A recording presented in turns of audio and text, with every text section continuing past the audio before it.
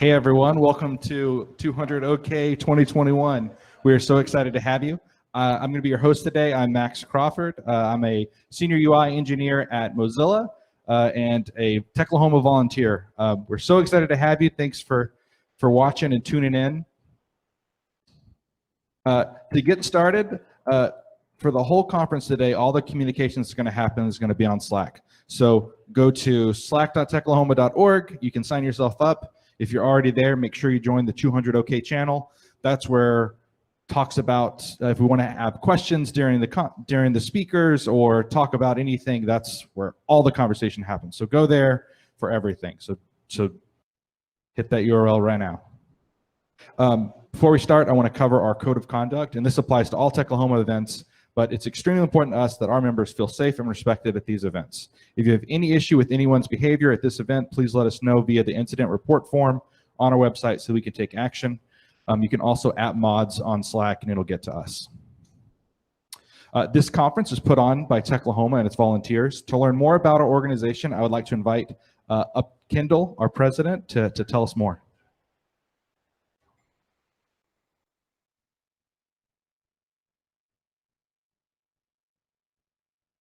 Hey everyone, my name is Kendall Wirtz. I'm the president of Techlahoma. Techlahoma is a nonprofit statewide organization, and our mission is to enrich Oklahoma's technologists of all backgrounds through education, connection, and opportunity. We have 25 user groups, 3 conferences we run yearly. We also run workshops and some civic tech projects. So because of our sponsors this year and anyone who paid for a ticket, we're going to be able to fund the rest of our programs throughout the year. So a little bit about 200 OK. It's been around since 2013, where it was a little conference in the Fly Loft, which is down the street. We are excited to be able to continue to bring this to you virtually this year, as well as last year. Hopefully next year, we will be back in person. But if you're bored, or not bored, if you want, there is a watch party at Holberton in downtown. If you want to come by during lunch or for the afternoon, come on by. I want to say thank you real quick to Max, the conference chair, Emily, Kelsey, Travis, Fabio, Yahya, and Doji. All of your hard work made this conference happen. Thank you so much. Lastly, I just wanted to say that we are looking for volunteers for Thunder Plains Conference and Thunder Plains Conference in November and UXOK and 200 OK next year. So if that interests you, just hit one of the organizers up on Slack. You can also go to volunteer.techlahoma.org to find out how else you can volunteer. Thanks, everyone. Have a great conference. Enjoy.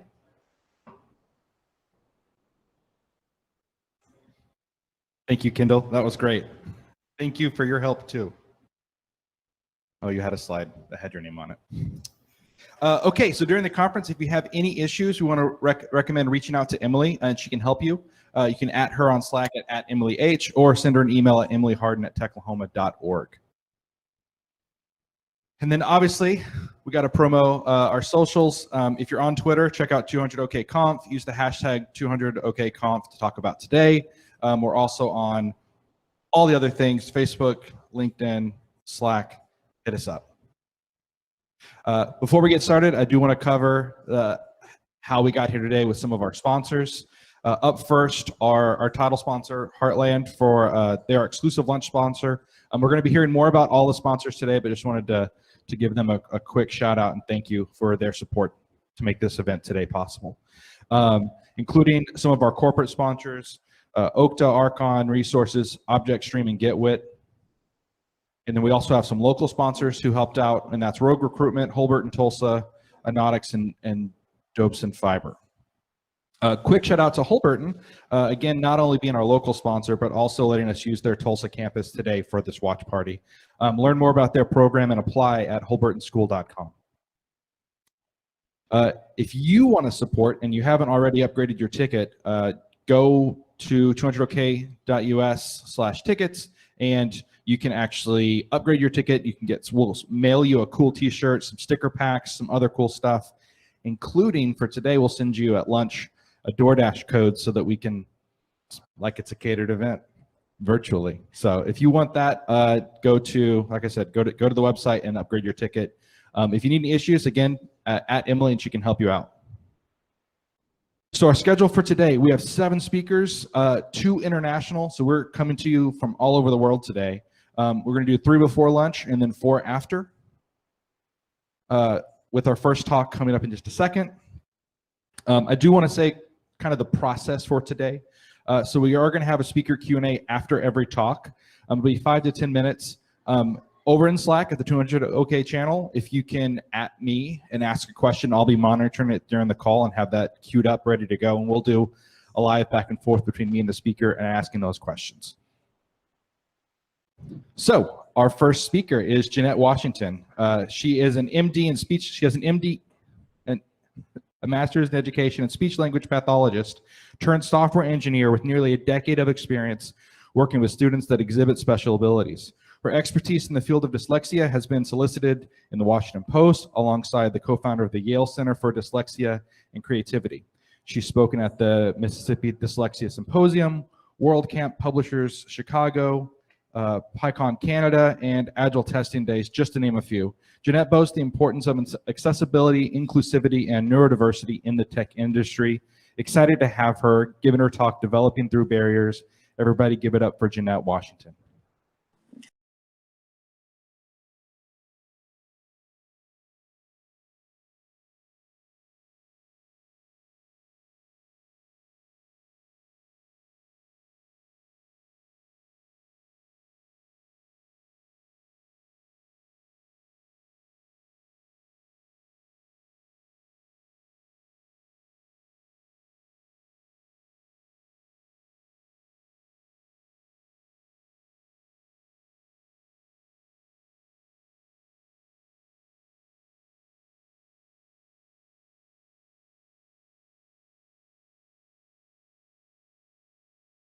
All right.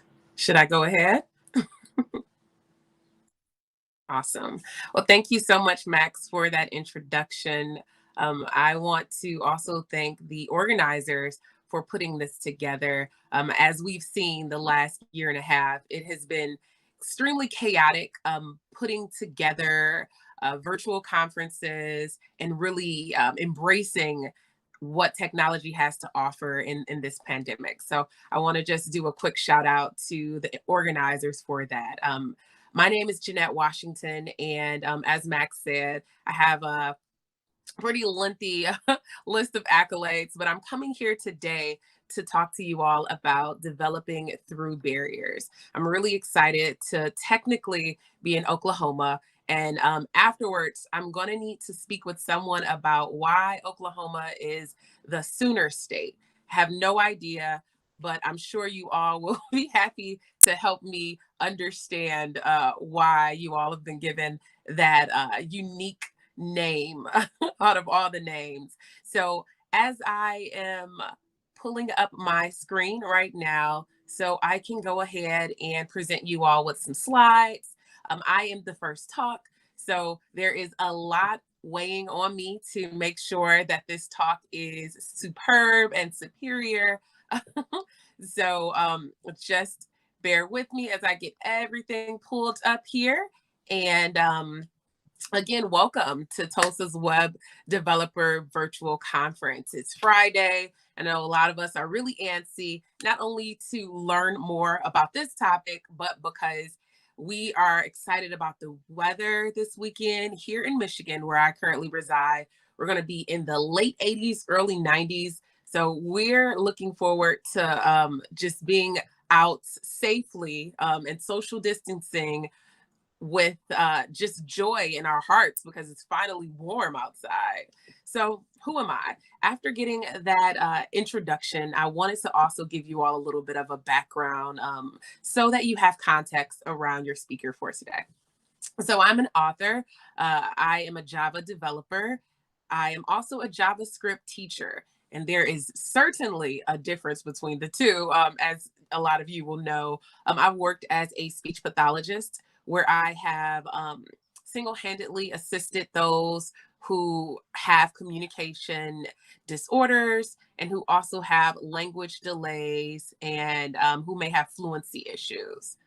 I am also the chief academic officer of a company called Barely Articulating, and I will be giving you all of my little links and info so that you can hop on over to my social platforms and engage with me there. I recently wrote a book called Technical Difficulties: Why Dyslexic Narratives Matter in Tech. And I wrote this book because I did a lot of travel around the world and I spoke with a lot of individuals who were working in tech and some who were a little apprehensive about potentially working in tech because they felt that they could not provide any benefits to a tech company or to the industry as a whole because they had a disability. They had dyslexia, they may have had autism, they had ADHD or Tourette syndrome or any other neurodiversity. And they felt like they would not be a good candidate for a role in tech. So I do a lot of debunking that in this particular book. It can be found at Barnes and Nobles or at Amazon. And I also have the Audible coming out in the spring.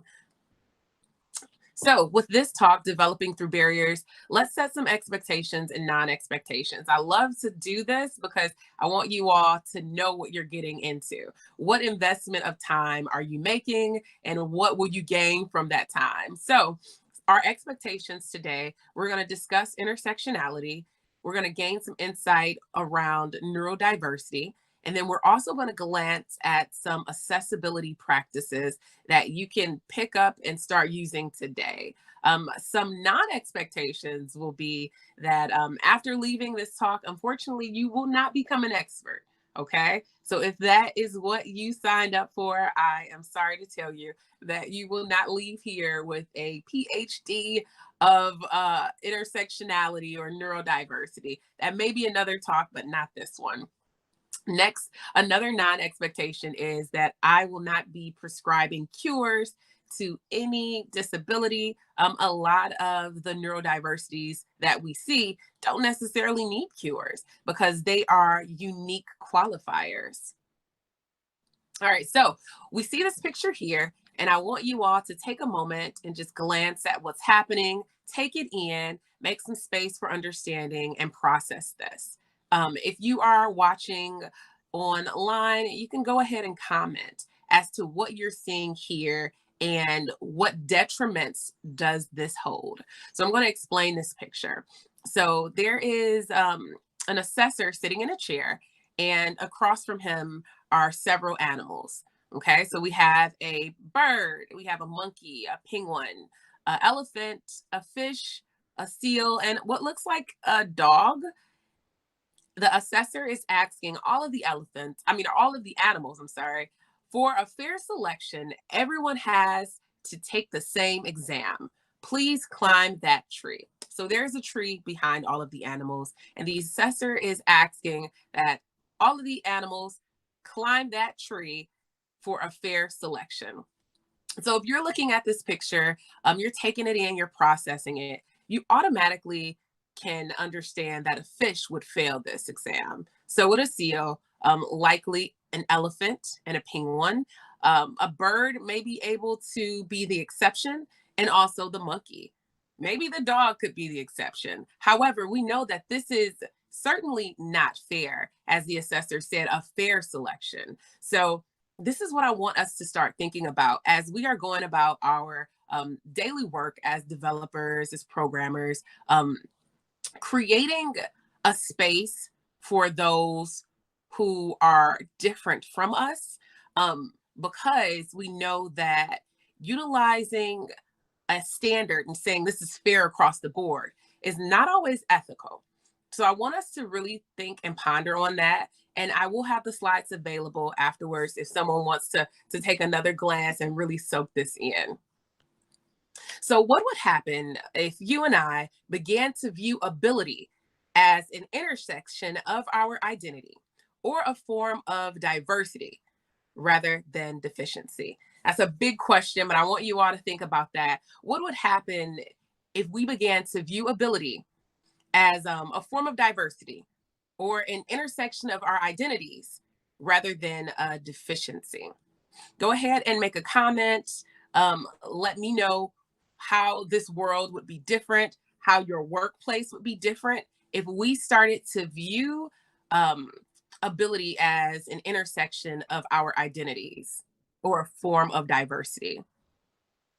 All right, I'll give you a moment to just really think and soak that in and meditate on that, and then we're going to move right along. I wanted this to be a very interactive experience. That's why I'm asking a lot of questions. It's a lot of give and take here. I feel like if I just give a sit and get, you all wouldn't thoroughly enjoy this presentation. So I want to make some space for us to really think about the picture we saw, think about the question that has been recited, and to be able to form some opinions and some ideas around that. All right, so I'm going to move right along, and I want to discuss intersectionality. So intersectionality is simply about how certain aspects of who you are will increase your access to the good things or your exposure to the bad things of life. Like many other social justice ideas, it stands because it resonates with people's lives, but because it resonates also with the way people view other people's lives. So this term intersectionality has become really, really popular, and a lot of people are using it to like a buzzword, or they're using it to make a point. And I wanted to create an illustration that helps you to understand the word intersectionality. So as we see here, intersectionality can encompass race, ethnicity, gender identity, language, religion, ability, mental health, age, education, and so many more things. So many things intersect here, okay? And remember, it's just how certain aspects of our lives increase with the exposure to the good and the bad. It can be used in a social justice context. It can also be used just to imagine how we're creating things online. Who is our target market? Who will be at the intersection of the work that we're doing? So when we think of intersectionality, we know that everyone exists in intersectional identities. We all have our own dynamic experiences of discrimination and privilege. Regardless if you're white or you're Black or you're abled or you're disabled or you're anything in between, we know that our dynamic experiences are part of our intersectional identities. Also, we can't section people off into pieces of themselves. So that's something I want you to really ponder on as you are creating and developing, that you can't section people off into pieces of themselves.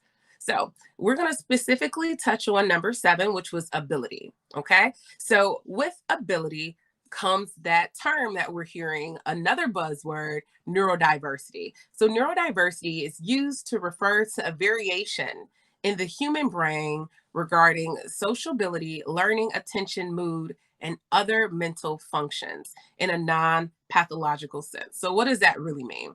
So neurodiversity is a way to describe the differences of the nervous system. The brain is our central computer. And since we are all developers and programmers, I definitely wanted to use the brain as a metaphor because it is our central computer, essentially. The rest of our nervous system is like a network that relays messages back and forth from the brain to the different parts of the body. So there's no one brain that represents the standard to which all other human brains must be compared. Therefore, things like autism, ADHD, dyslexia, they aren't really abnormal when we think about it. They're variations of the human brain. Here are a few other variations I want you all to consider. When you are creating things online or when you are working amongst your team, I want you to really think about the differences that exist and how they can be beneficial to the project you're creating or to the project that you're collaboratively contributing to. So when we think about learning disabilities or learning disorders, we can categorize dyslexia, dyscalculia, and dysgraphia.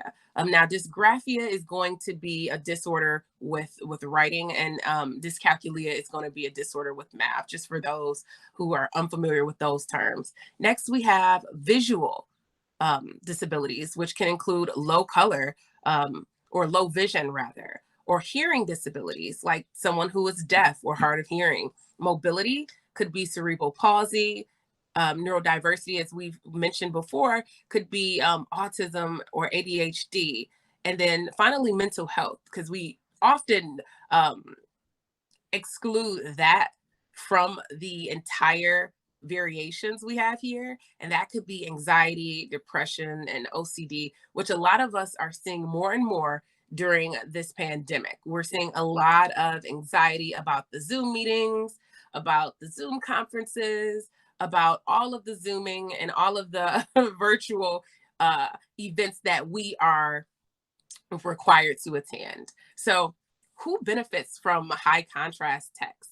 Okay, so when we're talking about variations of neurodiversity and we're talking about creating ways in which our work can intersect the identities of other people, we want to look at who can benefit from us just taking our creative natures to the next level. So when we're looking at high contrast text, someone with cataracts, which is a temporary condition, someone with snow blindness, which is a situational experience, or someone with a permanent experience like vision loss.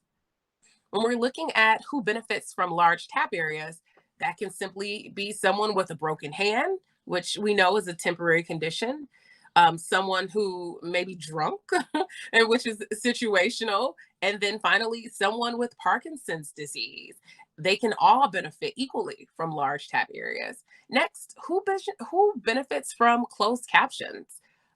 I mean, we can have someone with a permanent condition, someone with a temporary condition, and someone that has a situational experience or occurrence, like if they're on a bus or if they have really loud kids in the background, maybe they could benefit from closed captions as well.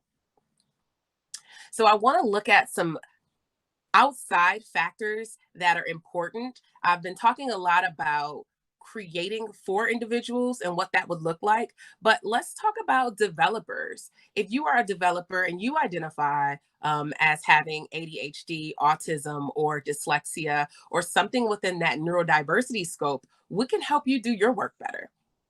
Well, internet filters can be really, really helpful. They can aid you as you are anchoring in your task. So you don't see tons of pop-ups happening. You're not getting spammy alerts and notifications. You can truly focus on the work that you need to get done.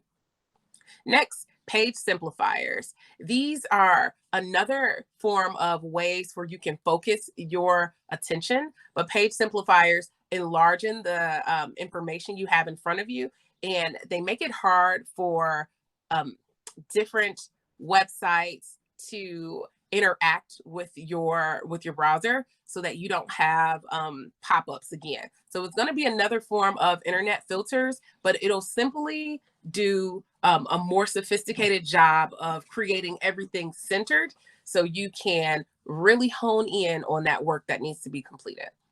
Next, syntax checkers. This is going to be essential for those who have issues with spelling and who may have issues with just really comprehending what that text should look like as you're typing it. You may be a quick typer, a quick speller, and then you notice that you have tons of errors. Another two free tips that I'll give is text to speech and speech to text. Those two different platforms could be masterful in helping developers really gain that advantage and really provide the work that is on the level basis as their counterparts. All right, so I'm going to give just a few recommendations that you all can consider as you are looking at interviewing, or if you are a boss and you're looking at ways in which you can create a more safe space for those who fall into that neurodiversity category, or for those who you notice have maybe intersections that are not being celebrated. So here are some at work ways in which we can really provide some more essential assistance for those who are neurodiverse. And as we know, we all have intersections. So how about hiring and interviewing should showcase the use of creative challenges and performance-based tasks? How about documenting objective skills and experiences over personality quirks? How about creating assignments that involve collaborative teams that mix people creatively so teammates can garner value from diverse navigations and perspectives? Finally, I have a couple other tips for us, or a few other. Let's look at trainings that are designed to benefit the diversity of thought and to address social skills and emotional IQ. Um, when I think of performance reviews, I get a little nervous, but what about revamping those, or company-wide procedures and policies so everyone can feel like they are being rewarded for the work that they're putting in? And finally, let's provide a clear avenue to request accommodations or workplace adjustments during the hiring process, during onboarding, and before the first day on the job. So this is catered to getting in the door, but as we know, there is more that needs to be done to keep us within that space. So our next steps, you and I would love for you to first hop into the comments and let me know something that you think we should do next as it relates to being a more diverse workplace, being a more inclusive developer. What are some things you think you need to do? What is on your priority list? Next steps, please. All right. I want to give you all just a few moments to really think about what you should be doing. I'll talk about what I should be doing. And we can use all of this intel to really shape how we move forward, how we're creating more diverse, more inclusive, more equitable spaces that honor all of our intersections and honoring our neurodiversities. All right. Love to see those comments coming in. Really think about what your next steps could potentially be. I'll make some really simple next steps. So first and foremost, I'll say show up. You know, the fact that you're here today tells me that you care. And as I always say, sharing is caring. And I'll say that I've definitely taken that from my 8-year-old. So he has a lot of other phrases like get what you get and don't have a fit. But hey, that's neither here or there. What I will say, the first thing is showing up, taking up that space, and really being able to understand what needs to be done, what work needs to be in place.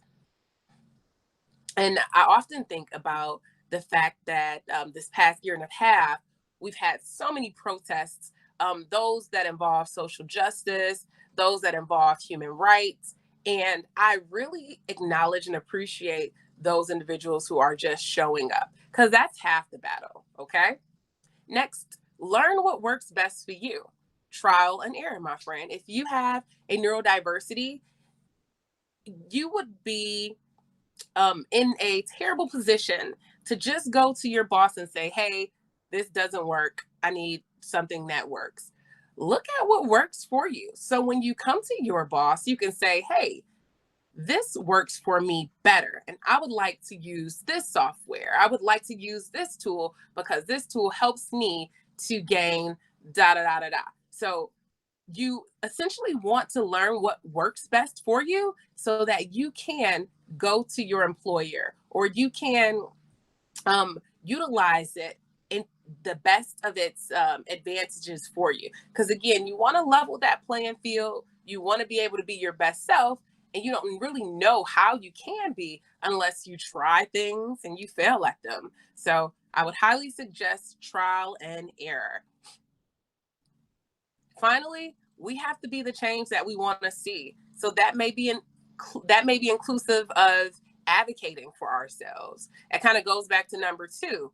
You know, when you find out what works best for you, then you can advocate for that. And you can say, hey, this is what my clients prefer, or this is what helps me to work best in this particular environment. So with that in mind,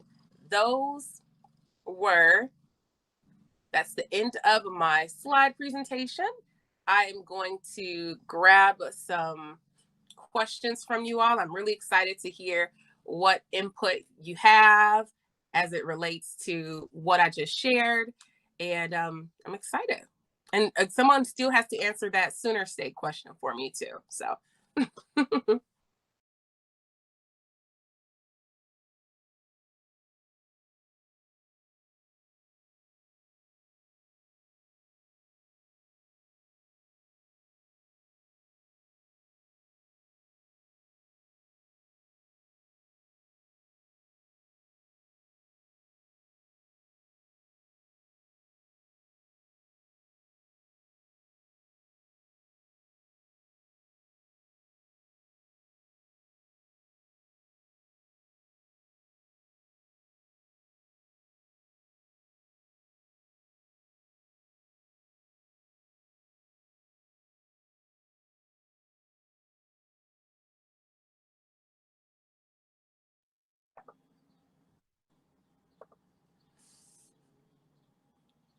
I'd Hey, love to hear any I'm back on. questions. All right. Doji, are we good to go? Yes, we are. Excellent. Yeah, we're good. Okay.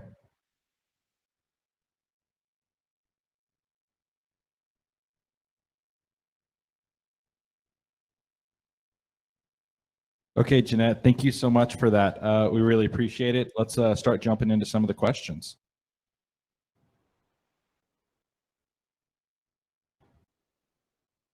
Sorry, get it all going.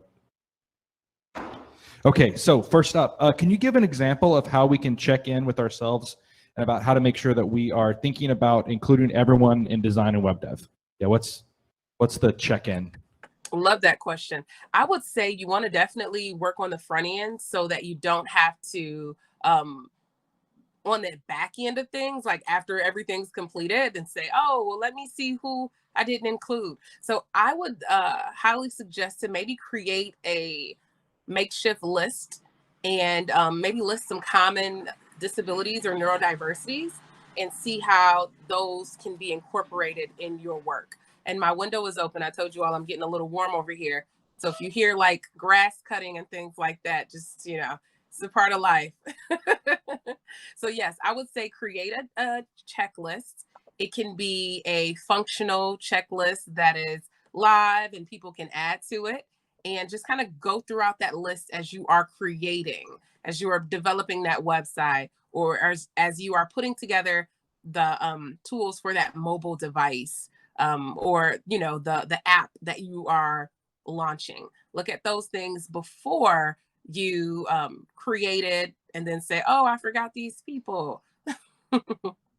There are checklists available online, and what I could do is potentially send one to the organizers, and they can, after the conference, when maybe they send the thank yous and everything, maybe they'll include that. Absolutely. And we can follow up in just the main thread for this conference as well. So we'll make to link share all the things for sure. Thank you. No, we appreciate that.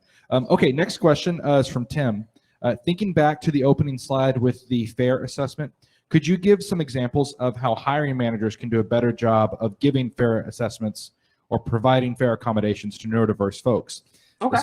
Specifically, though, hiring developers and the myth of mediocrity. Yeah, it's definitely mediocrity for sure. I know towards the ending slides, I documented some great ways in which hiring managers can look at really creating inclusivity in their practices. And I'll quickly go over those again. So one of them is to make sure that we are not like docking points from an applicant just because they have some personality quirks. As we'll know, you may or may not know, individuals with autism, they tend to stim. And that stimulation that they are providing themselves could be something like tapping a pencil on the desk, or moving your foot rapidly. And we certainly don't want things like that to interfere with us getting the job. Some other things would be to use creative challenges and performance-based tasks. Have those at the forefront, because interviewing can cause a lot of anxiety and a lot of stress. So a lot of people are not good at that interview process. But if you give them that pre-work and you allow them to facilitate a performance-based task and show you how well they can execute that, then that may be a great definer and help you to isolate those beneficial characteristics and traits in a candidate. So again, I have a couple of those that I listed in the slides, and you'll have access to those slides.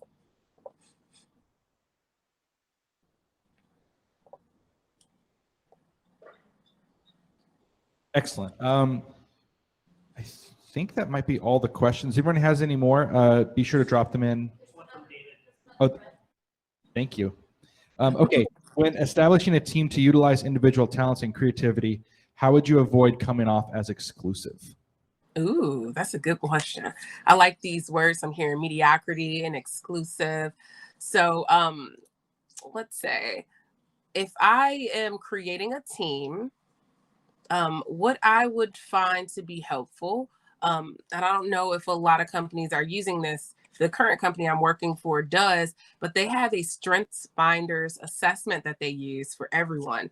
And I thought that that was so fundamental, because you can understand people's strengths and then pair them with those who have different strengths. And ultimately, you can all be this strong team of collaborators who are putting this project together. So maybe a quick assessment, something fun, nothing scary, but to understand the strengths of each colleague and using that to your benefit as you're building those teams. I think something like that could be really, really helpful. You don't want to dismiss their challenges, but you want to lead with strengths. So, someone who has a challenge with writing and they have issues with writing because it takes them a long time, then obviously if you find someone who has the strength of typing and getting those ideas down and they're great at execution, you certainly want those two to be paired together in a collaborative way, especially if the person who has those difficulties, maybe the strength or the benefit they have is they're great at ideating. They can come up with really quick and fast ideas. So it's really about doing a small, quick assessment to understand where everyone is and then moving forward that way. Awesome. The thread's already dropping hearts about that. That's a perfect answer. I think that's all we have. Jeanette, thank you so much for speaking. Is there a good way for people to get in contact with you? Where can they find you online? Yeah, so my company is called Bearly Articulating. That's BEARLY. Articulating is ARTICULATING. You can find me on Twitter, Instagram, Facebook, and I think I'm on Tumblr and Pinterest too. So I'm kind of everywhere. You just have to Google that name or search that name, and you'll likely find me. We'll do some link drops right after. And I apologize, there was one more question that came in, so let's jump in. If technology can enhance someone's ability, if technology can enhance someone's ability, how do we avoid it from becoming the norm if everyone is using it, but a few don't want to for personal reasons? So that's a good question. And first and foremost, I would like to say all of the questions have been great. They've been making me think. And I know that if one person has that question, then it's likely other people also have that same question. So with this particular one, I would say that it's important to have diversity of tools as well, diversity of software that we're using. If it gets the job done, hey, let it get the job done. I don't think anything should be to the point where everyone has to use it. Now, I understand some software we can't get around, like if your company is using Asana, like you have to use Asana for project management. But if you find that you can couple that with something else, then go for it. And I think employers need to let everyone know, like, hey, this is the standard that we're using. However, you can feel free to use other plugins or use other resources and bring it back to this main frame.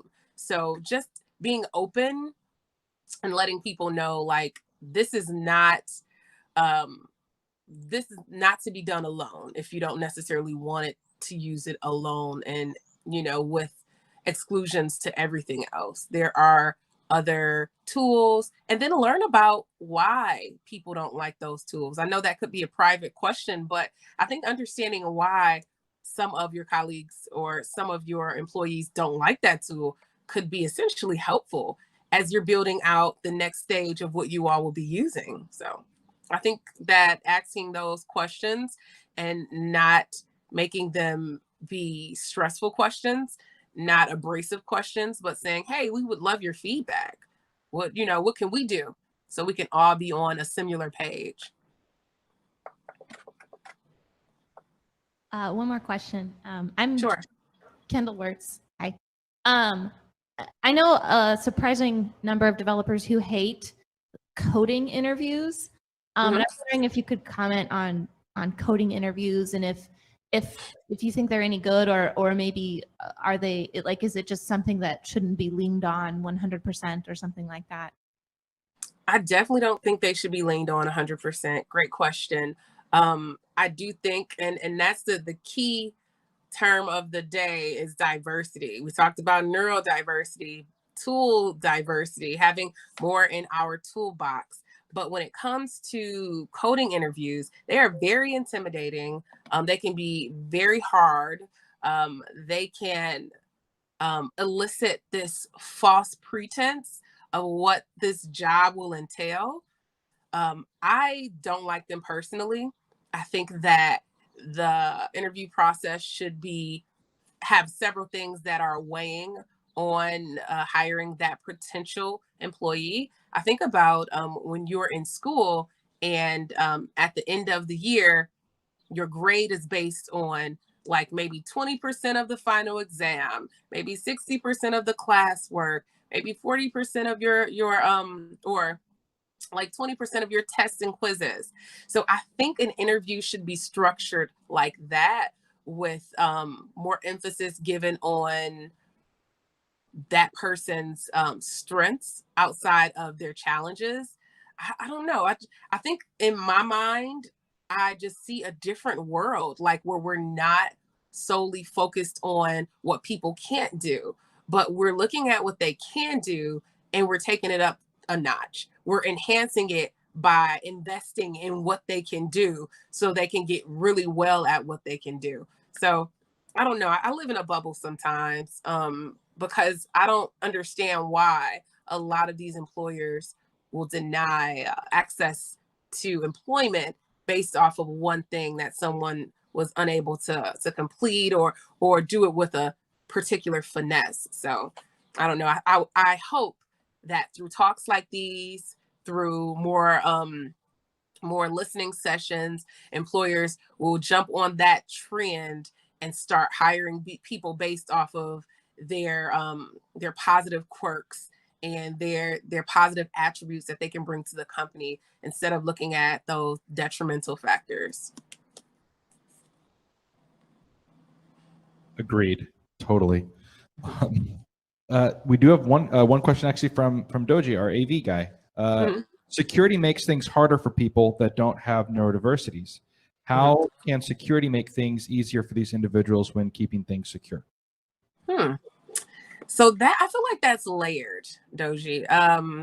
I think I need more context around security, because immediately I'm thinking of obviously security online, but I'm having a hard time understanding why people with neurodiverse backgrounds would feel like they can't be secured, or why they wouldn't want to be secured, or they maybe have issues with security. So I need a little more context around that one.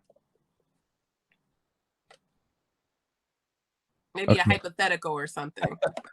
He's not adding to it right now. We might have to we'll follow up on that one in the chat. Yeah, we'll follow We up. can end it. We can end it here. Okay. Thank you again so much for talking. We're so glad to have you. Thanks for kicking off the conference for us. And we'll, like I said, we'll put all the slides, the links in the 200 OK channel, so everyone can follow up on that. And thank you again. And we'll be starting back at 10:15 with our next talk. So we'll see you in a few. All right. Bye.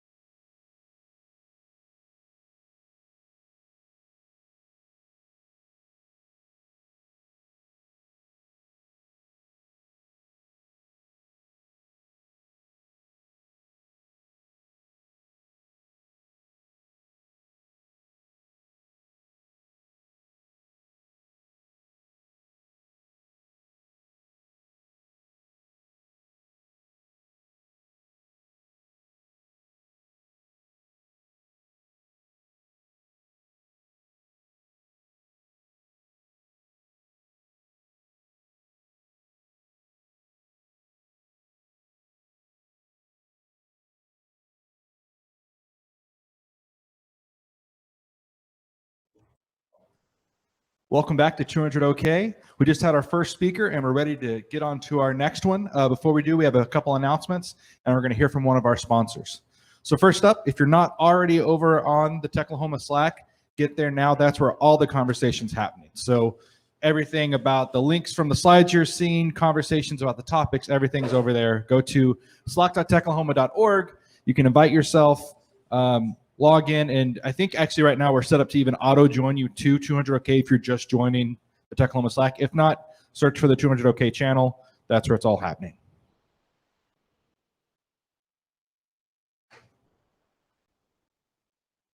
If you haven't yet upgraded your ticket, you can do so. We'll send you a shirt and some other swag after the conference. It'll take about a week or two to get to you, but that is coming. In addition to that, we also have from our Heartland sponsor, lunch provided through DoorDash, and you can get a code. However, that's the last call for right now. So if you upgrade your ticket by 10:30, we can get you the code. Otherwise, you'll miss lunch. So if you're hungry and you want to upgrade and support Techlahoma, do so by upgrading your ticket. Go to 200.ok.us and upgrade your ticket. But again, 10:30. So you got 15 minutes to get that squared away. In addition, if you're looking for other ways to support Techlahoma, we recommend using Amazon Smile. So if you shop on Amazon, they have a program where they give a percentage of your sales to a nonprofit. We're a Oklahoma registered nonprofit. And why not, help us out while you're buying cool cords off the internet. I don't know what you buy on Amazon. All that said, if you go to bit.ly.techlahomasmile, it's our Smile page, and you can get started that way. In addition to those ways to support us, we want to talk about one of the sponsors who are helping support us today, Archon. So we're about to hear from Aaron Sams to talk about the company. Aaron, take it away.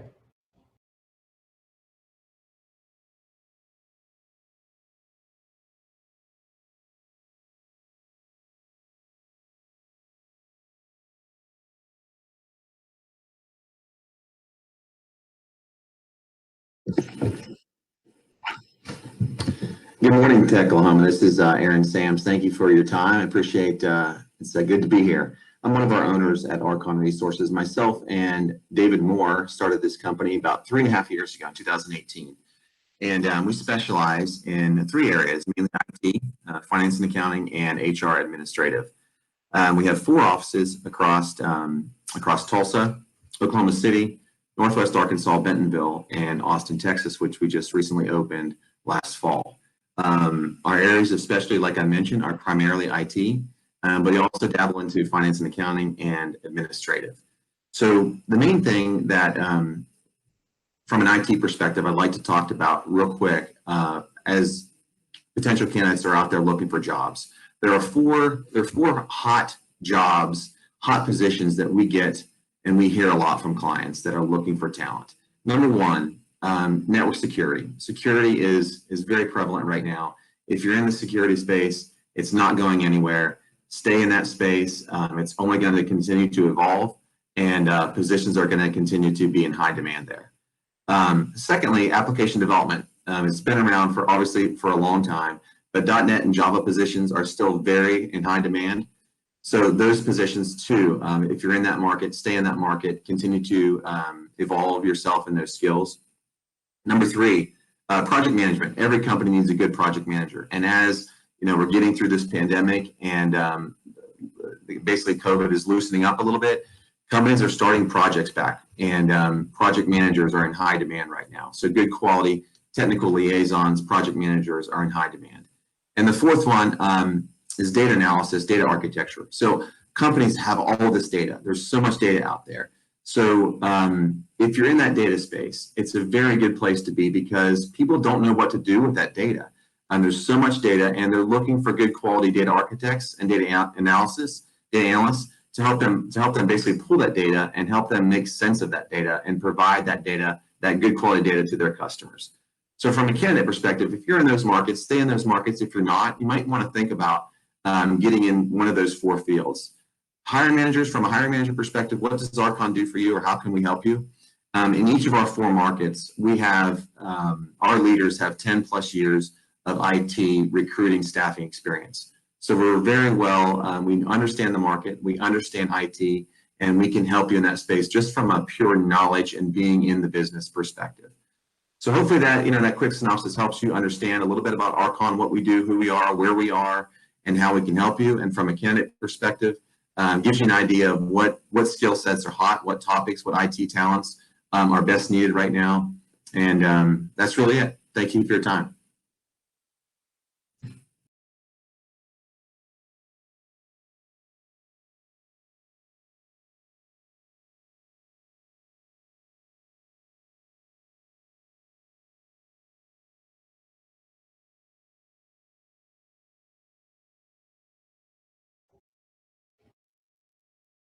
So our first speaker this morning was Jeanette Washington, telling us about developing through barriers.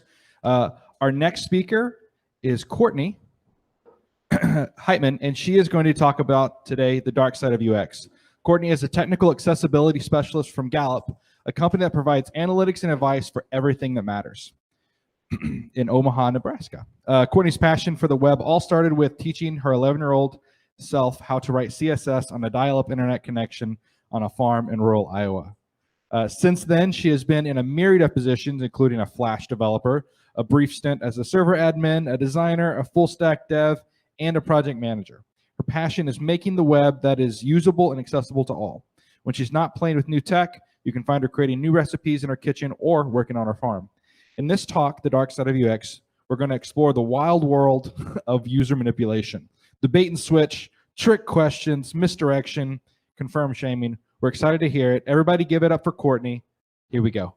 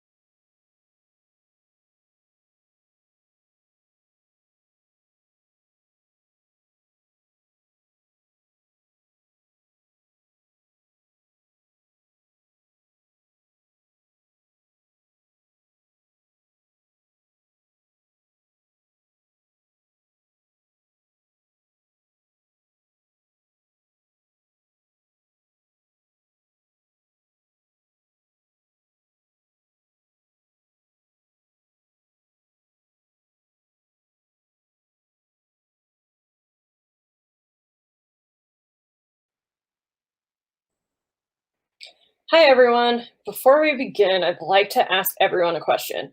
How many of you hate autocorrect? I'm guessing at least half of you would probably raise your hand if we were in a room together.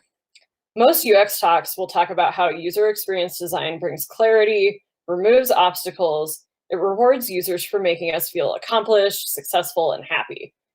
This is not going to be one of those talks. We're going to explore the world of user manipulation. But first, a little bit about me. I'm a technical accessibility specialist at Gallup in Omaha, Nebraska. And if you immediately thought, Gallup, the polling company, yes, that would be the one, although we do much more than that. If you watched Jeanette's talk earlier, she talked about StrengthsFinder in there. I am actually going to talk about that because that is one of Gallup's products. I've been in some form of user experience roles for about 10 years now. I work in a new niche UX market where I help create a better user experience for people who are temporarily, situationally, or permanently disabled. And a side note, a portion of this talk was written pre-pandemic, so we're all going to get to remember what booking flights and hotels is like if you haven't had that pleasure yet. And I should also warn you that I'm probably going to make you second guess what's happening for most of your e-com purchases that you make from now on, and I'm a little bit sorry about it. When I first started at Gallup around 7 years ago, I worked on our e-commerce sites as a UX developer. I spent 4 years working on our customer experience, determining ways that we could create a better UX and UI, and basically how to get people to press the buy and give us their credit card details faster. Our stakeholders closely watch the metrics of purchasing, hoping to see increased revenue. On the UX team, we assist by gathering analytics data, conducting user research, and creating A/B tests and multivariate experiments to make improvements. And these website experiments work. Qubit has published a meta-analysis of different web experiments that they conducted. You can grab the PDF at the link above, and if you haven't seen it, I highly recommend it. They aggregate thousands of tests and categorize them by the nature of the experiment to determine what kinds of experiments yield the best results. They found that certain types of features performed consistently well in increasing how much money you can make from a single transaction. In addition to increasing the amount spent, some experiments are shown to be particularly effective at increasing the number of sales in general. To clarify what some of these categorizations mean, scarcity would be a limited stock, special editions, social proof, things like review scores, popular items, and seeing that people had also made that same choice. Urgency, time limits, countdowns, abandonment, reminders of what you have in your cart or what you've been looking at recently. The top 5 items here have a greater than 70% chance of working and can increase revenue in the best case as much as 6%. When you make millions of dollars a year, that's a lot of money. We all know why these experiments work. They work because user experience design is an application of psychology. The types of experiments that Qubit show working are the ones that most directly draw upon what we understand about people's habits and desires. Psychology is the UX designer's greatest tool. But like all tools, it must be used with care. So what kind of lessons do we learn as UX designers? In Don't Make Me Think, Steve Krug teaches us that we don't read pages. An honest UX designer will use this to aid rapid comprehension using concepts like visual hierarchy to allow users to quickly find what they need. A dishonest designer can use this to hide information which may be useful to the user but inconvenient to the business. Jacob Nielsen of the Nielsen and Norman Group tells us that people tend to stick to the default choice. In honest design, we can use this to avoid unnecessary mistakes. For instance, if most of your customers are from the US, maybe you make that the default address country when they're checking out.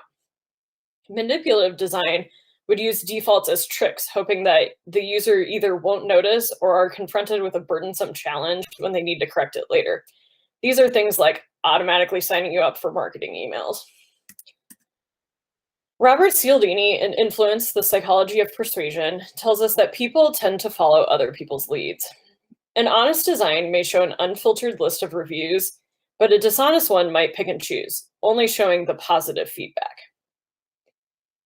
These manipulative techniques are what we collectively call dark patterns. Harry Brignall coined this term in 2010. He is a UX designer from Brighton, England, who started this website to raise awareness. The site names and shames organizations using these techniques. Brignall identifies numerous distinct patterns.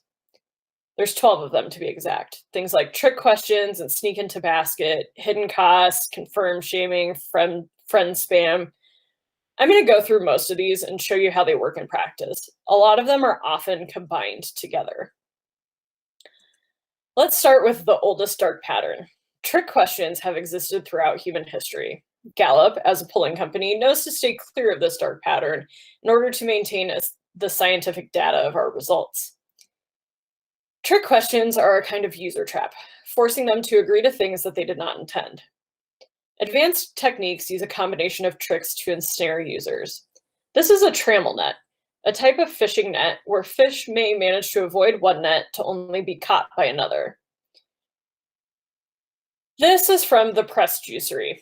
I'm really unsure if the cancel button cancels my membership or if it cancels me out of the user flow. I'm also unsure if the continue button continues my membership or if it continues canceling it. These instructions are not clear and it's not easy to cancel your membership. There's also been a big uptick in tricky questions around users consenting to allow cookies on websites.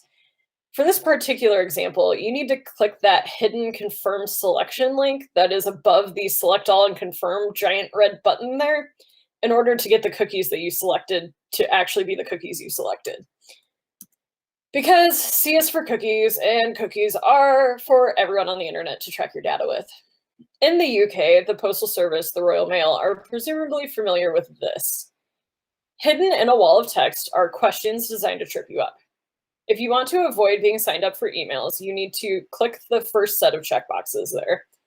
However, you have to be careful to not click the second set of checkboxes because those have the opposite logic where they're going to opt you in. Of course, this is all okay because they adhere to the Data Protection Act of 1981. As a side note, I'm going to mention this modern strategy. It's not so much a trick question as it is an emotional manipulation to promote a particular response.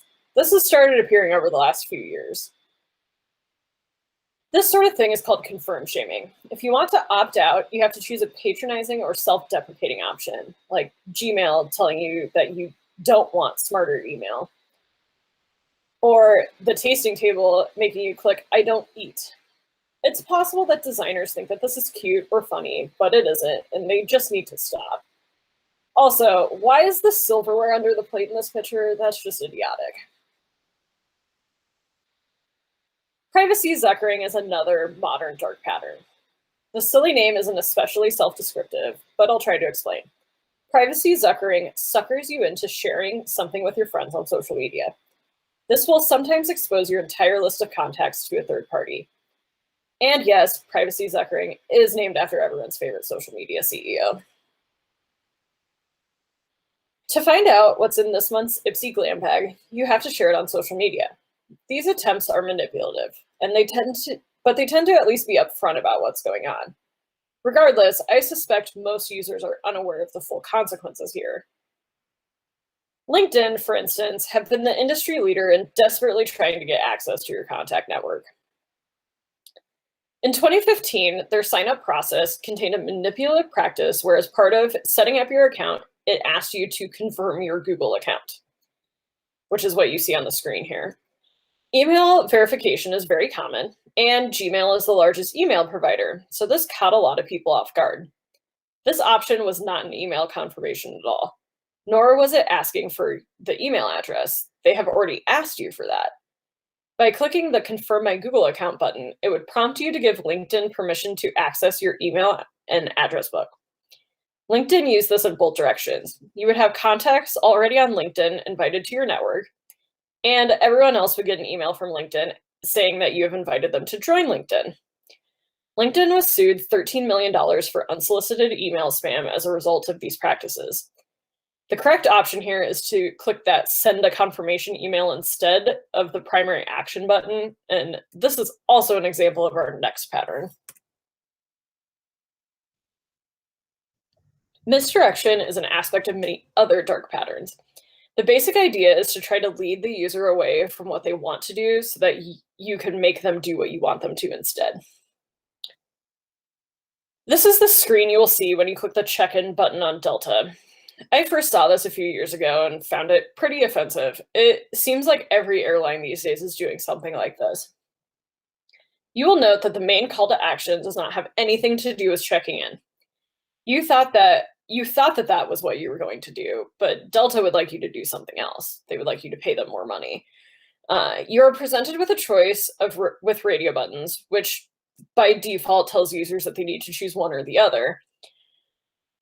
But both are going to upgrade your ticket for a fee. Because when you booked this ticket, you happened to forget that you wanted to pay $169 each way to fly first class, said nobody ever. To get out of this, you have to click that gray no thanks, continue checking in button, which is just not something that most users would see when they look at this page. Delta at least show their options in plain sight.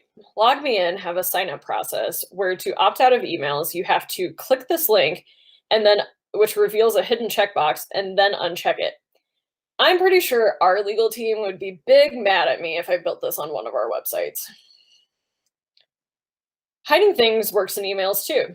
Here, the unsubscribed link, circled in red, is styled to look identical to the rest of the text. There are other examples where the link is the same color as the background. You can meet that cam spam rule, but being sketchy about it isn't something that I would encourage. Even when the options are visible, UX can screw over people who rely on keyboards to navigate.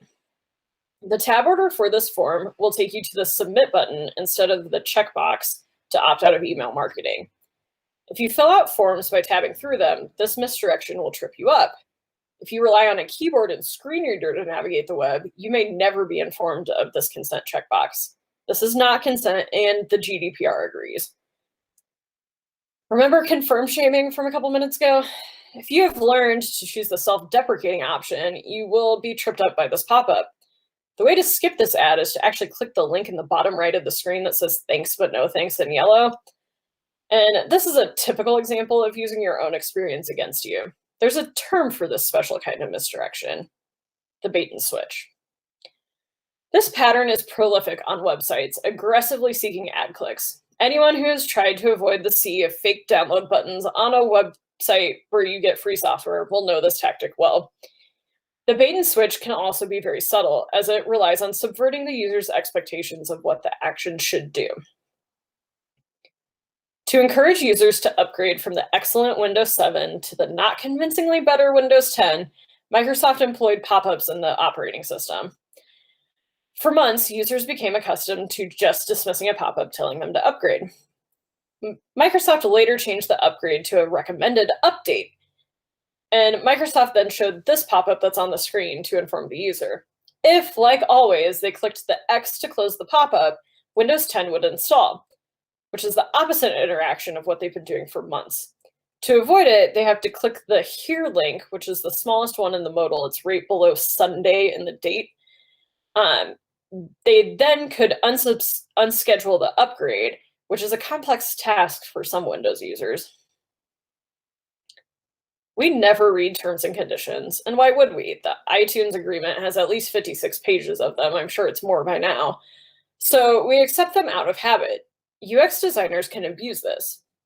This looks like a terms and conditions page, but it's actually an opt-in for unwanted software. The designer hopes that the user will press accept just like they always do instead of skip. Our habits as smartphone users can also be abused by advertisers. The ad on the left has a speck of dust on it to encourage someone to tap the ad as they try and clean their screen. The Instagram ad on the right has a hair placed on the image, hoping that the user will swipe up to remove it. Video game designers can also take advantage of the medium's repetitious nature. In a game with short levels, users will repeatedly hit this green primary action button to start the next level, especially early on when the levels are easy. Then, when you run out of lives, the button that you instinctively press has become a buy actions move, initiating an in-app payment. This action isn't required. You could restart the level, but to do so, you need to press that X that's next to it, which you haven't done to start a level before. On the subject of tricking people into buying things, our next pattern is going to be sneak into basket. These screenshots are from a talk that was given a few years ago, but earlier this week, I went back and validated them. And guess what? They're still roughly the same, minus some content and branding updates. GoDaddy's updated their logo since then. So I'm going to go look at GoDaddy and see how easy it would be to buy a domain for a year. I get to the homepage and it says, oh, domains as low as 99 cents for your first year. So let's click that Find Your Domain button. I'm going to search for a domain. I see now that the 99 cents is for .fun and I want a .com. That's okay, $11.99 sounds good. And we're going to take a quick time travel to today's site. This page is now a comparison screen where userpatterns.com is more than user-patterns.com because apparently a hyphen is worth -$8. I don't really know. Anyway, back to the old flow. In this search, I can see that the main domain that I want, the .com, and it's great. I can add to that. I can also see some upsells. There's a .us add-on and a buy 3 and save 69% offer. I'm going to ignore those for now, but I will come back to this bundle later. I also note that there's a filter option to the left, which lets you choose which top-level domains you want to look at. The checkbox style on this site is a solid green with a white check mark. This will become relevant in a couple of slides. Another upsell on the next page with privacy selection selected by default. As it happens, most other registrars now offer this for free because it's possible Whois doesn't comply with GDPR. That's fine. I can choose no thanks here, and it's fairly straightforward, and I'll save another $8. And then here's another add-on for email. Also optional, and the default is not selected, which isn't too bad. They had redesigned this a couple of years ago, though, because it used to include this. This checkbox looks like decoration, and it's not the same style as those checkboxes that you saw a couple slides ago, but it's not decoration at all. That's an actual checkbox. This would sneak an item into your basket that you would be charged for a month from now. And you can click the image to deselect this add-on. They've thankfully removed this, and it doesn't seem like it has come back, but who knows, when you try it yourself, it might actually be on there in a different spot on their site. Once we pass by the add-ons, we get to the real start of the checkout process. In addition to being inundated by promotions, there's another nasty default here. The domain registration is set to 2 years, which makes the price $26.98 compared to $11.99. The extra year was added in without my decision. I can change it, it's just that drop down there. However, if you cast your mind back to the promotion I avoided early on, which said I could buy 3 domains for $18, this is the screen I would have seen if I had chosen that upsell. The $18 price is only for the added domains and only if you change both of the durations back to 1 year. Otherwise, my purchase becomes $105, which is quite a difference. It's not just digital products that sneak into basket can happen with. It can happen with physical items as well. When you are renting a cargo van, this Canadian site will pre-select a selection of shipping supplies that, should you choose the primary option, would add them to your cart. Can you imagine this happening inside of an actual store? I'm wheeling my cart around a grocery store, minding my own business, while I'm picking out carrots from the fresh produce section, and a store manager just slips a bag of rosemary in there because it might go well together and they're just being helpful. There's also the semi-famous recent screenshot from Reddit of a different kind of sneak into basket. If you order exactly $15 worth of food from DoorDash, they give you a 1-cent discount so you don't get free delivery. And that's just wrong. One of the more famous examples of sneak into basket comes from budget airline Ryanair. We know that people don't read, and they are familiar with the task of filling out passenger details: title, first name, last name, country of residence. They fill it out and they don't consider the text. If you actually choose a country of residence here, you will have chosen to buy trip insurance. And the option is also required. If you try to progress, it will bring up a big red box around the please select a country of residence. And this is evil genius levels of trickery. To opt out, you have to find the no travel insurance required option, which is located between Latvia and Lithuania. Yes, right there, south of Riga. While Ryanair were deliberate in their evil, these things can happen unintentionally. Sometimes by following best practices for revenue or engagement, you can follow a dark pattern by accident. Hidden costs are particularly prone to this. And a little confession time, we at Gallup have unintentionally done this practice. We were looking at methods to improve the sale completion on Gallup Strength Center, a website that has been since redesigned and migrated to a new site. Like, none of this exists in the wild anymore. One solution we tried to leverage was the psychological principles behind abandonment. To buy on Gallup Strength Center, you need to register for a Gallup account. This is several steps long, so we wanted to encourage you to follow through. We hypothesize that by showing you what you will lose if you don't complete a sale, we'll encourage you to complete it. Let me demonstrate one use case for this. Here, I add a copy of our book, Strengths-Based Selling, to my cart.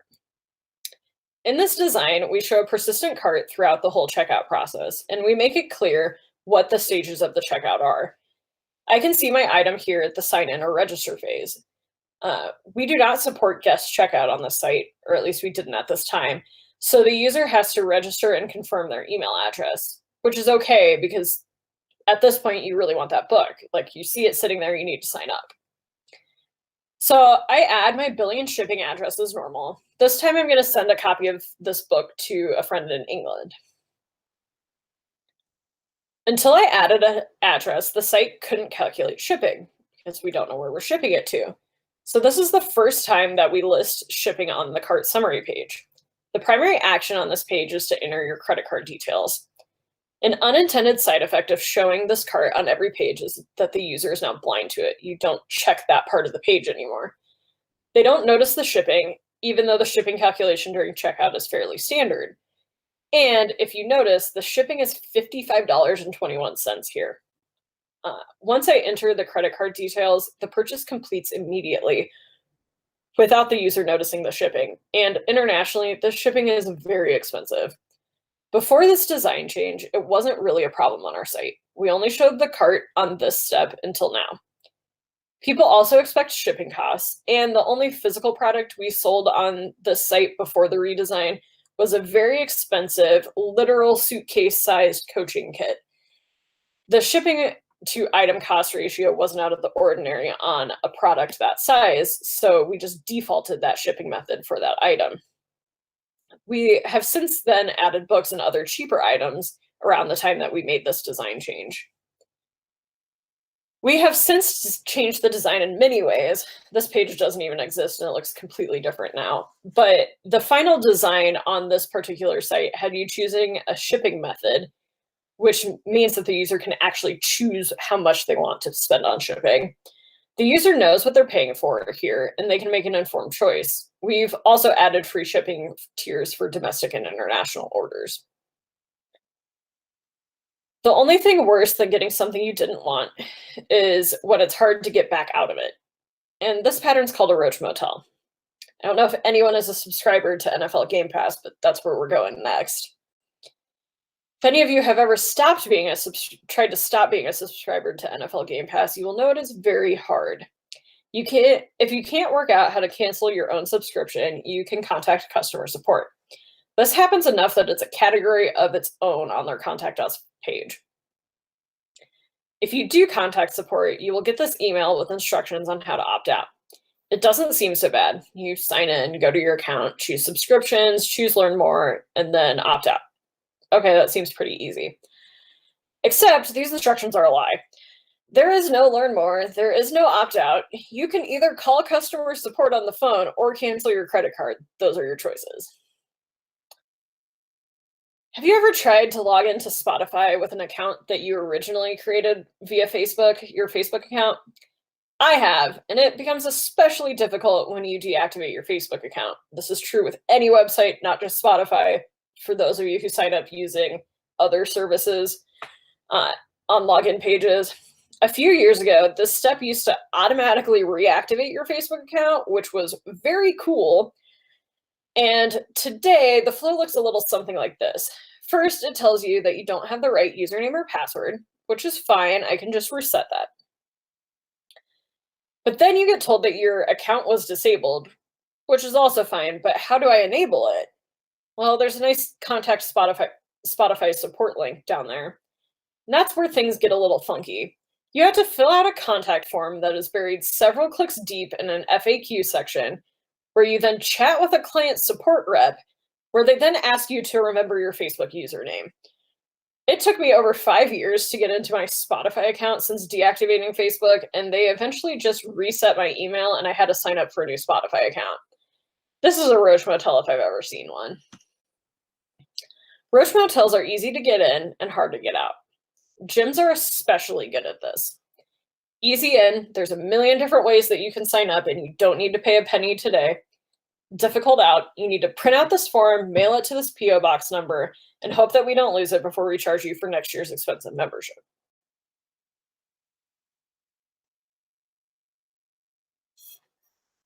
This kind of subscription model is its own dark pattern called forced continuity.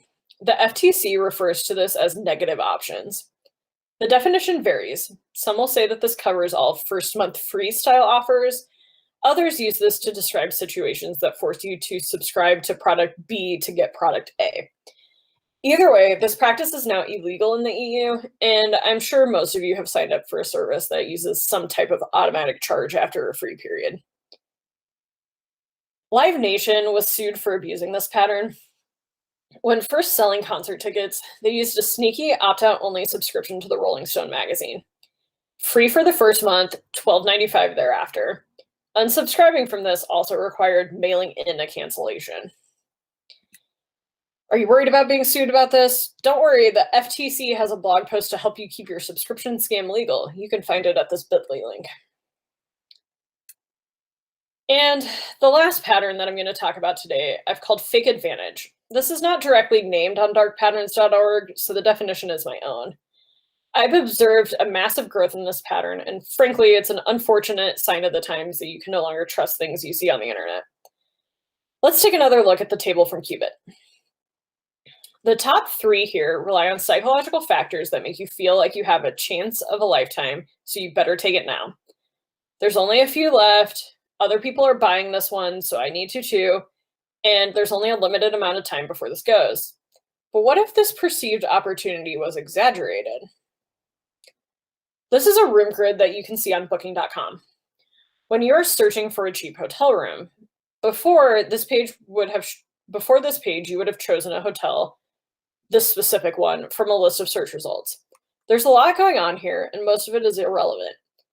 A big red "someone just booked" this banner with a clock icon doesn't indicate whether it's on the same date that you're looking for. And the same is true of the claim that 33 people are looking at this now. Even if someone booked these exact dates, they will show this notice if someone booked as much as 24 hours ago. One booking a date isn't exactly urgent, but it adds both a sense of urgency and social proof. Only 3 rooms left indicates that there's scarcity here. Maybe it is, or maybe they will still have 3 rooms tomorrow. There's also a section that says 33 other people are looking right now, according to our booking.com travel scientists. Don't blame scientists for your dark doings right here. The jackpot notice is hilariously misleading. Even though you saw other hotels with prices on your search results, this is the first hotel that you have looked at rooms for. So obviously it will be the first one, and it will be the cheapest one you've seen because it's the only one you've seen every time. This is not an advantage. The discount here also looks like a good deal, but you don't have a means to compare the rates. When you hover over the text, you get this giant wall of text. And if you read it and think about it, the genius benefit basically translates to this room is in the cheapest 95% of rooms, which is not much of an advantage. Finally, we have the review score, more social proof. Except booking.com uses a considerably skewed scale. Each category has 4 ratings with different smiley faces.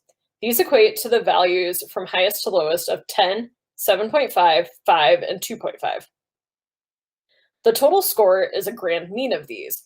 So even if you think the cleanliness was the worst you've ever seen, provided the location was good and the place was cheap, you'll still likely give this a good score because the rating is biased. This score is then aggregated with all of the other probably good scores. A better distribution of these values would be 1, 4, 7, and 10. Scarcity, social proof, urgency, all exaggerated. There are aspects of truth on booking.com, but they blow them out of proportion. But what if we took this a step further? What if we just straight up lied about the advantage that you have? I'm going to visit Viagogo, a third-party event ticket reseller. Even if you are not familiar with this particular vendor, you are presumably familiar with online ticket sales. You can find them in Dante's Circle of Hell between the gluttons and the wrathful. I should note that this video I'm going to show you is from 2018, but I revalidated it a couple weeks ago and it's identical. Literally nothing has changed except the dates and the events. This video is going to show me looking for tickets to Pearl Jam in Seattle. These tickets have been on sale for some time. Once you choose an event, you are presented with this progress bar, where they tell you that they are looking for available tickets. you're shown that people are currently looking at tickets and that only 1% of tickets remain. In a prior design, Viagogo actually showed a visual queue of people ahead of you, indicating that you're waiting for other people to finish their purchases before having a chance at buying. They would then stack other people visually behind you, and these days they just have you stare at this progress bar. The interesting thing about this progress bar is that it's entirely fake. There are no network requests that are updating the status. It's literally just making you wait 60 seconds before you can see if there's any tickets left. The result here is growing tension. What if these people buy the last of the good seats? Let's see what happens when they find tickets for me.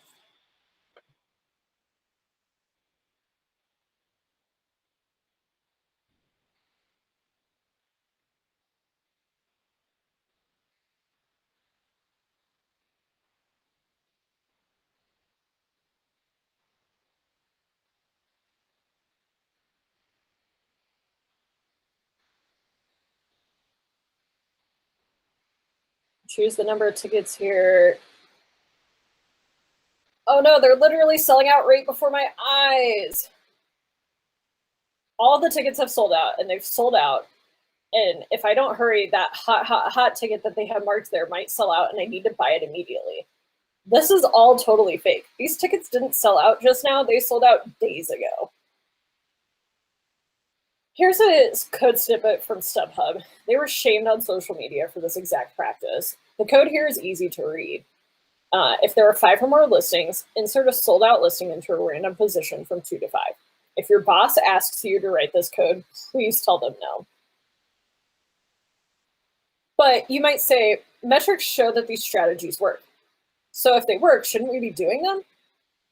Well, while I hope you already know the answer to this, let me give you some pretty simple reasons why reproducing these dark patterns can be very bad for business.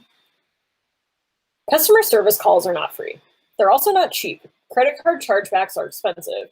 If users feel that they have been missold and complain about it, it can cost more than the extra revenue that you intended to make. There's also legal liability. Many of the companies using these tactics have been sued. Can you be sure that the gains are worth the risk being involved in a civil or federal lawsuit? Some of the examples shown here today are in direct violation of the GDPR, which, if you have EU customers, could see you faced with some truly massive fines. And finally, your reputation's at risk. At the start of this talk, I asked everyone if they hated autocorrect. Roy Baumeister, in his paper, The Bad is Stronger Than the Good, draws on a wide range of peer-reviewed studies showing that negative experiences have a far greater impact than positive ones.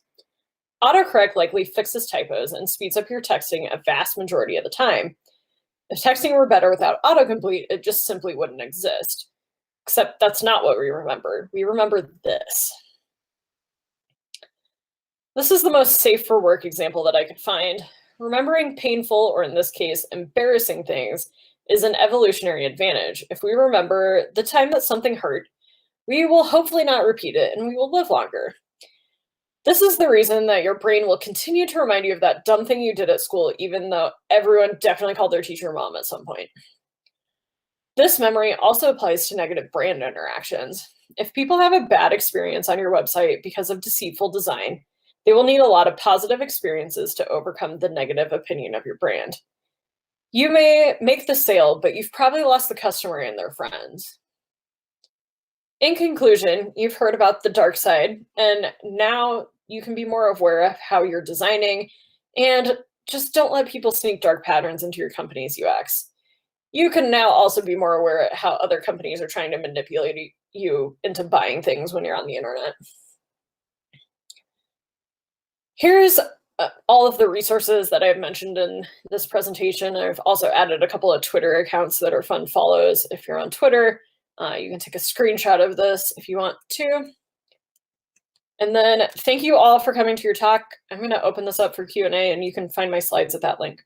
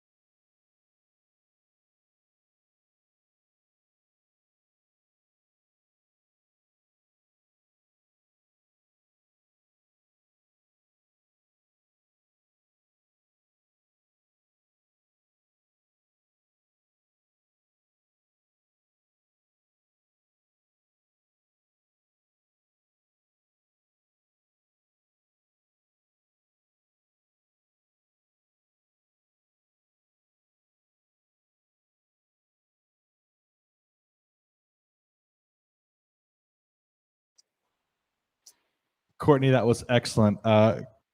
We were here at the watch party. We were having like audible gasps at some of the stuff you were showing. Good. We felt manipulated, I think was the takeaway. But we do have some great questions. Let's just jump right in. So this one's from Tim. This is about Zuckering. Does the chain letter Facebook post that people share around giving details like age, fave foods, etc., and other things count as Zuckering? People give away a huge amount of personal information and demos on Facebook in the name of fun. I would say yes to an extent. It's also a cybersecurity risk because you're giving. Oftentimes, those forms are geared towards security questions that like your bank might have, and so it's a way if people are in your social network to potentially hack into your bank account and steal all of your money, which is also not great. Agreed. Okay, this one's from Julia. Is lawyering the only way to fight back against UX crimes? What can we do when we run into these dark design patterns outside of our own company? I personally prefer the naming and shaming aspect. There's a whole subreddit dedicated to dark patterns. There's several Twitter accounts and the darkpatterns.org website. So if you see something, take screenshots of it and send it off to one of those so you can have more people be informed. And there will for sure be other people that have ran into that same experience. This one's from David. How often is the UX manipulation a developer's choice, or is it more often a marketing team's decision, or is it a customer's decision? Kind of, where does the decision lie? I think it's kind of all of them. I think any one particular person could suggest it, and then if everyone agrees to it, it's kind of a team decision. Most features aren't developed in a silo of like only one person making a choice. There's definitely things that I think back when I was a developer, even 5-10 years ago, that I've made developer design choices that have probably been a dark pattern thinking back on it. But I also think that there's things that like a stakeholder has suggested that would be a dark pattern too. I couldn't agree more. I say that as a developer, I've definitely had my things are haunting me right now that I know I've done. I've also done the opposite where I've gone like, okay, let's make this opt in, not opt out. Like Yes. trying to fix some past sins, as it were. Okay, this one is from Doji, and he said, I've signed up for a subscription service. I don't want to continue the service. It's a 1-year subscription, but the option to cancel my renewal is only available 3 weeks before my subscription renews. I can't do it now. That's fresh on my mind. How do we combat this without having to resort to things like using a calendar? How do we get website managers to fix this? I think you might have covered a little bit, but I'm curious if you have a different take for this one. I would complain to the company, honestly. I would like write into their customer support and ask them if there's any way that they could cancel my subscription early. I think the more customer complaints that they get about that, the more likely they are to fix that business problem. Just because customer support calls cost. Like if that's 10% of their calls, they're going to stop wanting to do that. This is another one from Tim. What would you say is the single worst UX practice in vogue today? I don't even know if I can answer that question. That's a tough one. All the dark patterns are honestly some of the worst. I also work in accessibility, and like that's my primary job right now. And I really hate the lack of contrast on the web. That's one of a big problem that I see. It makes it really hard for all of us, including people with visual disabilities, to see. That's a tough one. He calls out one below, and it's, how do you feel about autoplay videos on sites? Oh, that's the worst. The video jumping up a bit or second two after the page load, so you clicked it rather than clicking to close. Same thing with ads jumping around the target practice. Those are all good examples of terrible practices on the web. I don't know if call it like fly swatting. I'm trying to think. Yes. Okay, this one's from Joffrey. Other professions have licenses, like engineers with the PE. Should there be some sort of licensing for IT in general, or certain positions, perhaps like an ethics license or something? That's a really good idea. I haven't ever thought about that one. Yes, to an extent. I think if you're making business decisions on a website, whether that's like a stakeholder on like more of a business side or like a technical developer, project manager, designer role, that yeah, you should have some ethical contract that you're kind of aligned to. It's actually a really good question. Good idea. I'm thinking of like a dark pattern rating for your site. Yes. Everyone gets a little rating at the bottom of like, you're just gonna like this isn't gonna be a fun experience because we're just manipulating you 5 out of 5. One question. They said first they loved your talk. They wanted to know if you had any material that overlaps dark UX patterns with social engineering attacks. Ooh, that kind of goes back to the first or second question you asked me with the Facebook social media questions that people ask. I don't have anything specifically, and that's the first example that comes to mind when I think about social engineering is all the like surveys that people share on the internet with like the street that they grew up on and their first car, which are all security questions. Totally. Last question, I think. Do you think Google Core Web Vitals will help mitigate some of these practices? I haven't looked into Google Core Web Vitals. Maybe. I'll give you a solid maybe. That's not something that I've like dug into recently. And no worries, we'll follow up on the thread for this. Courtney is on the 200 channel, so you can actually at her. Yep. Courtney, what's best way for people to get a hold of you other than on the Slack we're on right now?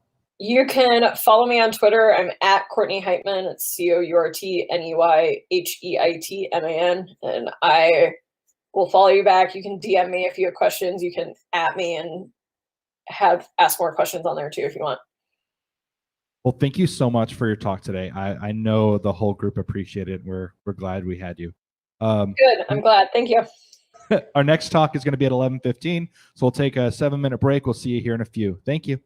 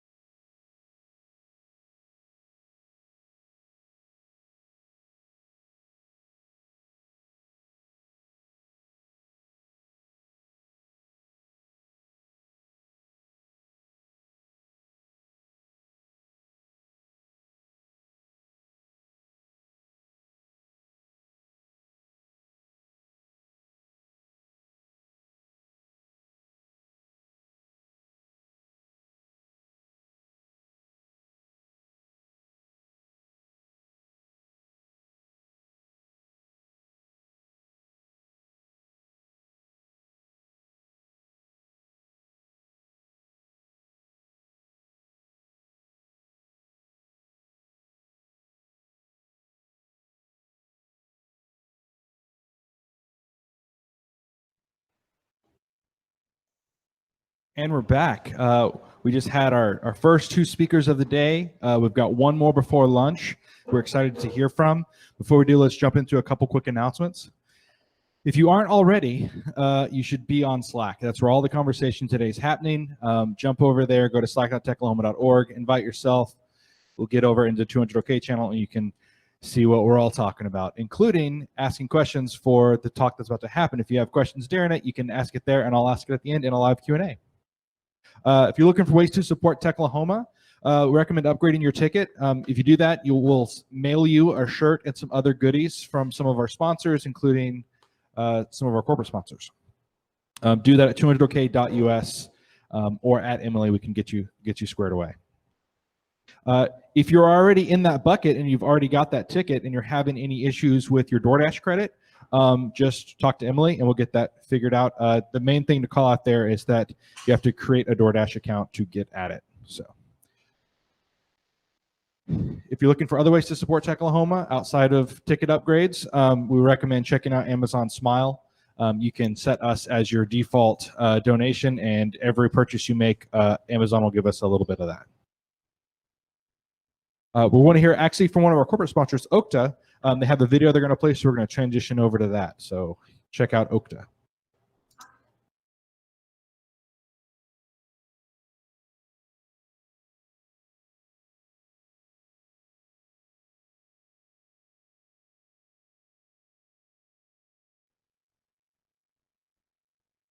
Exactly. That's a great question. When most people think of Okta, they probably think of applications with single sign-on or multi-factor authentication. And that's where we started, but it's definitely not the end. If those applications are based in the cloud as SaaS apps, odds are they're in our Okta integration network. But most organizations are also building custom applications that might be used for their own employees, partners, and customers. Okta connects to both of these using open protocols like SAML or OpenID Connect for a consistent single sign-on experience. And with the new Okta Access Gateway, you can even do this with on-premises apps that are sitting behind your firewall. Pretty good so far. Chances are, as you're building these custom applications, you're also building APIs behind the scenes. And it's important to protect those too. Okta API Access Management allows you to have that single sign-on experience directly with your APIs. It's basically OAuth as a service. It plugs into your existing API management portals or gateways. But Okta goes even deeper, because every single one of these applications and APIs is also running on servers or containers. Okta's Advanced Server Access enables you to extend a single sign-on experience right down to those servers and containers themselves. In order to do this whole thing well, we need a consistent view of the user. Okta's Universal Directory does exactly that. It gives us context, like their role in the organization, what groups they're a part of, even when and where they've authenticated this time and recently. From there, you can use products like Lifecycle Management so that when somebody joins or leaves your team or signs up as a customer, you can make policies based on their group membership and profile, which allow them to be provisioned into and out of any of these systems. And on top of all this, we've got our authorization policies. We take our MFA product and use it on the applications that need it. This is totally flexible, based on the group membership or even the application itself. It's all up to you. So there you have it. Okta protects you from top to bottom, whether you're in the cloud, on premises, deploying your own systems, or integrating with others. Our vision is to enable any company to use any technology, and we simplify it all to an admin dashboard, backed by a powerful API. That's Okta, the identity standard. Visit Okta to learn more.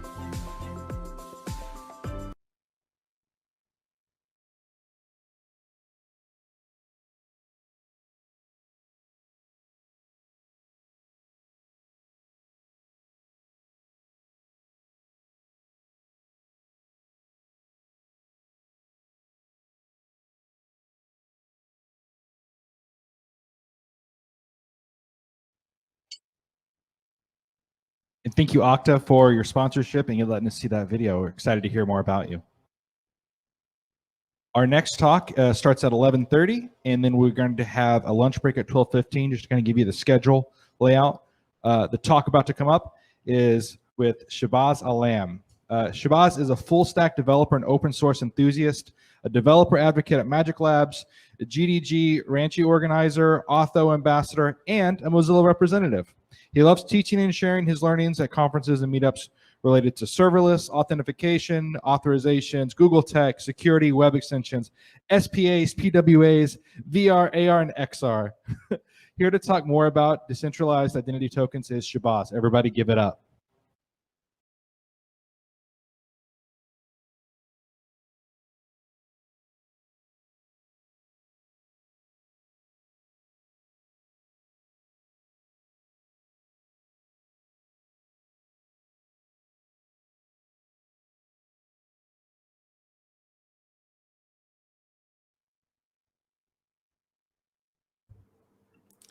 Hello, everyone. Welcome to 200 OK and to my talk where I'm going to talk about securing Node APIs with decentralized identity tokens.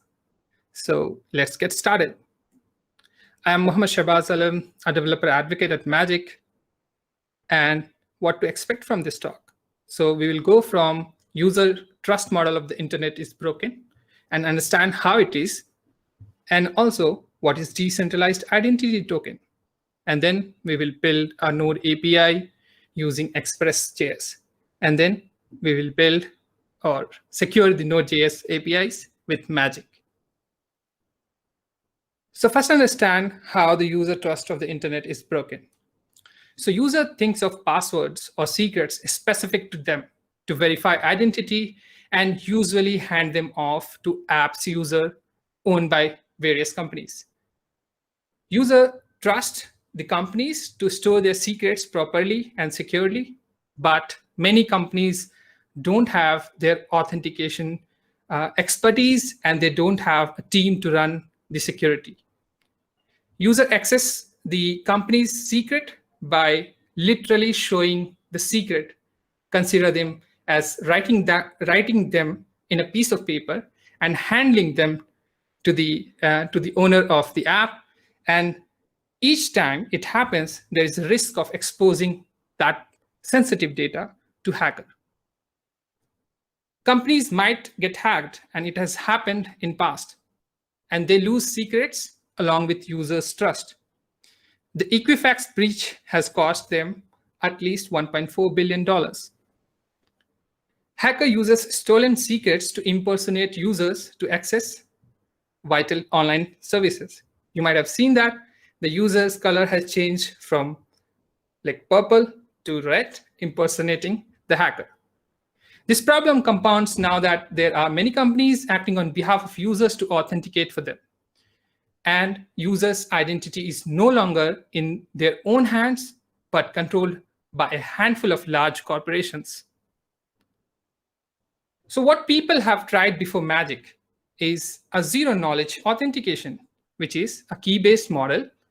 Instead of users thinking of secrets themselves, blockchain-based public-private key pairs are randomly generated to access apps. And it has its pros and cons that the users have complete control of their identity, and then like companies don't know the user secret, which is a more secure model. Users can use the same secret to access apps, a cleaner trust model where there are no identity silos by companies. But it has its cons, that the users are likely to lose their keys.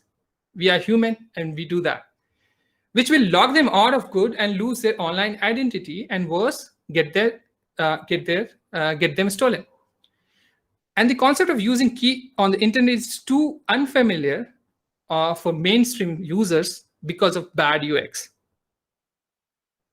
And how Magic improves the trust so far. So Magic comes with a delegated key management where Magic leverages a large infrastructure as a service and secure user keys with hardware security models. Consider hardware security models as a YubiKey hardware security keys, but on the cloud. And with technology that hides and protects user private key from companies and even Magic. So here, the private keys are not seen by anyone, not even by Magic. It has its additional pros, which is Magic providing familiar passwordless auth UX to users for them to retrieve their keys. A better UX can no longer lose keys.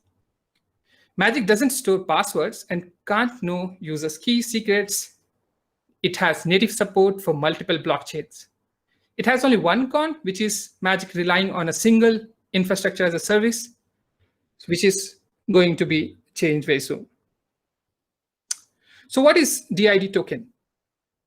DID token created by Magic is adapted by prior tech like JWT's and W3's DID protocol.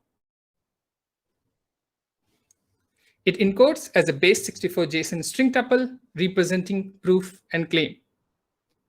It leverages the Ethereum blockchain and elliptic curve cryptography to generate verifiable proofs of identity and authorization. These proofs are encoded in a lightweight digital signature, which is shared between client and server to manage permissions, protect routes and resources, or authenticate users. This is how a typical DID looks like, which has a proof and claim in a form of a tuple. And the claims are the data representing the user's access, which gets signed by Ethereum's personal sign method, and then it's encoded as a base64 JSON string tuple. Generating a DID token looks something like this, which has its claim, the user's data, which has issued at, expiration time, who is the issuer of it, subject, audience, not before time, and unique ID. And then it gets signed again by using the Ethereum's personal sign function.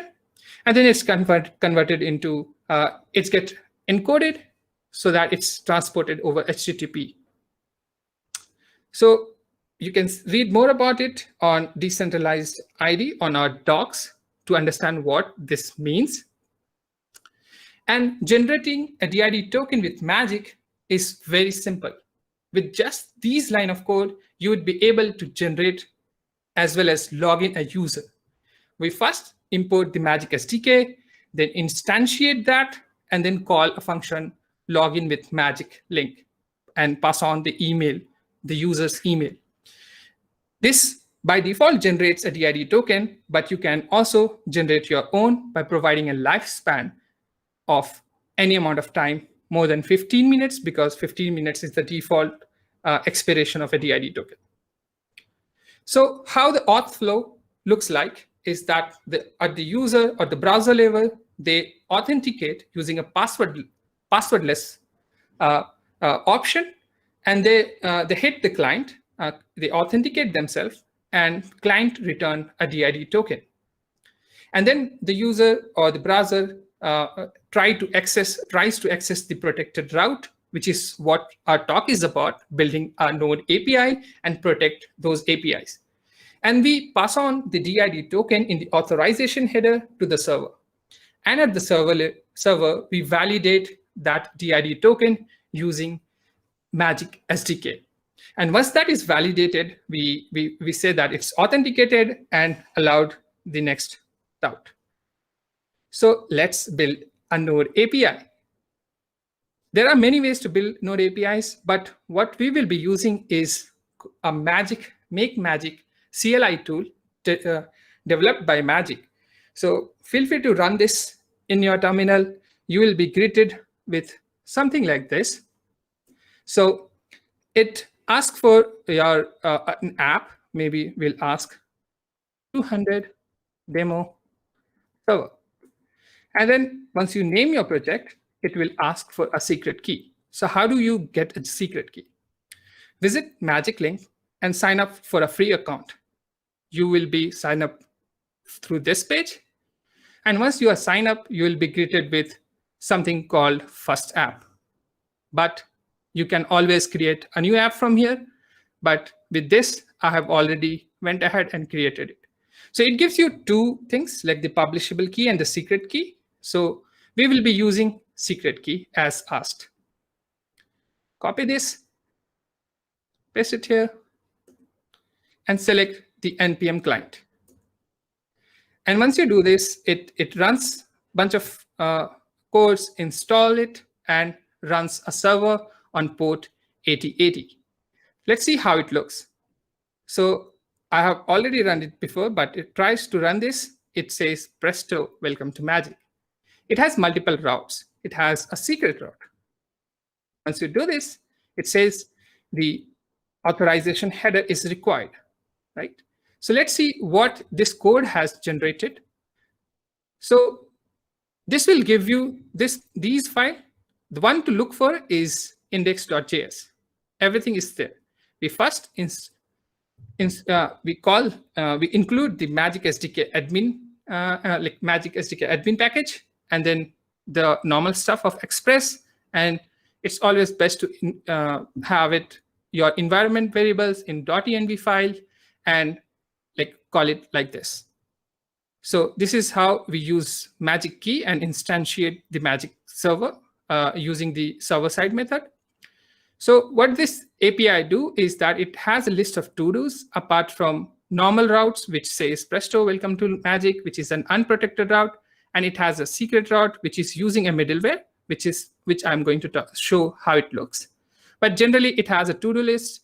And what we are saying is that to-dos are unprotected.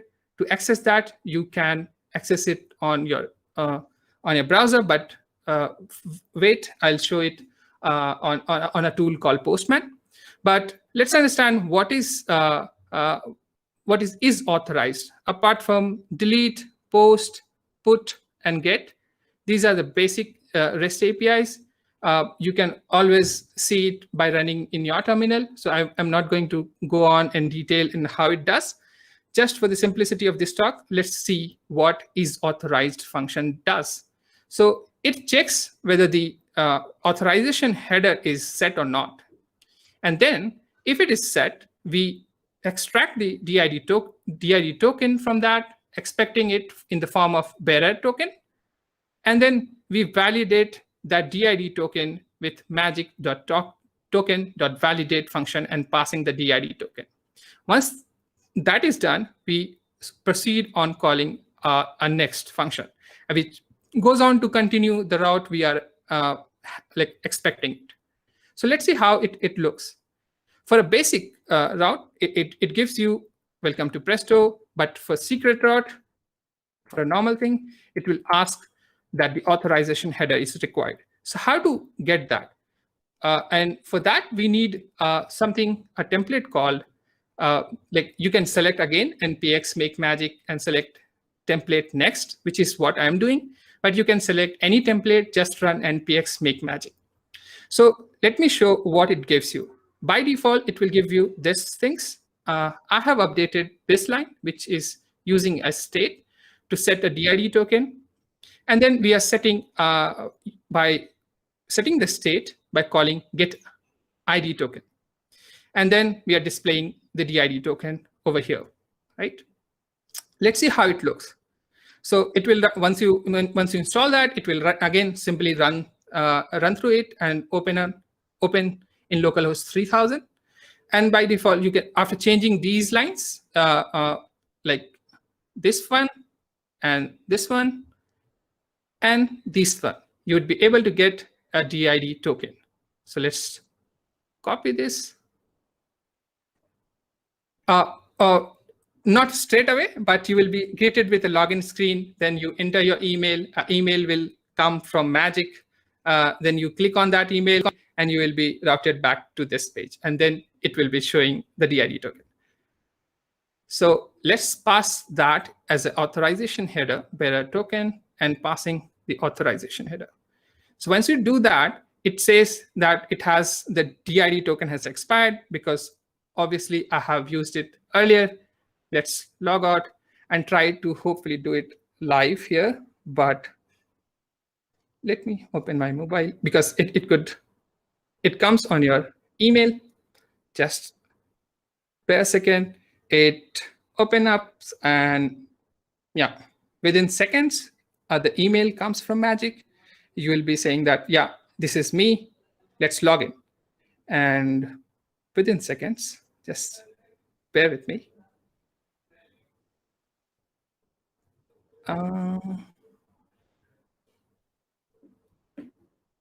So yeah, we have successfully logged in and we have a DID token.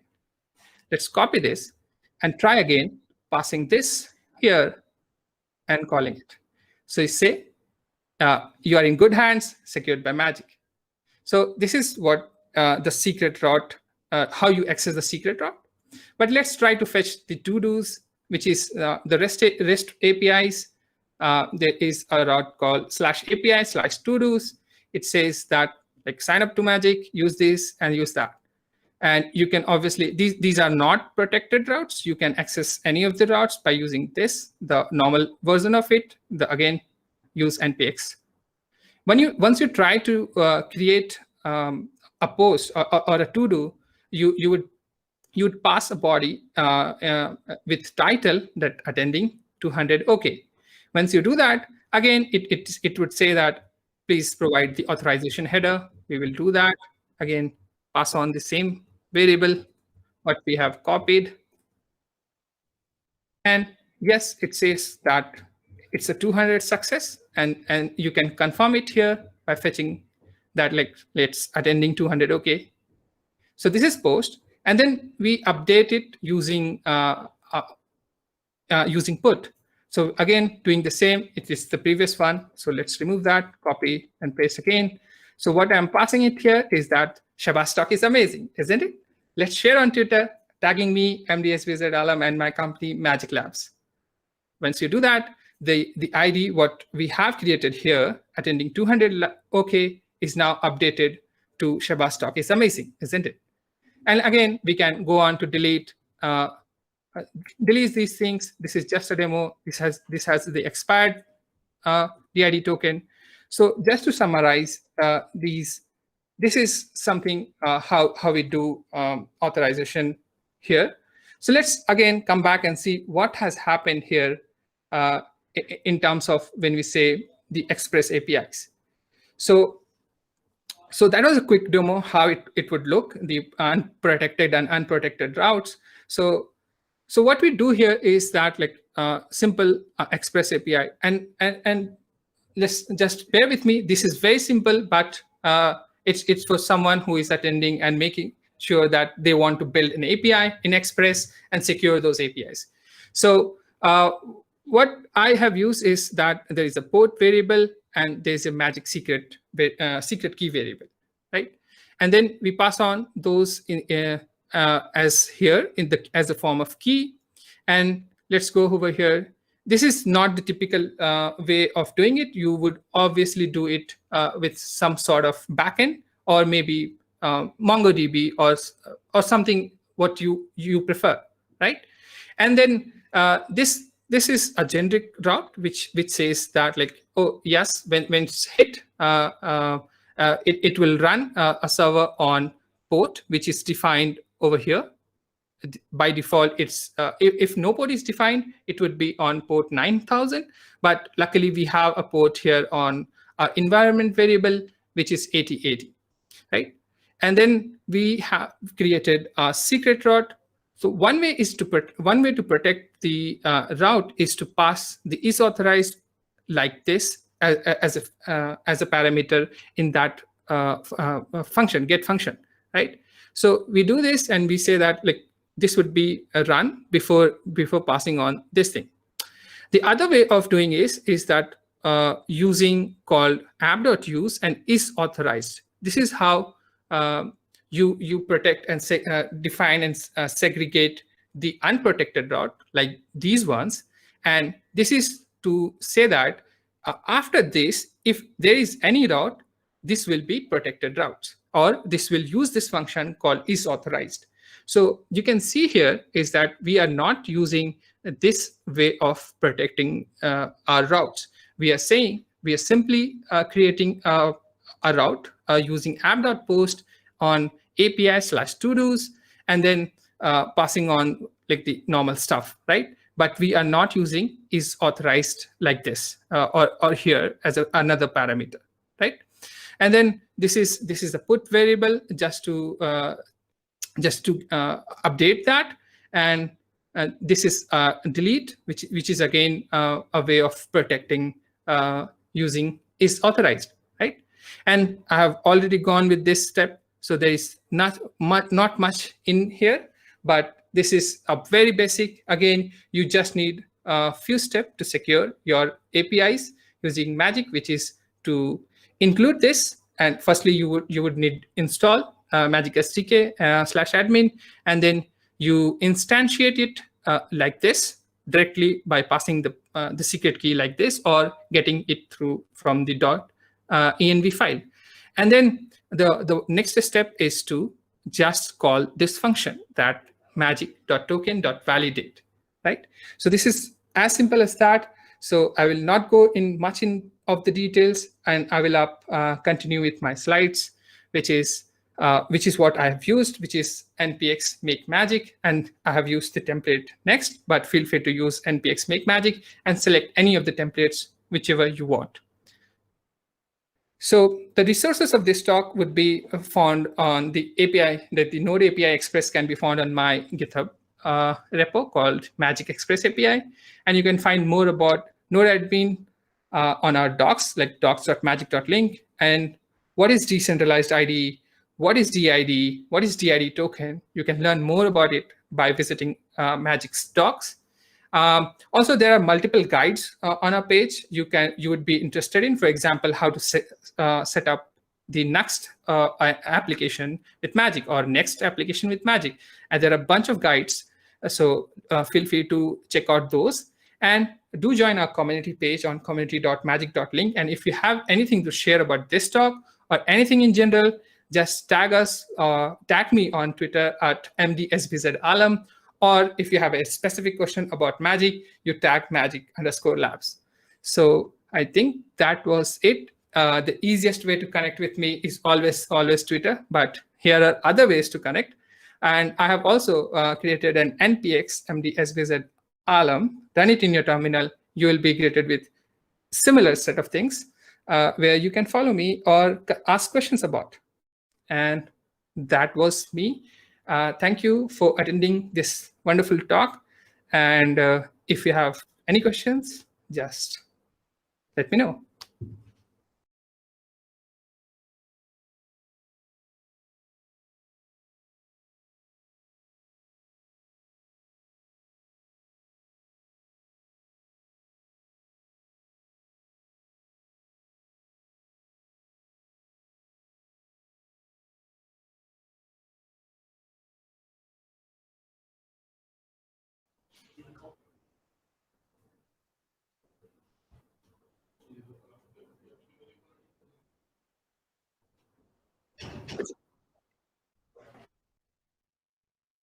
Thank you. Okay. Shabazz, thank you so much. That was a fantastic talk. Let's go look. Can you hear me? We good? Yeah, Max. Yeah, I can hear you. Okay. Excellent. Okay. Let me go and check out the questions. We've got one. It's so is an email required to obtain tokens, and are there any efforts to move away from email? So we have multiple options as well. We have social logins where you would be obviously selected from multiple social login or social providers. But we also have something called WebAuthn, where you don't need any of your emails, social providers, just your WebAuthn keys. For example, your security keys like YubiKeys, or your Apple ID, the Touch IDs, that would be fine. And I think very recently, if you search on Twitter, Vercel has created a demo for Magic and Vercel using WebAuthn. So that would be a fun watch too. And that was with Vercel, you said? Yeah, the demo is created by Vercel using Magic SDK of the WebAuthn, and that shows how you can build the WebAuthn. But yeah, always check out the Magic website on how to work with WebAuthn on visiting docs. So when you visit the docs, there will be in the left-hand side a WebAuthn section, and which uses the WebAuthn SDK to not use, for example, emails, but using your hardware security modules, which I talked about. Gotcha. Okay. Another question: can the decentralized tokens be duped via a false account? No, not that we are aware of that, but you cannot dupe that, because how it's work is that I talked about using the private key. So Magic uses a private and public key, and private key is owned by the users, which is never leaves the system. and it's always secured by users. And it's not that it's in the hands of the users, but it's in the cloud. You can read more about how we do the delegated key management on our docs security page, and there will be a security like the delegated key management section where you learn about how we do the delegated management. But to answer your question, though the DID token cannot be forged. Okay. Doji asks, how much does the Ethereum integration layer cost, and how do you manage these costs? I'm not sure if it's more like if we're getting to like gas, or if just in general, just the integration. Yeah, it's more about the dApps side of it. But I would answer as much I know about this step. But like what Magic has tried is that it uses the Ethereum blockchain to simplify the authentication, where the authentication process was always centralized. Even if you have heard about public-private keys, the private keys was always with the centralized providers. And what moving from that using Ethereum blockchain, what it has enabled us is to bring back the control of users in their own hands by providing the private key in their hands. And even the Magic is not able to see the private key. So it's quite a trusted, cleaner trusted model, and which is everything is decentralized. And coming back to your question on how much it costs, is that going forward, I would say that we have a new referral and pricing model coming up, where like if you sign up for free, like it's free, you would get a chance to get like something around 90,000 logins. And also the pricing of that is like, even if you cross that, the pricing would be something like 0085 or something like very small than any of the providers what it would be offering. So that's what I would answer with this question. No, that's good to know that it scales well if you're doing testing. Yeah. Let's see. Do you have another? Apologies. I want to make sure I get this. Don't miss anything. Oh, okay. Can Make Magic work in a mixed environment? Can we move our legacy apps over in stages? So Make Magic is under the hood using some of our guides, which is what it tries to do is that it gives you a quick onboarding experience with Magic. Make Magic is not something that you would run like without the use of our templates. So there is a repo, open source repo on our Magic Labs GitHub handle, create Magic app, and you would see a bunch of templates, which is some representing a few of our guides, for example, like Next. These have the guides as well, and it just replicates the guide, which is a quick way of getting bootstrapped with Magic. Yeah, obviously you can do with legacy apps, but in terms of legacy, I would need more context. For example, if you are talking about Java related applications, I think we don't have any Java SDK right now, but if there is in future, we would love to explore that as well.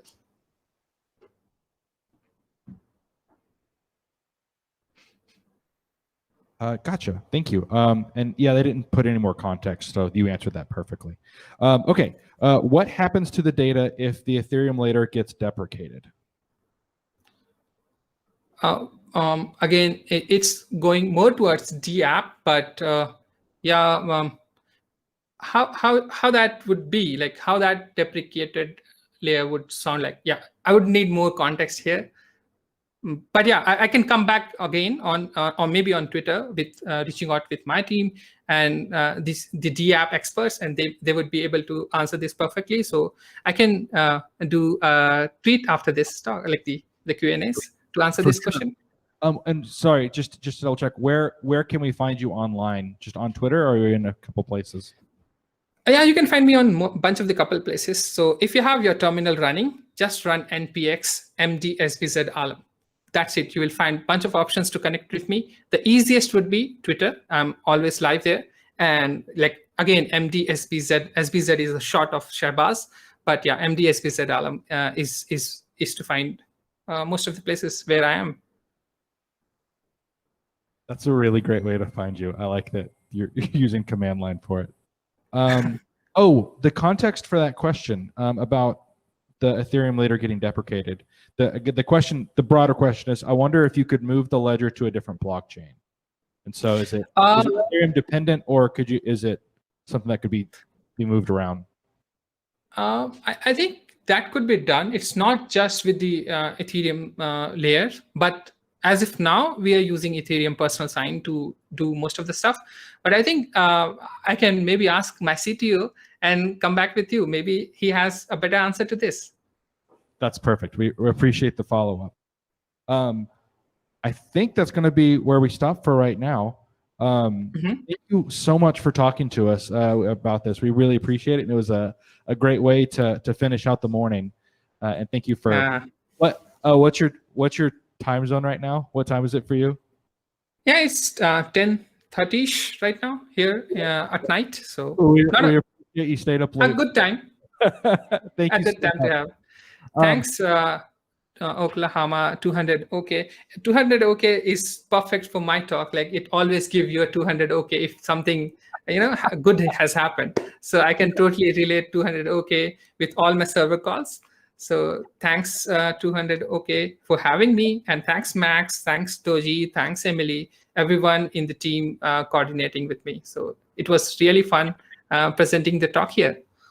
Well, we appreciate you. We'll be right back with some more messages about our sponsor before we break for lunch. So give us just a sec to transition. Thank y'all.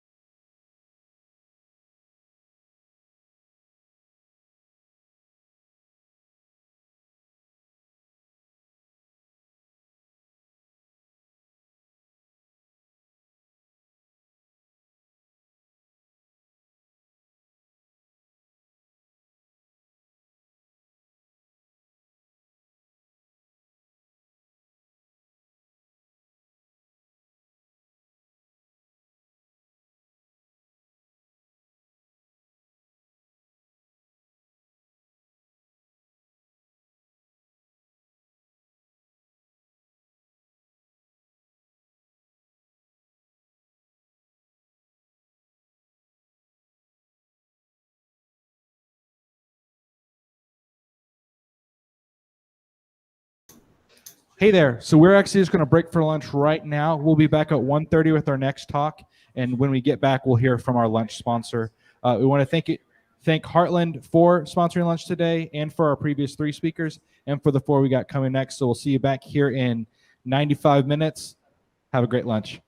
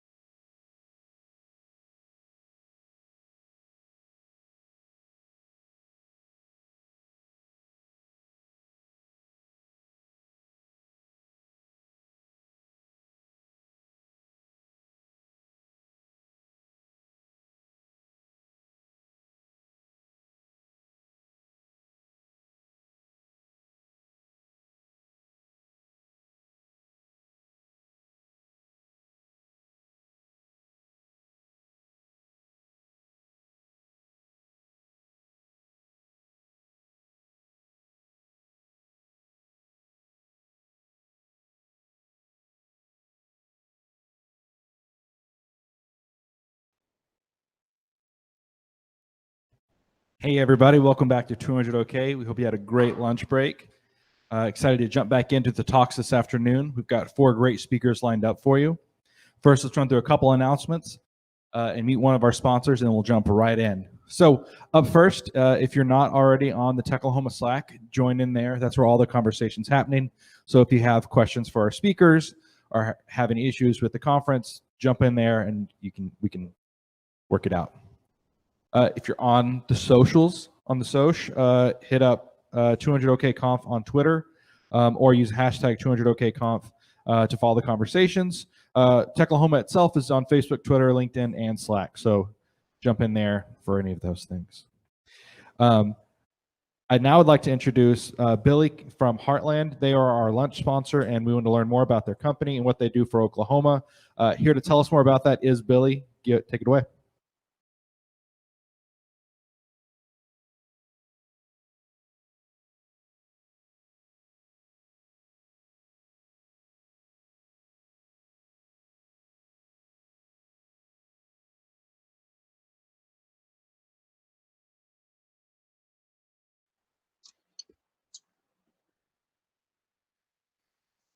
Hey everyone, really appreciate the opportunity to be here today, and Heartland's really excited to be a sponsor for this event. I think we've been involved with Techlahoma for several years now, and it's always a great opportunity for us. I promise I'm only going to talk for about 2 minutes and then get out of the way so that you guys can continue on with all the great content today. I really just wanted to tell everyone a little bit about Heartland because we're pretty large, but also not super out there. And so Heartland Financial Technology we really pride ourselves on supporting small to mid-sized businesses across the US and really just trying to fit the needs technically of whatever they're looking to do. So payment processing, payroll and HR, point of sale, lending, e-commerce, customer engagement, those are kind of the typical offerings that we have out there. And as we see more opportunities to support small businesses, that's when we kind of add on more features to what we provide. Heartland is actually been around for a while, since 1997. We have 5,600 employees nationwide in 15 different offices. We are headquartered in Oklahoma City, so we have a good, strong local presence, but we also have people all over the country. Overall, we have 750,000 customers. That's small to mid-sized businesses. So a lot of mom and pop shops and things like that all over the country. And really, that's about all the content I have. I just kind of wanted to share a few thoughts with you all about what I consider kind of unique about Heartland. We do obviously a lot of development of all different kinds. I mentioned our POS offering, and that is that alone, which is a relatively small footprint for us, has 11 different sprint teams for our different types of POS systems. We do web development of all types for both internal and external use cases. And that just really means we have just about every technical stack in existence. I haven't really found one that we don't have in some form. And we operate in all 3 public clouds. So we're in AWS, Azure, and GCP. Really, in a lot of cases, as we bring on a new company or a new tool set, we just bring more things into the stack and more technology around it. So there's always a lot of variety and things that our developers get to do. And ultimately, we're a local company, but we're also a flexible company. So we like to be here and be in Oklahoma, but we also recognize that lots of people do not want to be in an office, especially post-COVID. And so we pride ourselves on that kind of flexibility that we offer. That's all the time I'm going to take. I'll drop my email in the Slack channel. Again, I really appreciate the opportunity to talk to you all today. I enjoy the rest of the conference. It's been great so far. And if you have any questions or want to just talk, you can just reach out to me on my email. Thanks again.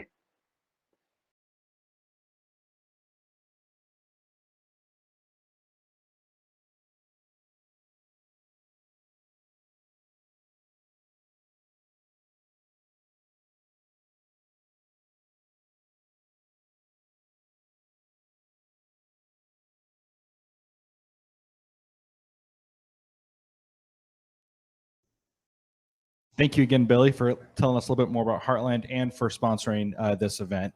We couldn't do it without you, and we really appreciate that. In addition to Heartland, we want to kind of cover our other sponsors we have today. Our corporate sponsors, we had Archon, Okta, Object Stream and GetWit. We're going to hear some more from a few of them later in the conference. And then our local sponsors, Rogue Recruitment, Holbert and Tulsa, Anotics, and Dobson Fiber. If you haven't already, upgrade those tickets and you can get a cool t-shirt, some sticker packs, and some other goodies mailed to your home contact-free. It's a great way to support us. So check that out at 200ok.us and you can upgrade your ticket. If you have any issues with the conference, audio, streaming, people, anything, reach out to Emily and she can help you out with that. If you're on Slack, it's at Emily H, or by email, emilyharden@techlahoma.org. But she can assist you. Thank you, Emily, for helping out with that for the conference. All right, 4 more talks for this afternoon, with the first one being incremental static regeneration, static sites on steroids. Our speaker today is Facundo Giuliani. He's a system engineer from Buenos Aires, Argentina, with over 15 years of experience in software development. A full stack developer, Auth0 ambassador, GitKraken ambassador, Cloudinary media developer expert. Facundo is a senior developer and team leader at Multitracks.com, a music and tech company from Austin, Texas. Also an open source contributor. We're so excited to have him today. Everybody give it up for Facundo.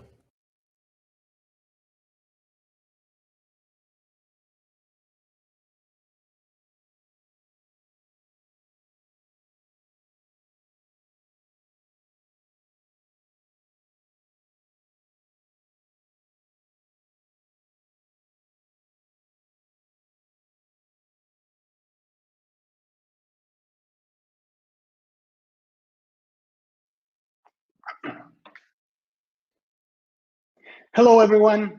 I hope you are enjoying the conference so far.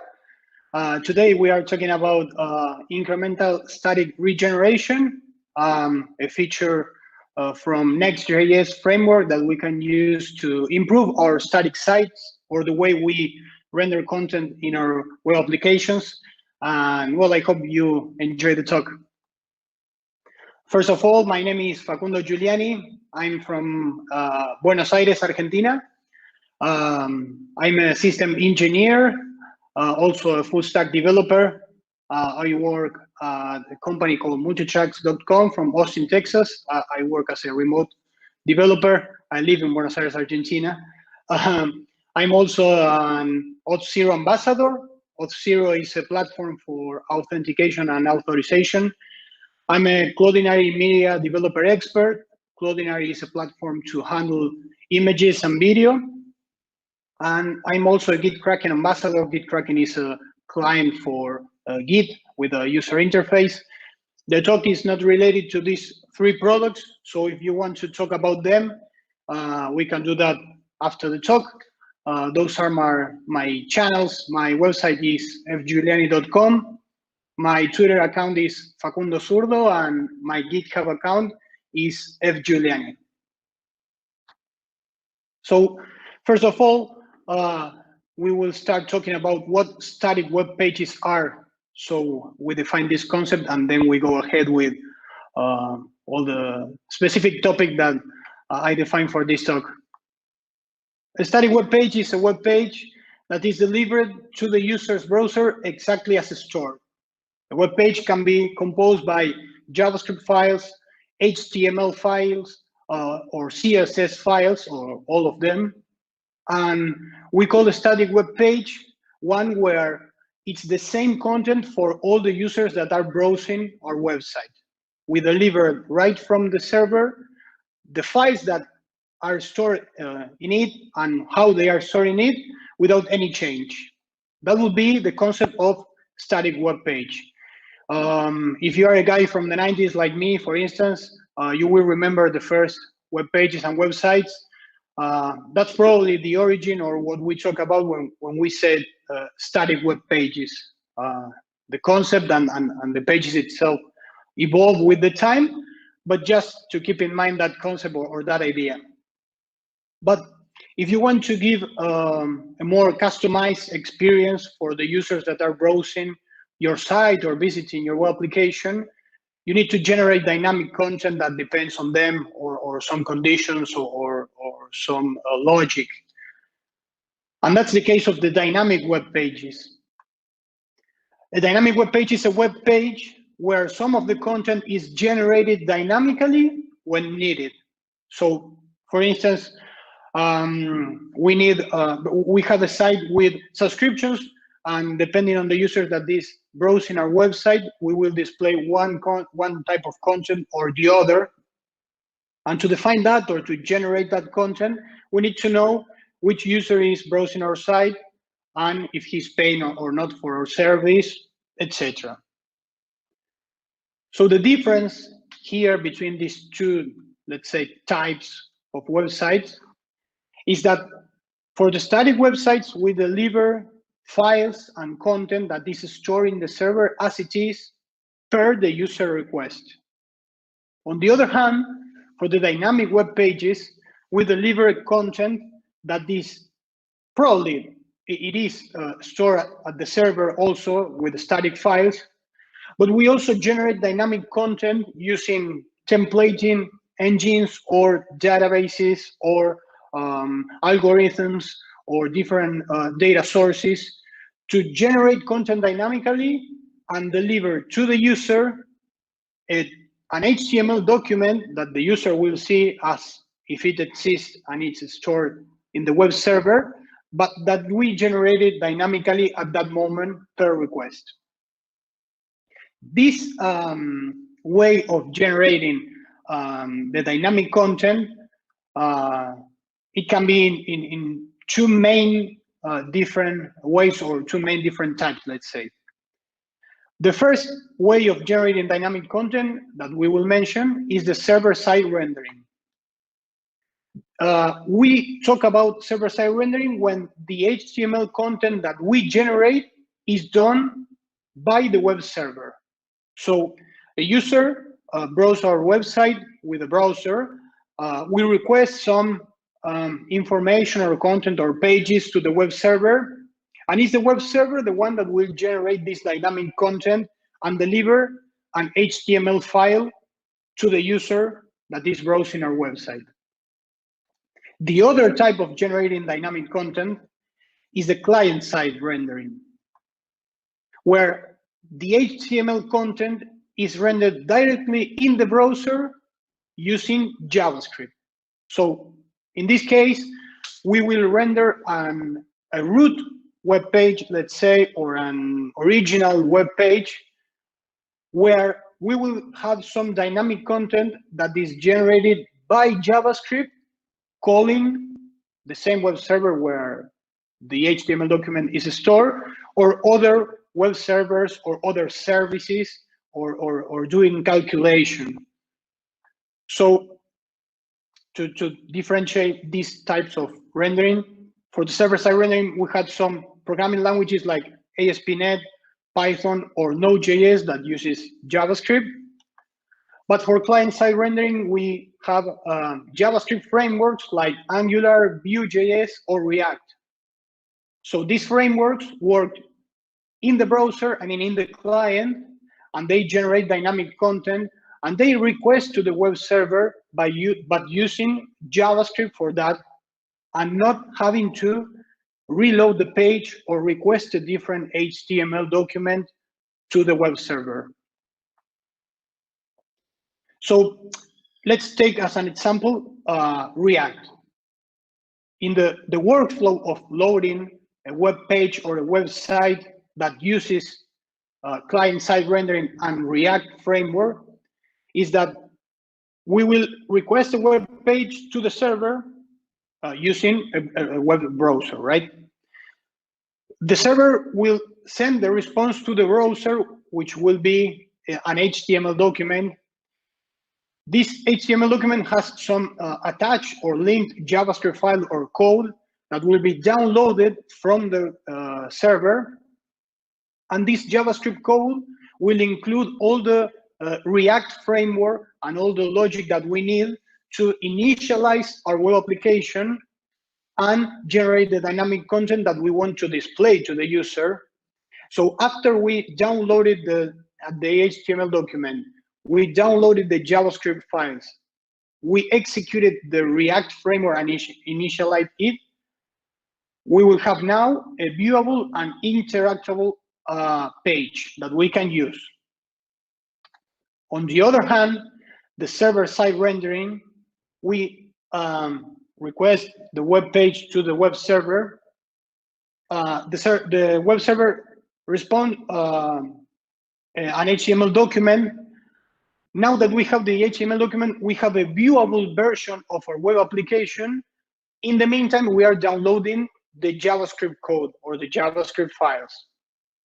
The JavaScript code is executed. Also, React is initialized.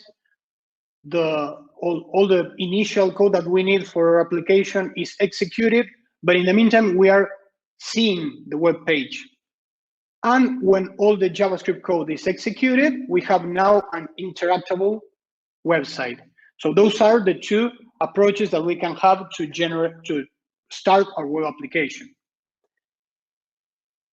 But let's go back to the static web pages that we mentioned before, because even though this is like the original way the web pages were created or thought, the truth is that even though client-side rendering and server-side rendering was developed with the years, static web pages have several advantages or pros comparing to dynamic pages.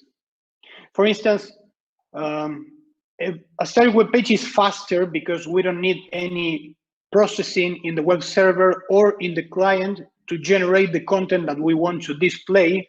It's just downloading a static asset, a static file, and displaying it as it is in the website. We can also talk about content delivery networks and cloud services that offer these CDNs, these networks, to deliver static content in a better way, in an improved way, so we could be storing and hosting our web application in one of these CDNs. And that's something that we can't do with a, for instance, server-side rendered web page, because we need some processing from the server side. The server web pages are cheaper because storing static files is, we need less processing from the web server. It's easy to maintain because we only have to copy or move files from to the web server or change them without having to keep aware of the logic that we have working in our web application.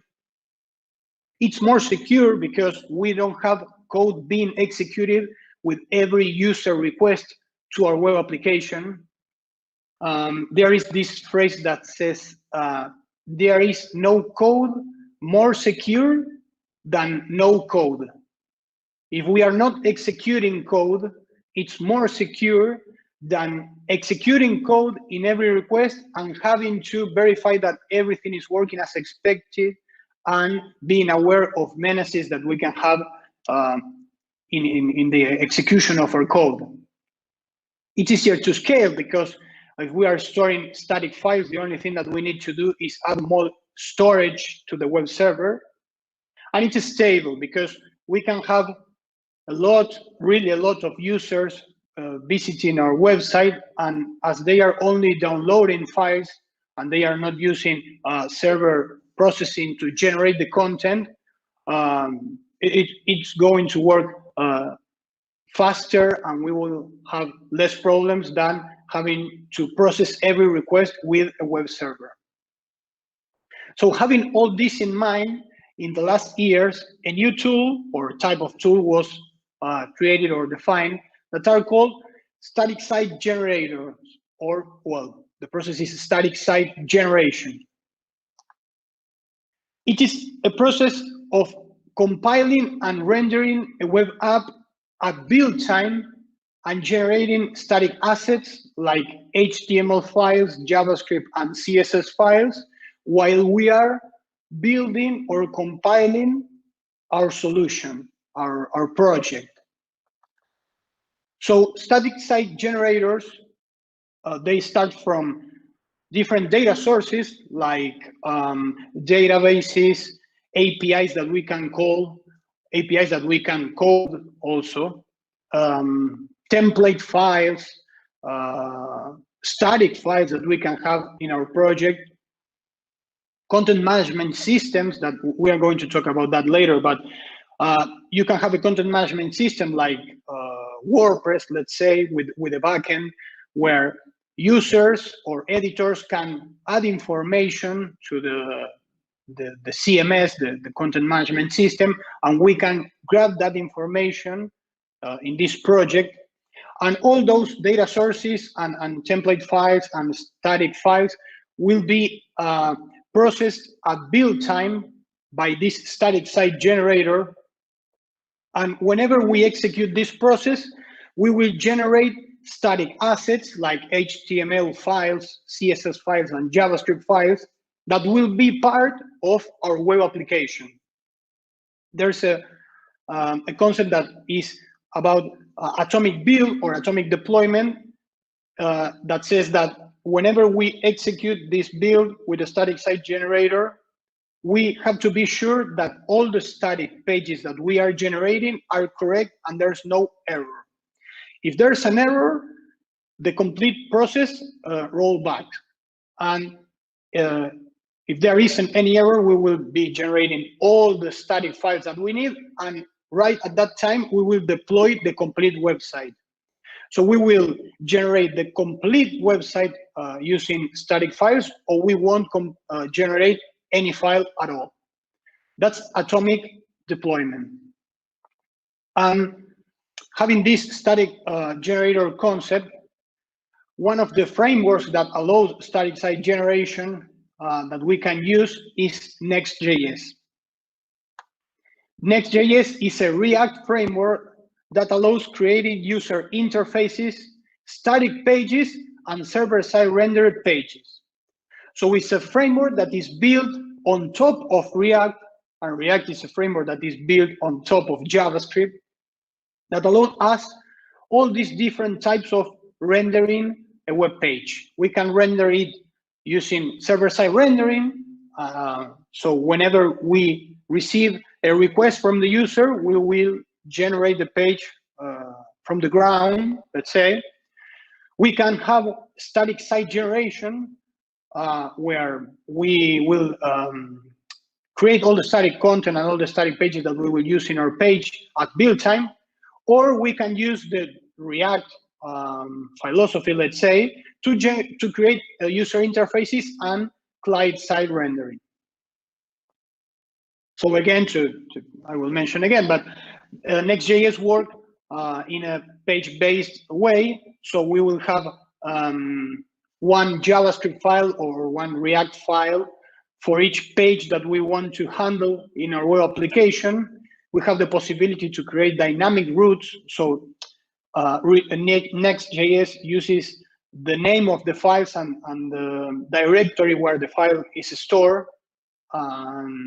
Using this path is the same that we will use as a URL to browse the page when we are visiting the website.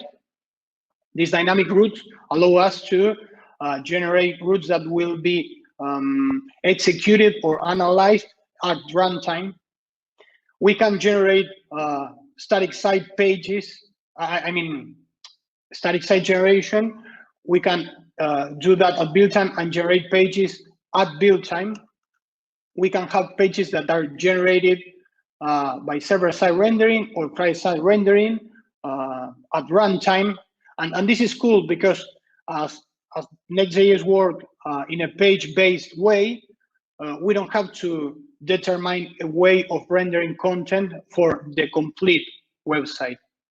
But we will do that per page. So we can have a page that is generated using server-side rendering, and we can have a different page that was generated statically at build time.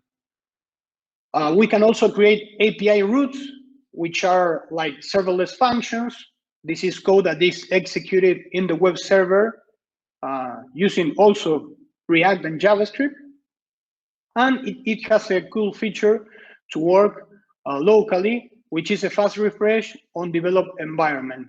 You can work with that, and I don't know, if you are using static site generation, you don't have to wait for the static pages to be generated.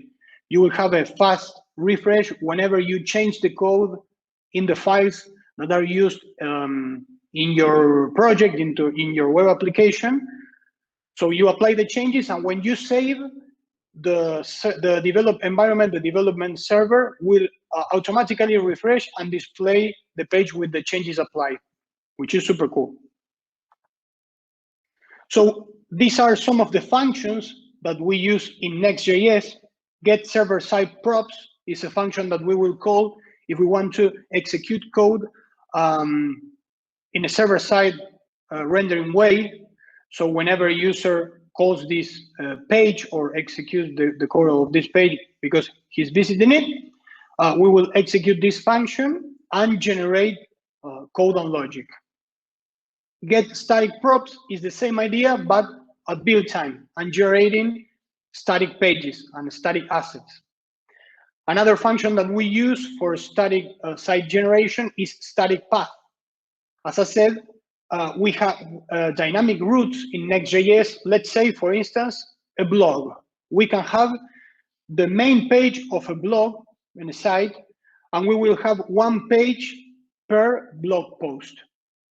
As I don't know, we are using, for instance, a database to store all the information related to the blog post. We don't know which are the routes that we will use for all the blog posts that we have available. So in this case, what we do is to create one page with a dynamic route, and we define a way of getting all the paths that we want to have and execute for all the different blog posts. So this is the function that we will use in this case.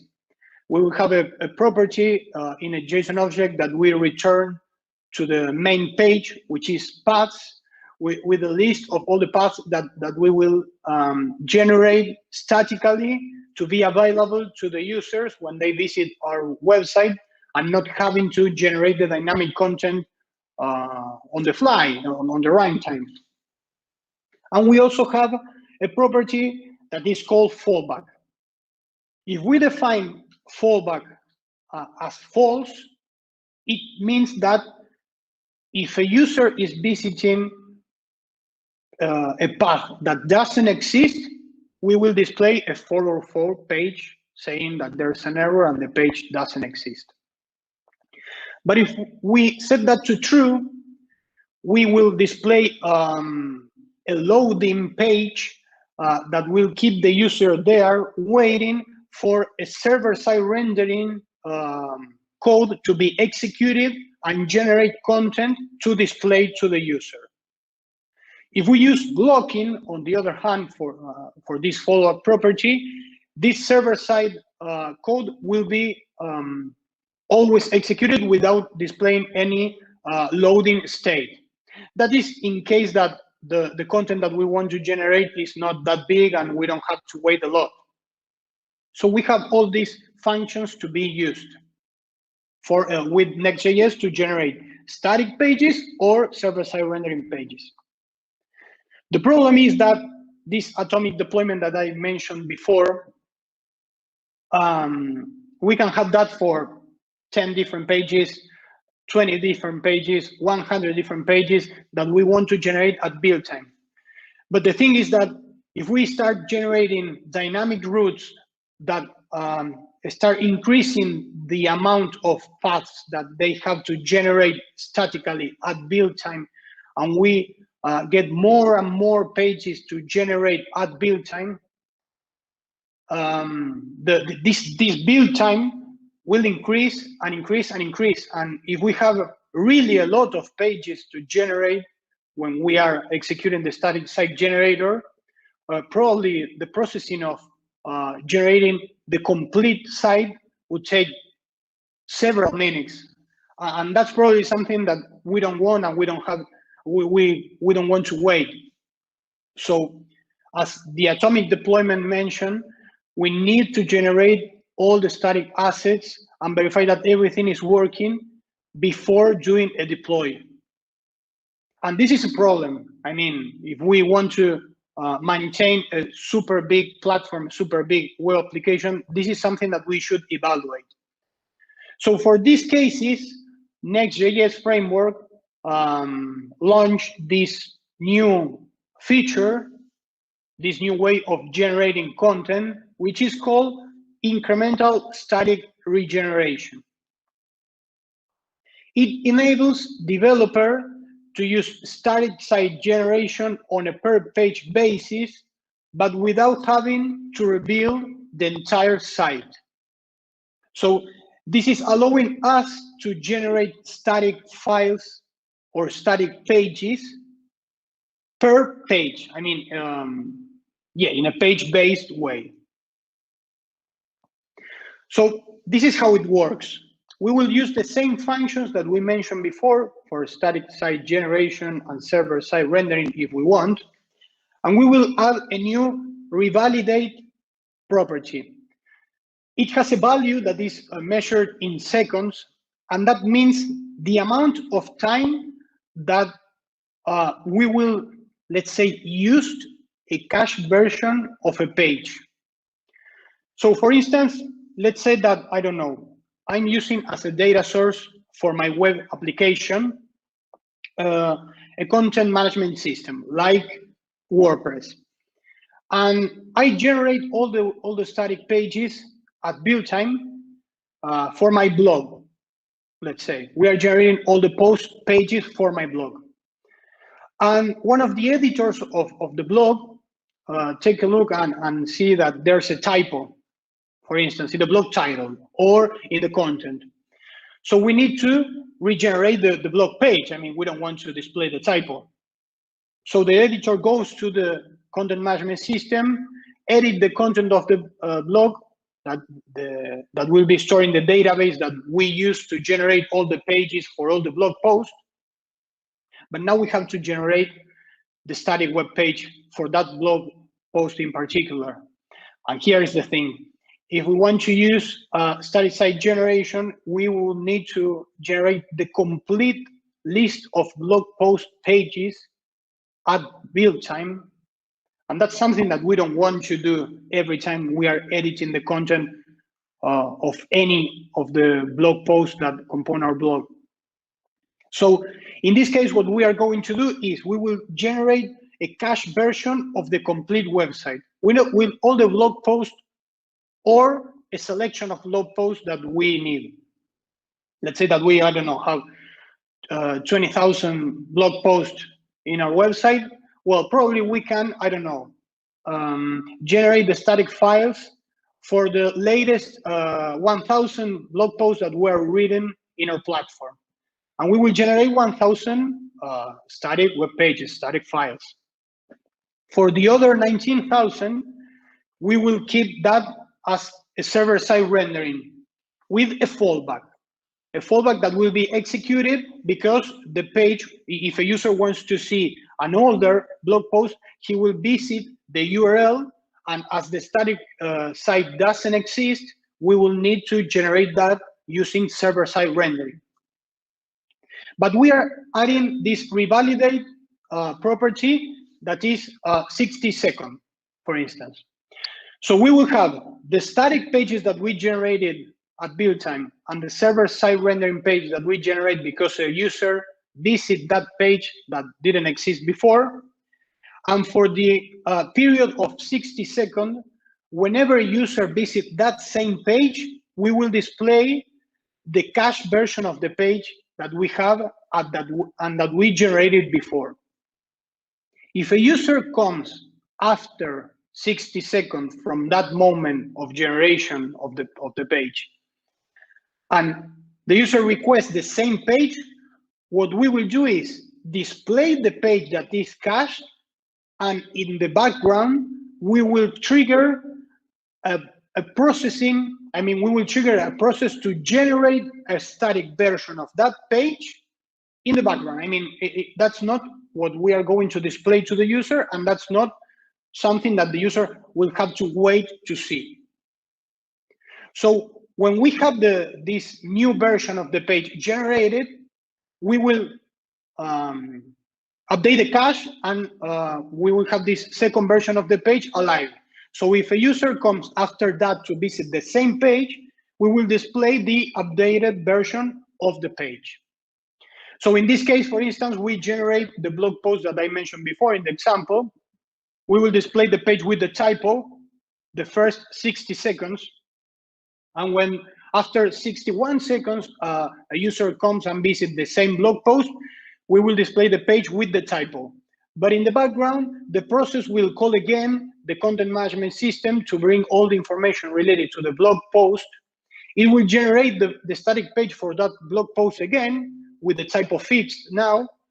And if a user comes, I don't know, in 15 minutes or so, he will see the new version of the page without the typo. So what is cool about this?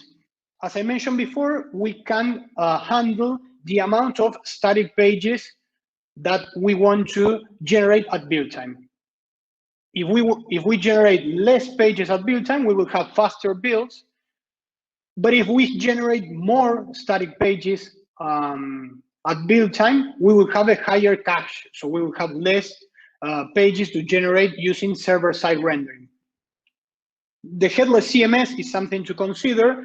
I said WordPress because it's a well-known content management system, but headless CMSs are a content management system that only have the backend part. So the editors can generate all the data that we use in our websites and web applications without being tied to the programming language or a certain programming language. In the case of WordPress, it works using PHP. So we are tied to use the database that WordPress generate and PHP language for all the templating and all the front end of our web application.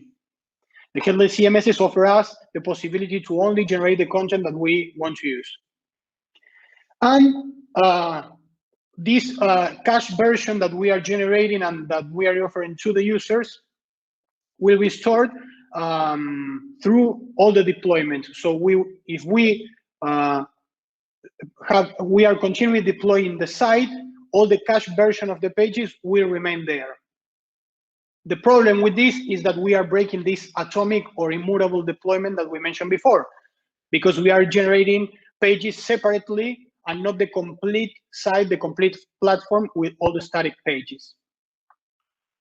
I want to display a quick demo. I think I have a couple of minutes. So what I will show you here is, this is like a boilerplate application generated with Next. All the code is generated when you execute create Next app package. And what I did was to create 3 different dynamic routes. We have one dynamic route for server-side rendering, where we have content that is generated at server-side rendering. So whenever a user visits this page, we will generate a new version of the page. What we are going to do in this code, I can share the repository later, so you can take a look at it. What we are going to do is to display the time when the page is being generated.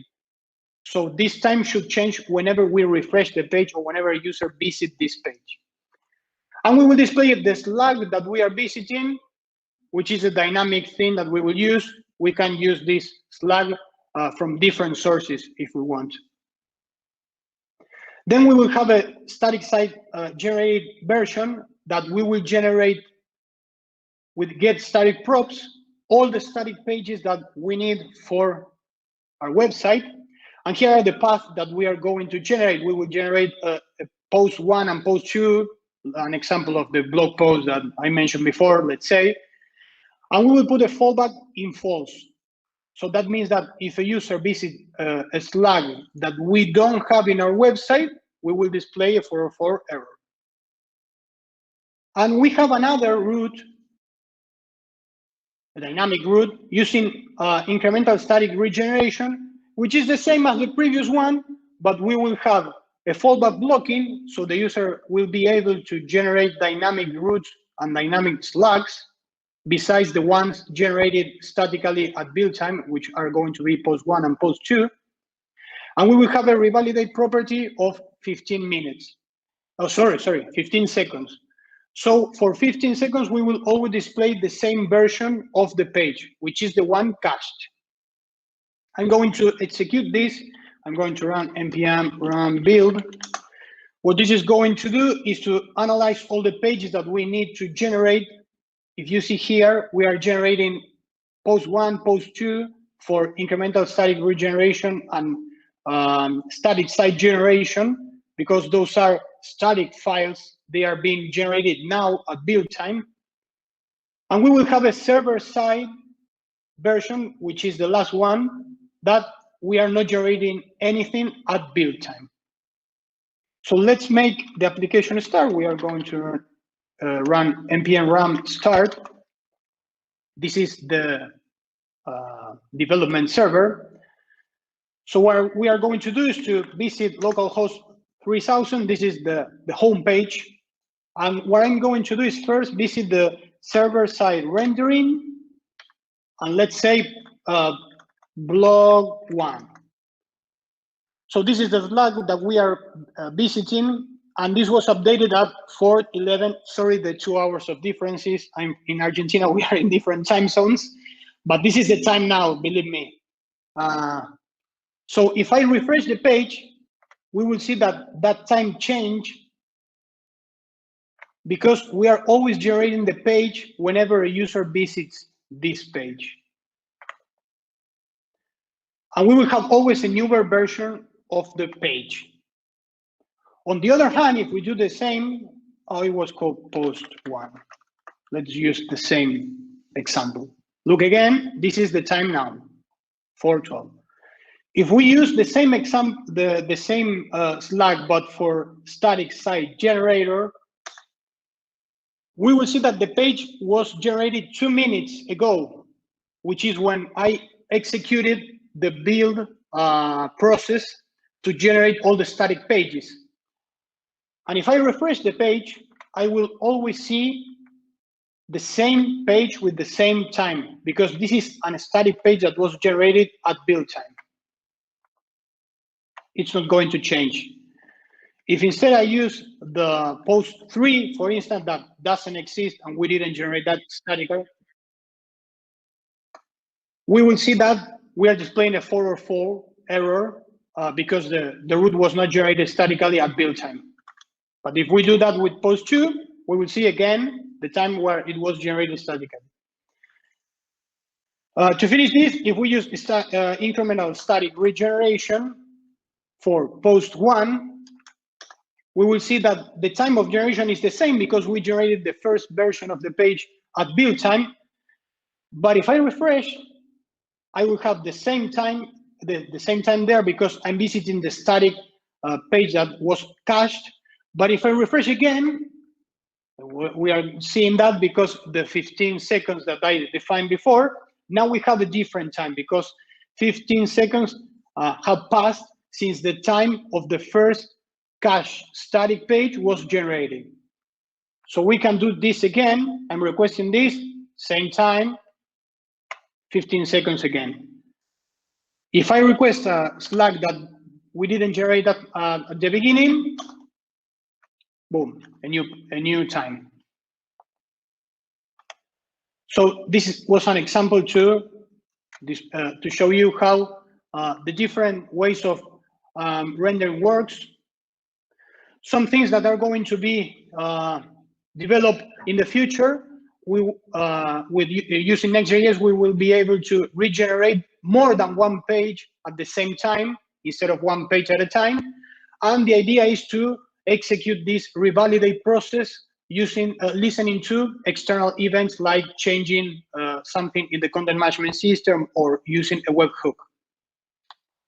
If you want to learn more, these two links, the first one is an e-commerce demo that Next.js created using incremental static regeneration.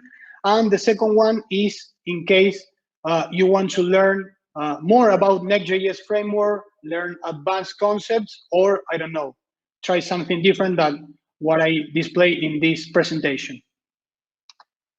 So thank you very much. thank you for your time and this opportunity. If you have any question or if you want to talk about anything, those are my channels. And again, thank you very much.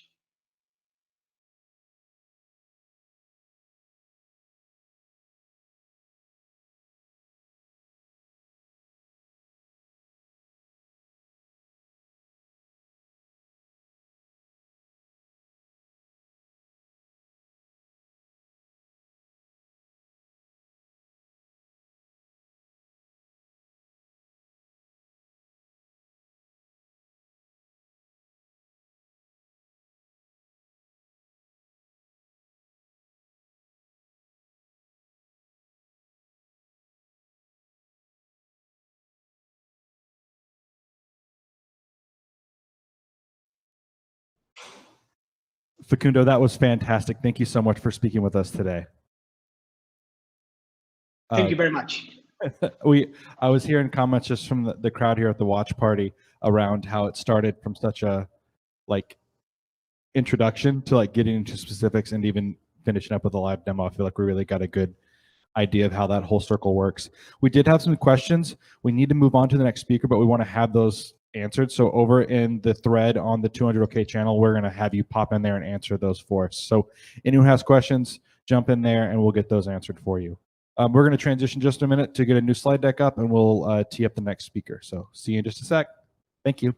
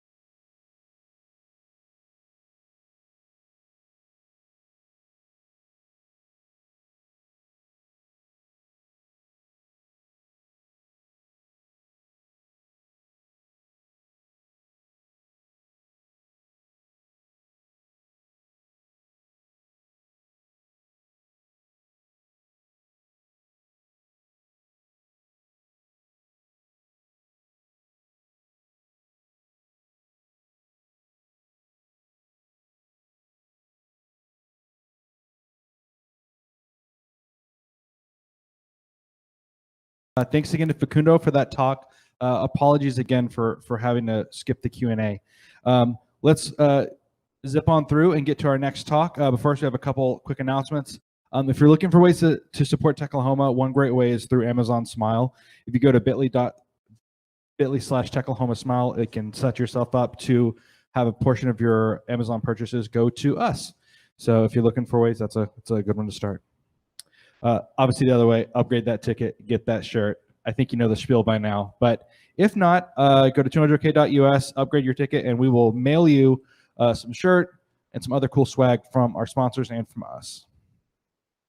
I do want to do one quick highlight for one of our corporate sponsors, and that's GetWit. GetWit is an Oklahoma-based full-service innovation company with the unique ability to rapidly create and transform products, brands, businesses, and causes. They're a 40-person plus team comprised of researchers, strategists, technologists, writers, designers, animators, data scientists, and engineers. It's a whole good crew over there. Organizations hire GetWit to do what they can't, which is to help with new ideas, achieve escape velocity, make a difference for the company and its customers. instead of having to succumb to the usual pulls of organizational gravity of politics, fear, and short attention spans. GetWit is currently hiring product strategists, UI and UX designers, and engineers to tackle a wide range of challenges, from mobile app concepts to startups to complex analytic dashboards built on top of behemoth tech platforms. Learn more about all of this at getwit.com. Check them out. All right, we've got 3 more talks for you to come up. Up next, we have developing Spidey Senses anomaly detection for JavaScript apps with Ron Dagdag. Ron is a lead software engineer of 20 years experience working in a number of business applications using a diverse set of frameworks and languages.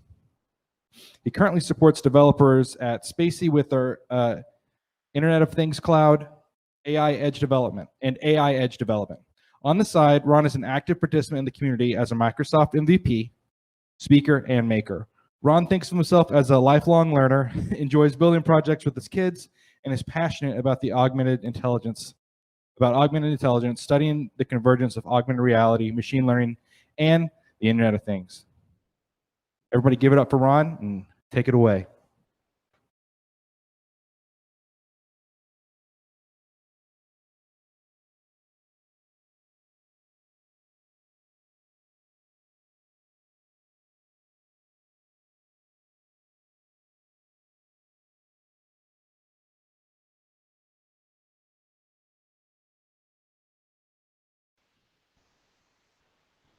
Good morning, good afternoon, good evening, wherever you are in our virtual world today.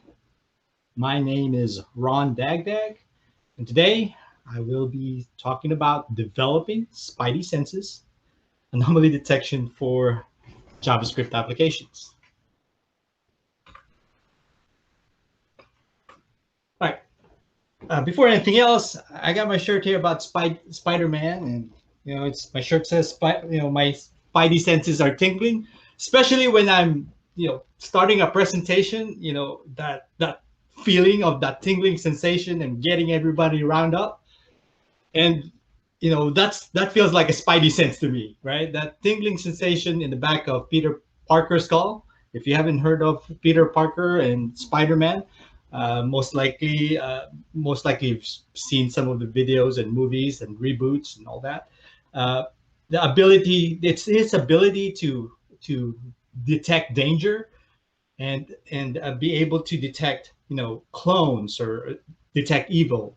It also helps him when he is impaired find the secret passageways. It's just one of those things that makes Spider-Man. It's his Spidey senses. And of course, before Spidey senses, the real spider sense is from spiders. We call it hyper awareness, and this long thin hairs that they have, it's called trichobothria, that can detect low level of vibrations through their web, and it can even detect sounds and even small insects moving up to 3 meters away. So it's amazing. Spiders are really amazing creatures. And of course, it gives me heebie-jeebies just watching their little long thin hairs. And of course, a lot of us here are web developers.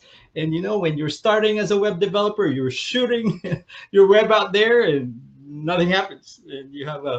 And you're aiming for 200K, right? to get your website going. So Spidey senses is that gut feel, right? That vibe and that feeling that makes someone that's even an expert know. If you think about a basketball player, and they intuitively know where the ball is and how to shoot it properly. It's what they learned and how much they practiced in the past that makes them build that Spidey senses. And that's what's interesting about it it's that it helps us discover sometimes the blind spots. And today we're going to be talking about anomaly detection, which I think it's detecting what's it's like Spidey senses. And we're going to talk about time series anomaly detection. We'll do a little bit of demo and we'll take it away. So anomaly detection is identifying unexpected items in your data set that's different from the norm. Sometimes we call anomaly detection as an outlier. You know, we live in this pandemic times, and we live in these weird times that, you know, we usually meet, you know, locally, or we meet at an event. Now it's all virtual. So that's in a way an outlier. So the assumptions are for an anomaly detection is anomalies only occur very rarely in your data, and their features differ from normal instances significantly. And we'll talk more about these as we go through the presentation. So what are the causes of outliers? It's either artificial or non-natural, and of course the other way is natural. Artificial causes could be data entry errors, and this is very common. You know, 100,000 versus 1 million, that extra zero makes a whole lot of difference. You know, measurement errors, and also another one where, you know, we're talking about how we measure things. Maybe inches and you know, metric system versus English system, so that can cause outliers. Experimental errors, when you start collecting your data at the late of the sprint instead of collecting all through. Intentional outliers. This is kind of like asking, you know, high school students if they under-reporting of alcohol consumption. That might be a good example of an intentional outlier. A data processing error, when we extract ETL, when you extract from one data source to another data source as you transfer it, sometimes there might some communication errors, or the way we transfer the data might have some errors. Sampling errors also, where you kind of identify, you know, in this case, the height of all athletes. You know, it's a report about height of all athletes, but you only included mostly basketball players. That would skew your data, and that might be a sampling error. And of course, natural errors. I mean, it's not one of the artificial ones that might have caused occurs in nature. So what we're trying to do here is you have your stream of data, or you have your input data, you're passing through this gate, right? Is it an anomalous data or not? And sometimes, of course, you know, you won't be able to detect all of them. So you think about the blank ones here are good data, and the ones that it says defective are defective data. Sometimes you would detect them most of the time, maybe, but sometimes you might miss them. So it can happen. But as much as possible, we want to improve our algorithms to be able to do this. One good saying about anomaly detection is, you know, it's kind of like finding a needle in a haystack. If the needle is that big, it definitely can find it. But if it rarely occurs, you know, sometimes it's harder. It's a harder problem to solve. So different methods in how you would do anomaly detection. It could be a rule-based system. You might want to do statistical techniques, or you can use machine learning. Rule-based systems, most likely you've done this or you've worked on it if you're a developer, is when you specify the rules or assign certain thresholds or limit to your data to identify, you know, what's out of whack, right? The problem with rule-based system, or disadvantage of using a rule-based system, is, you know, you need experts of the industry to detect what is common problem and what's the normal anomalies, the known anomalies. And of course, you know, the pattern does not change or does not adapt. You know, as your data changes, and it won't adapt, especially when you have seasonal data. And, you know, it might require some data labeling. You have to require an industry expert to look at your data set and to identify, and then you can specify the rules in your program. Another way is through statistical techniques. Statistical techniques would be something like, you know, you calculate the median, mode, or you can, you know, use rolling averages or moving averages. If you're, you know, stock investor, you see those graphs, and they have those. Sometimes they use statistical techniques and when to buy, when to sell, and you're trying to get out of the norm to kind of identify, hey, this stock's going to shut up, and those kind of things. And that kind of gives you a statistical technique algorithm. for sensors, for IoT data, sometimes you might be working with, what they call common filters. So the sensor information is giving you a lot of noise, and to kind of give you a low pass filter to kind of identify which of the data set are going to be thrown and which one is going to be passed through your system. Of course, there's a lot more. The advantage of statistical techniques that it's easy to interpret. I mean, someone can calculate the median or mode or some statistical property, and sometimes it's more useful than machine learning methods. So if you can put it in a formula that you can identify all these anomalies, then it might make sense to use statistical techniques. Of course, for machine learning method, there might be capabilities where you can do it as a supervised learning, identify hot dog, not hot dog, that type of where you would use decision tree, and also another way is unsupervised learning. Unsupervised learning is when you're kind of looking at being able to kind of, they talk about k-means or clustering and those kind of things. And of course, there's the self-supervised where you would use an autoencoder to do this. Okay. One of the things you have to consider if you're going to do, anomaly detection versus supervised learning, which one, because both of them you're trying to identify which is anomalous or not. In supervised learning, you're also looking at it in terms of being able to identify through classification. So if it's anomaly detection techniques, you would use if you have a very small number of positive examples and a large number of negative examples.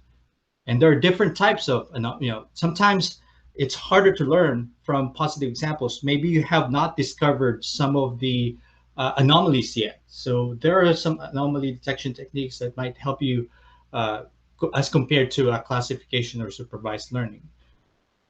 Supervised learning is good if you have a large number of positive and negative examples that kind of equal them, with your data set, where it's enough positive example for the algorithm to learn.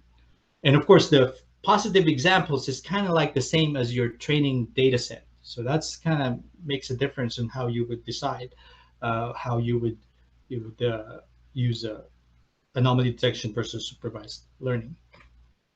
So anomaly detection would be something like fraud detection. Most likely you've experienced it if you have a credit card and suddenly the credit card doesn't work because it's out of the area where you usually buy. That's fraud detection that they're kind of looking into. The banks are looking into. Manufacturing, if you have a machine that going through its process, and sometimes it's being able to identify if the machine is getting some errors, and that might be an anomaly. They use this for data centers, also identifying which servers are failing. So it would be a good capability. Or looking at the logs. I've seen those observability tools lately that have incorporating anomaly detection in their systems. And of course, Internet of Things would be a good example where you would need anomaly detection. Supervised learning would be more of an, you would use it for email spam classification or a weather prediction. The reason why you would kind of do email spam classification because there's a lot of examples out there as you can identify. Cancer classification, because there's experts that already know what they're looking for, so it makes sense to have it as a supervised learning algorithm compared to anomaly detection. So machine learning, sometimes you might do density-based anomaly detection. Sometimes it's clustering-based, where anything outside of that cluster, that's considered anomalies. So this is normal data and this is outside data, or anomalous data. So sometimes it's nearest neighbor, or sometimes it's clustering, or sometimes it's Gaussian. There's that distribution that you would calculate, and anything outside of that Gaussian distribution can be considered anomalous. So there, And then sometimes it's support vector machines where you kind of split your data into two. You split, your data set. So is it in this area? That means it's normal. Anything outside of that line, it's anomalous. Those kind of things. So there's what I'm trying to get at here. I'm going deeper into what are different techniques and how you would do anomaly detection. There's a lot of algorithms out there that you can use to be able to do this.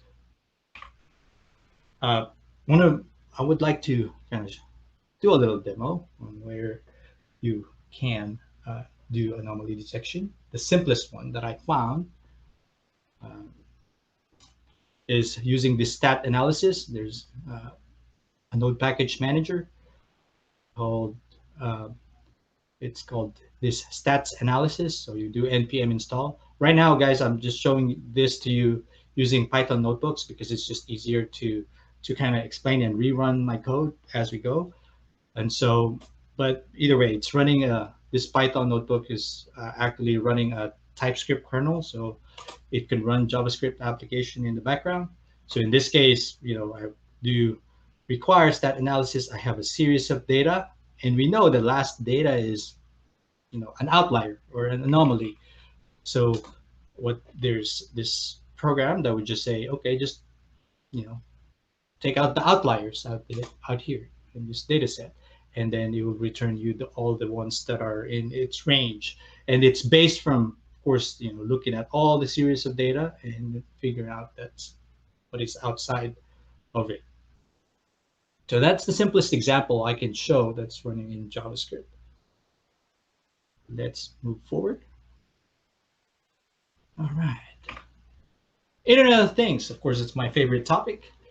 It happens because sensors are getting cheaper. There's more volume that we're collecting. You think about your phone. There's a lot of data that's being collected from your phone, collecting at your homes and all that, because the sensors are getting cheaper. And of course, data speed, sending it up to the network or the machines are getting better processing these. That's why Internet of Things is here. But the thing is, there's there are some things that, as we explore, expand the capabilities of our IoT data, the data is, moving fast. But when something goes wrong, it frustrates the user, or it's frustrating to use. Think about, my Google TV I have at home, and sometimes if I can't use it, it's just frustrating if I can't use my my Google Home and those kind of things, or Google Voice, or some of those things, right? And when it's broken, it feels something like this. You're trying to find where in my pipeline that's broken, and it gets frustrating, and it's harder to find. And that's where I'm kind of talking about, where Internet of anomaly detection, it might be useful for these type of application. And more I've seen uses of JavaScript or node bots, or however you would call these JavaScript application that actually connects to your Internet of Things device. And so time series anomaly types. There are different types of anomaly time series. When I talk about time series, that means you have component of time, and each version or each item on your list is the values. I'll show more. So if you think about this, right, you have your time component, and then the value around that time component. So you think about it's your temperature at your home, a certain temperature, and then suddenly it spiked up, and then it spiked down, and then it went back. The normal, and this is an outlier. So that's another way is a spike and level shift, where it suddenly, it's running this way, and then suddenly it went up. Most likely your AC is down. That's why the temperature of your home is suddenly higher. Those kind of things, or like these kind of, where you have the patterns, certain patterns of your data, and then it suddenly changes the levels. That's spike and level shift. Another one is pattern change. So you think about the flow of water, and then suddenly, most likely if you're gardening and you have your hose, and then suddenly someone stepped on the hose, and then the water that's spouting is spitting out and is less. There's a pattern change right there in your data set. And of course, seasonality. We all know of certain times of the year that sales are up. If ice cream sales are up or pizza sales are up, ice cream sales are up is higher during the summer. Pizza sales is during football season, or the Super Bowl. That's what typically happens. So there's seasonality in your data that you have to consider. So if you're doing anomaly detection, you have to think about that seasonality. And of course, I did talk about production issues, and you have production issues, especially if you're streaming data. You gotta find. It's kind of like stopping a train. And when we talk about time series data, you'll hear more about this IID data set: identically distributed and independent. Identically distributed, that means the distribution does not fluctuate. It came from the same probability distribution. So if you look at this roulette, it came from the same source, right? It's the same roulette that you're picking your data. Another one is independent.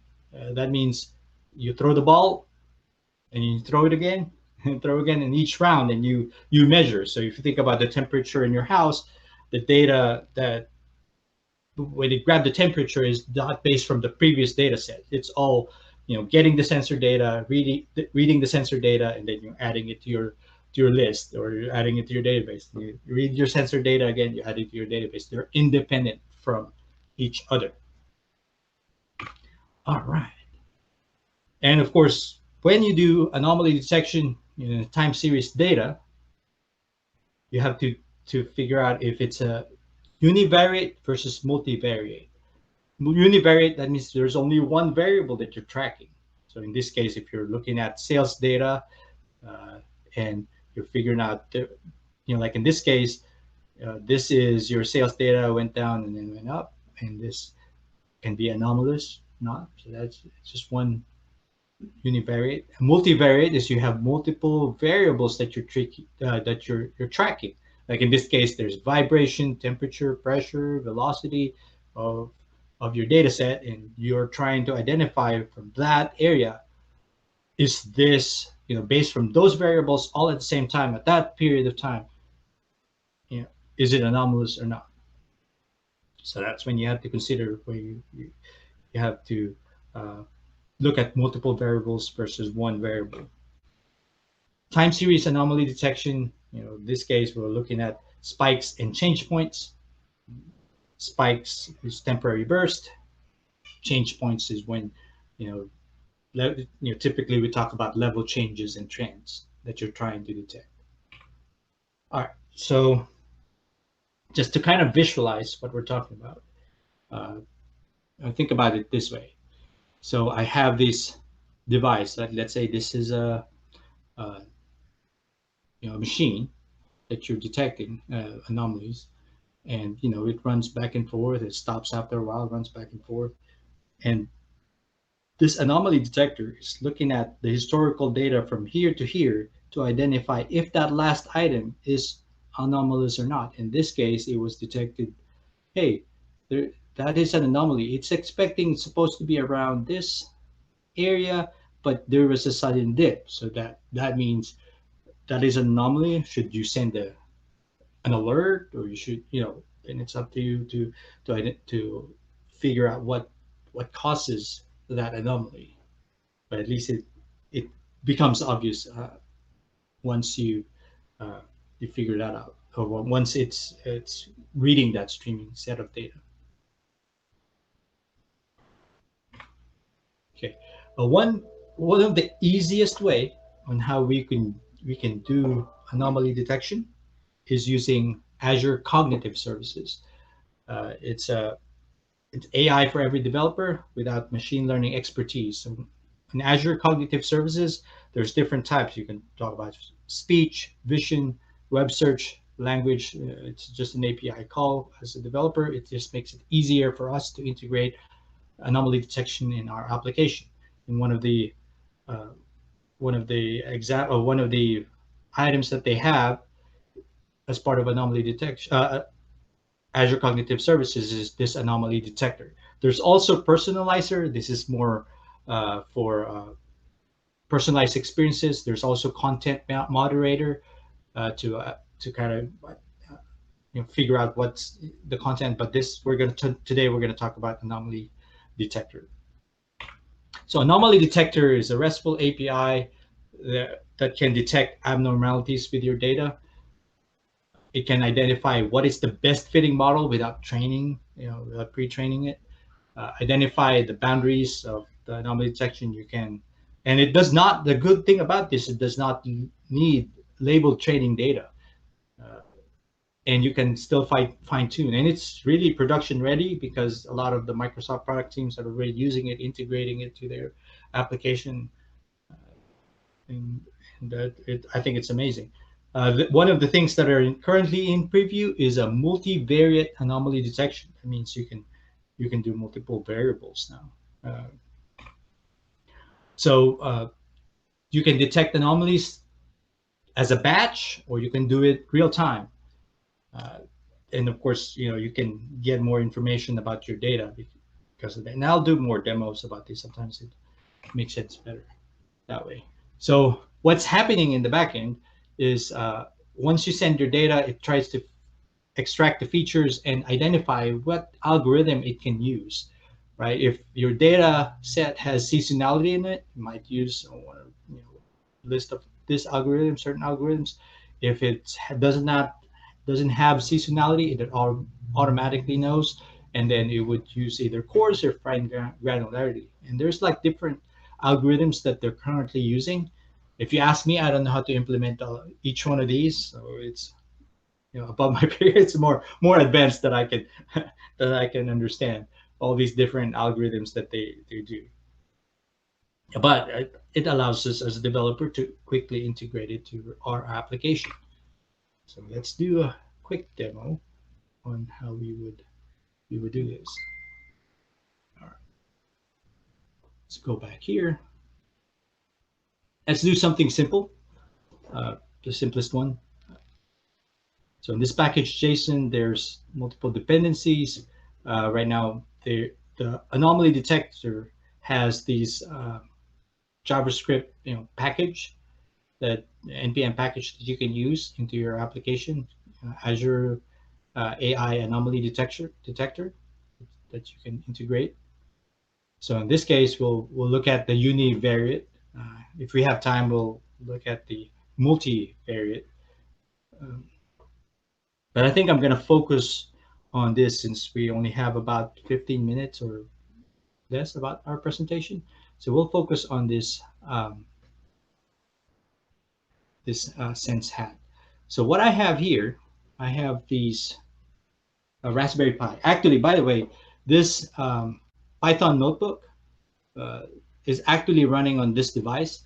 And if you haven't heard about Raspberry Pi, it can run Node. It has an operating system. It has Linux operating system in it, and of course, it's not a 386. It's an ARM processor.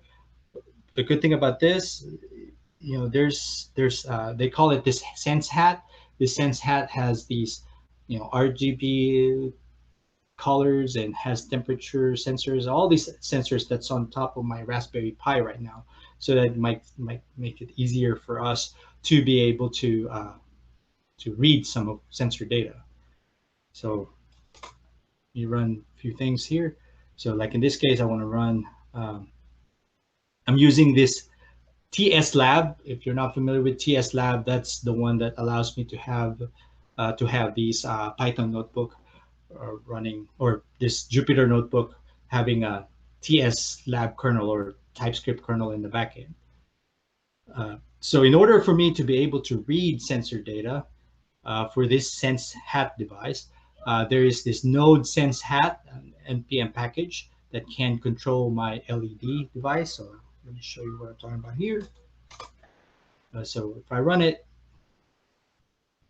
it clears my data set. So this allows me to read some of the sensor data. And if I want to read IMU data, so meaning I want to read the acceleration, the gyroscope that is on this device, I can use it to give me the value of these. It also gives me the temperature, the pressure, and humidity in the room. So that's there's some simple commands that you can do. It has some libraries that how you can run it.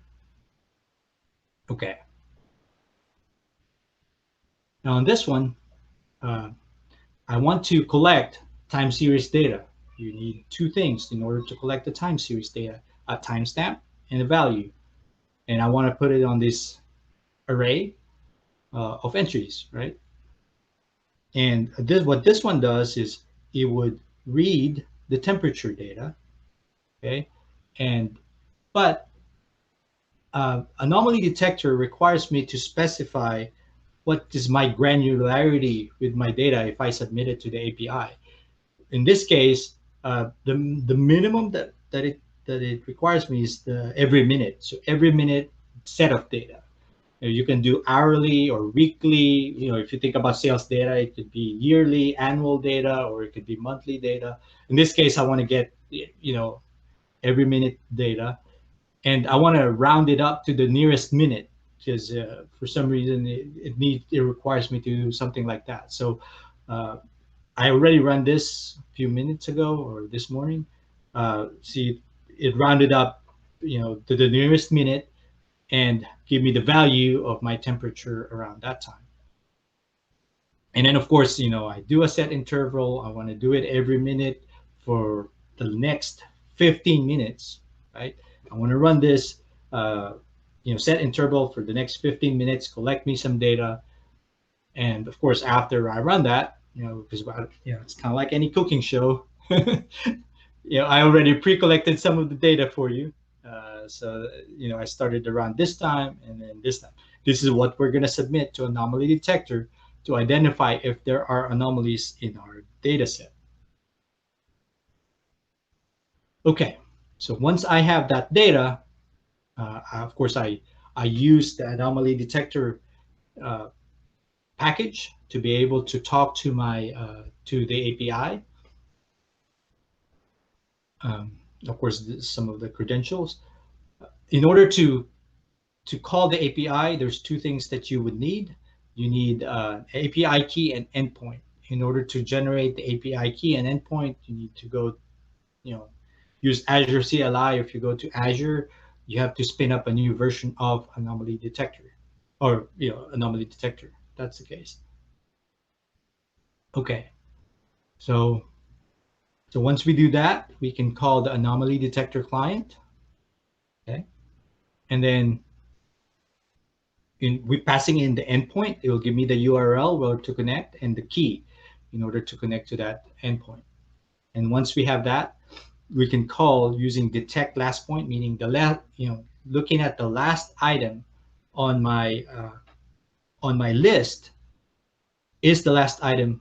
Sorry about this error. For some reason, it's giving me a different kind of error, but at least I can show you these. So we specify, hey, every minute, I want to be able to send the points, the series of points, and then detect is the last item on my list anomalous or not. So once I call the API, it would give me something like this. In this case, false. It would return false if the last point, in this case, the last point is anomalous or not. And it's the same way as, so in this case, yeah, the last item on my list is not an anomaly. So we're talking about this, and based from the data that you sent previously, or as a and then on this case, what I want to do, let me try to reload this real quick so that it would see if we can get that error out. Of course, it's live demo, so that's one of the reasons why it wouldn't show Sometimes it might have some errors. But the good thing about this is at least I can give you some of the results after, when I run it before. So in this case, okay. Give me some errors. Okay, let me see if I can. I also ran this same example earlier in the day. So just in case, I wanted to show you what the results are. So my data set is like this. And what I wanted to do, right? Going back to this, is somehow the browser didn't show up properly. So I have my items, and I want the last item, I want to force it to become anomaly. So since I wanted to force to become an anomaly, I kind of add an item to it, meaning, I set the time, and that the last value, I change the time, and then I change, I add 100 to my item list, and then in this case, I set the pixel. And then of course in this case, I want sending this data set again, right? With the last item being, instead of 39 degrees, maybe I send it as 139. I send it up to the API, and then based from that, if it detected as anomaly, it would set the pixel, meaning the my Raspberry Pi, it would set it to, I don't know if you can see that X here, it would send it to a different color, and to say, hey, that last data is anomalous, and then it would give me that error. Let me see if I can rerun it again, just kind of attempt to see if it will show up. Sometimes it would. See if we can run the last item on our list here. So give us some errors. Might be some network problems, of course.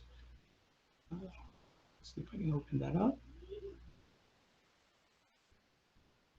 Okay, I go to the last item on my list. I want to run this one, but before I run it, I wanted to make sure, hopefully, it will run. So we'll see what happens. The last item on my list, if there's an anomaly or not, hopefully it will show. I don't know if you can see that. My lights are it's kind of, because of my window, it's kind of harder to see, but it turned into X. That means the last item on our list, it was detected as anomalous, row 15, and then of course it showed that, hey, there is an anomaly there, and it sent an alert to my device. All right, I got 2 minutes left of my presentation.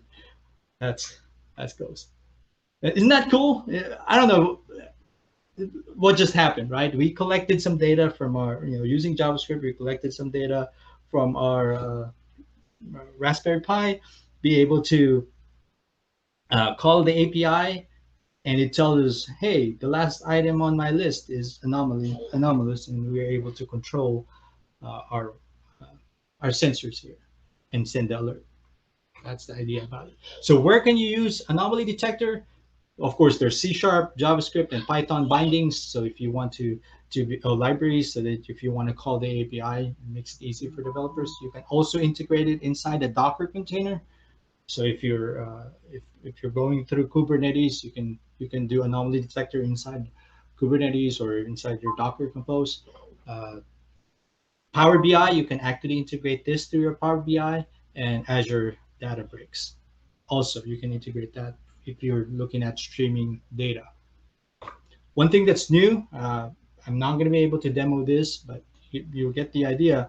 It's also part of Azure Cognitive Services, is Metrics Advisor. But think about it this way, right? You have all these database or data sources that you can collect, and then you can detect anomalies through this SaaS platform. I would consider maybe a SaaS platform, and then based from that, you can send alert and then identify later on what's the root cause of that alert. So it's a platform where you can do this, and it looks something like this, where you have all these different graphs, that's connected to your data, and as you go identifying which ones are anomalous or not based from that data, once it sends alert, it kind of gives you that capability of being able to, you have this incident hub, you can send that alerts, and then you do your investigations based from this. And like in this case, it's your multivariables, multi types. If you think about this, in this case, it's looking at revenue or cost data that it would send alert if it suddenly there's a dip in your a dip in your revenue, or a spike in your cost, those kind of things. So that's what it's geared for. So at the end of the day, the best superpower that you can give to your project is what we call a spidey sense, or anomaly detection. And if you're interested in downloading or about the slides and about my information about this presentation, there's a QR code here, or you can go to my GitHub account and be able to download these Python notebooks to verify and view, or be able to run it locally. About myself, my name is Ron Dagdag. I'm a lead software engineer and AI Edge specialist at Spacey. I'm a Microsoft MVP. The best place to contact me is through Twitter or through email, or go through my connect me via LinkedIn. LinkedIn is the best way for me to connect. And if you're interested about my personal projects, dagdag.net. And I appreciate you geeking out with me about spidey senses, anomaly detection, and about Jupyter notebooks, and about Raspberry Pi and Internet of Things device, and of course about Spider-Man. And now that you got bitten off by this spider, feel free to experiment and try out all these different tools that I just talked about. Any questions so far?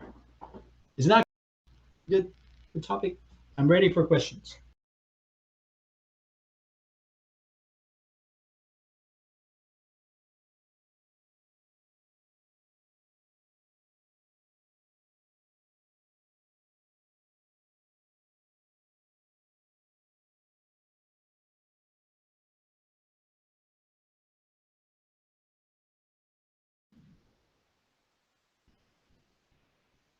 Yeah, any questions out there?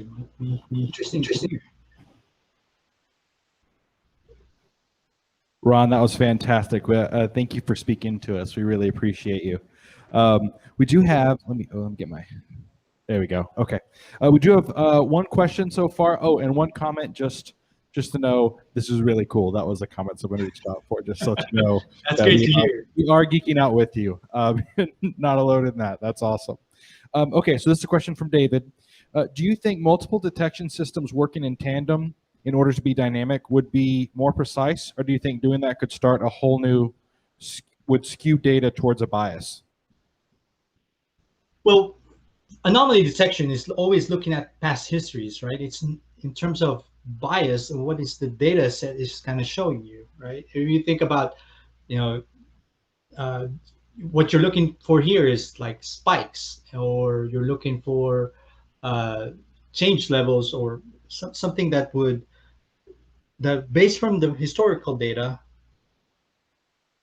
and on its current state, what is different, what is out of the ordinary. It does not tell you anything about in terms of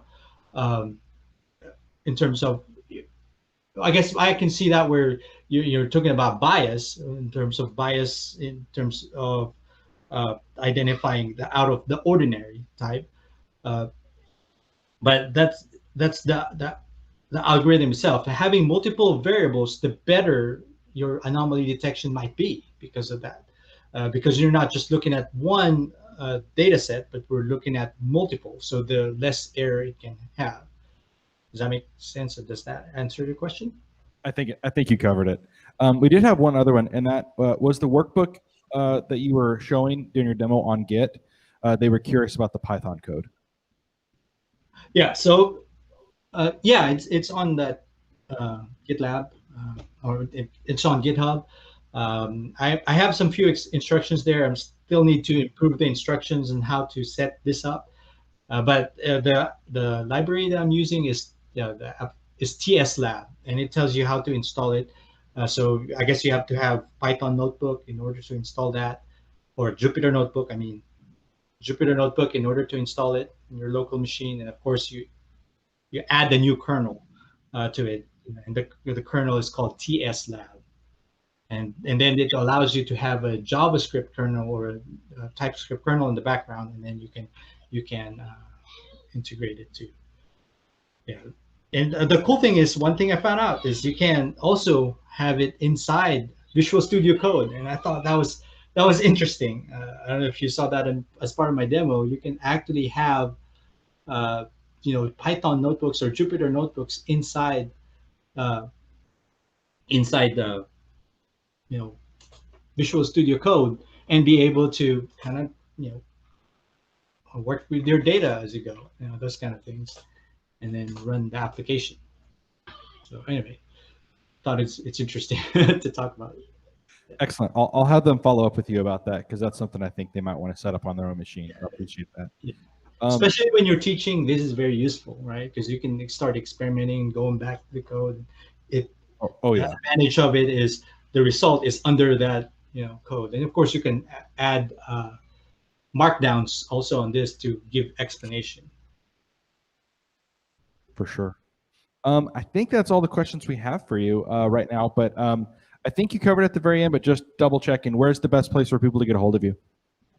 LinkedIn and Twitter would be the best way to contact me. Well, thanks again for coming to talk.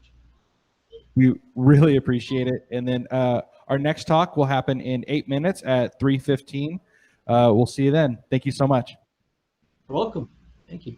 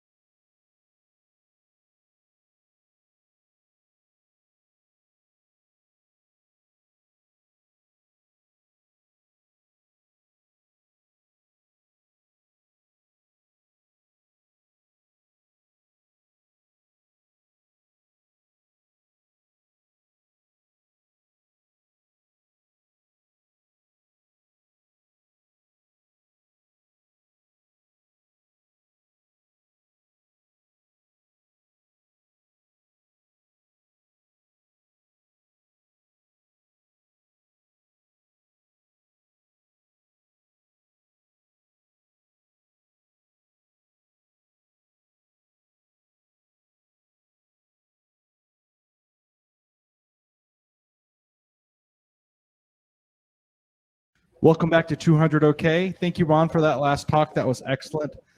We've had some great speakers today, and we've got a great one lined up next.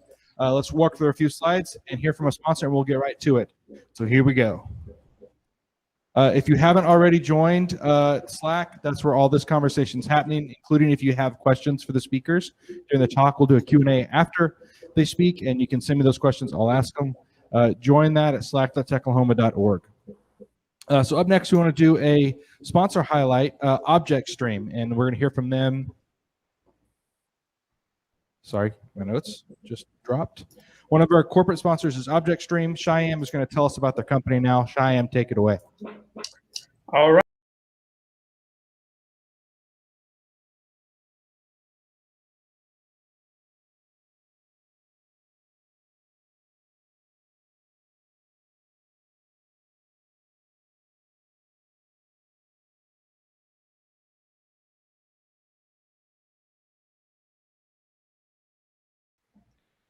Good afternoon, everyone. I'm Shyam Nagarajan from ObjectStream.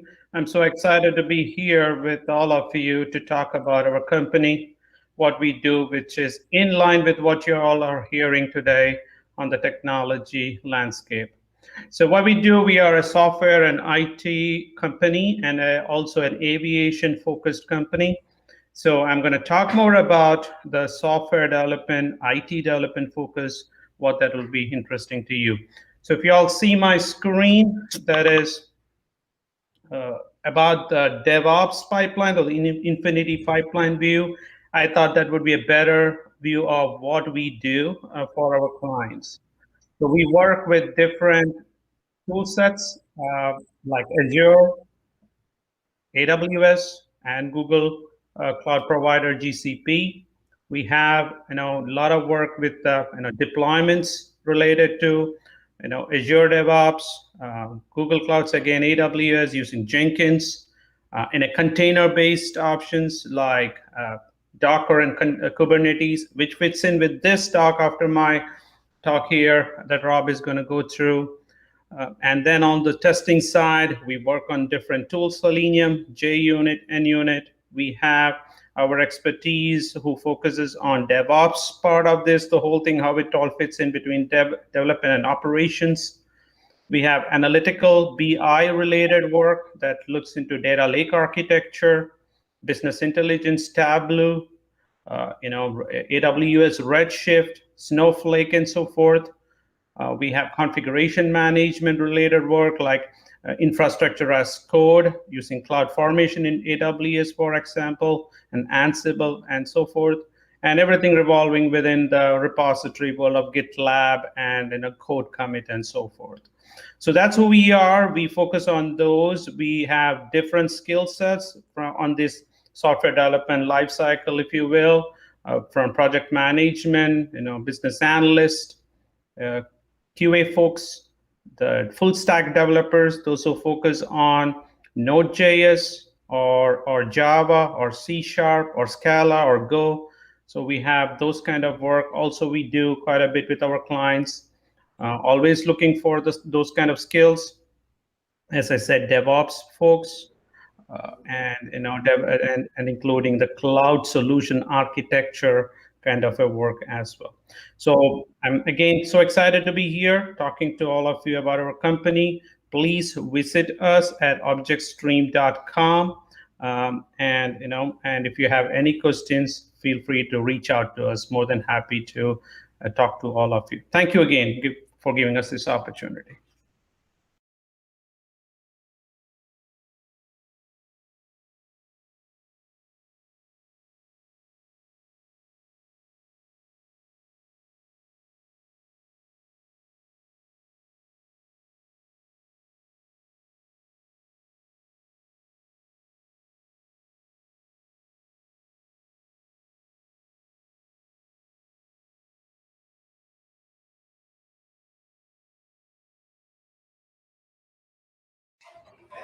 Shyam, thank you so much, and the folks over at ObjectStream for sponsoring us today. We really appreciate it, and we're excited to learn more about what you guys can do. Our next talk is from Rob Richardson. Rob is a software craftsman building web properties and ASP.NET, Node, React, Vue. He's also a Microsoft MVP, a published author, frequent speaker at conferences, user groups, and community events, and a diligent teacher and student of high-quality software development. Are you looking forward to rapidly deploying your content or Docker containers in your future? Come for this demo-only presentation where we're going to start from scratch, build up a DevOps pipeline in GitHub Actions, and deploy to Kubernetes. Everybody give it up for Rob.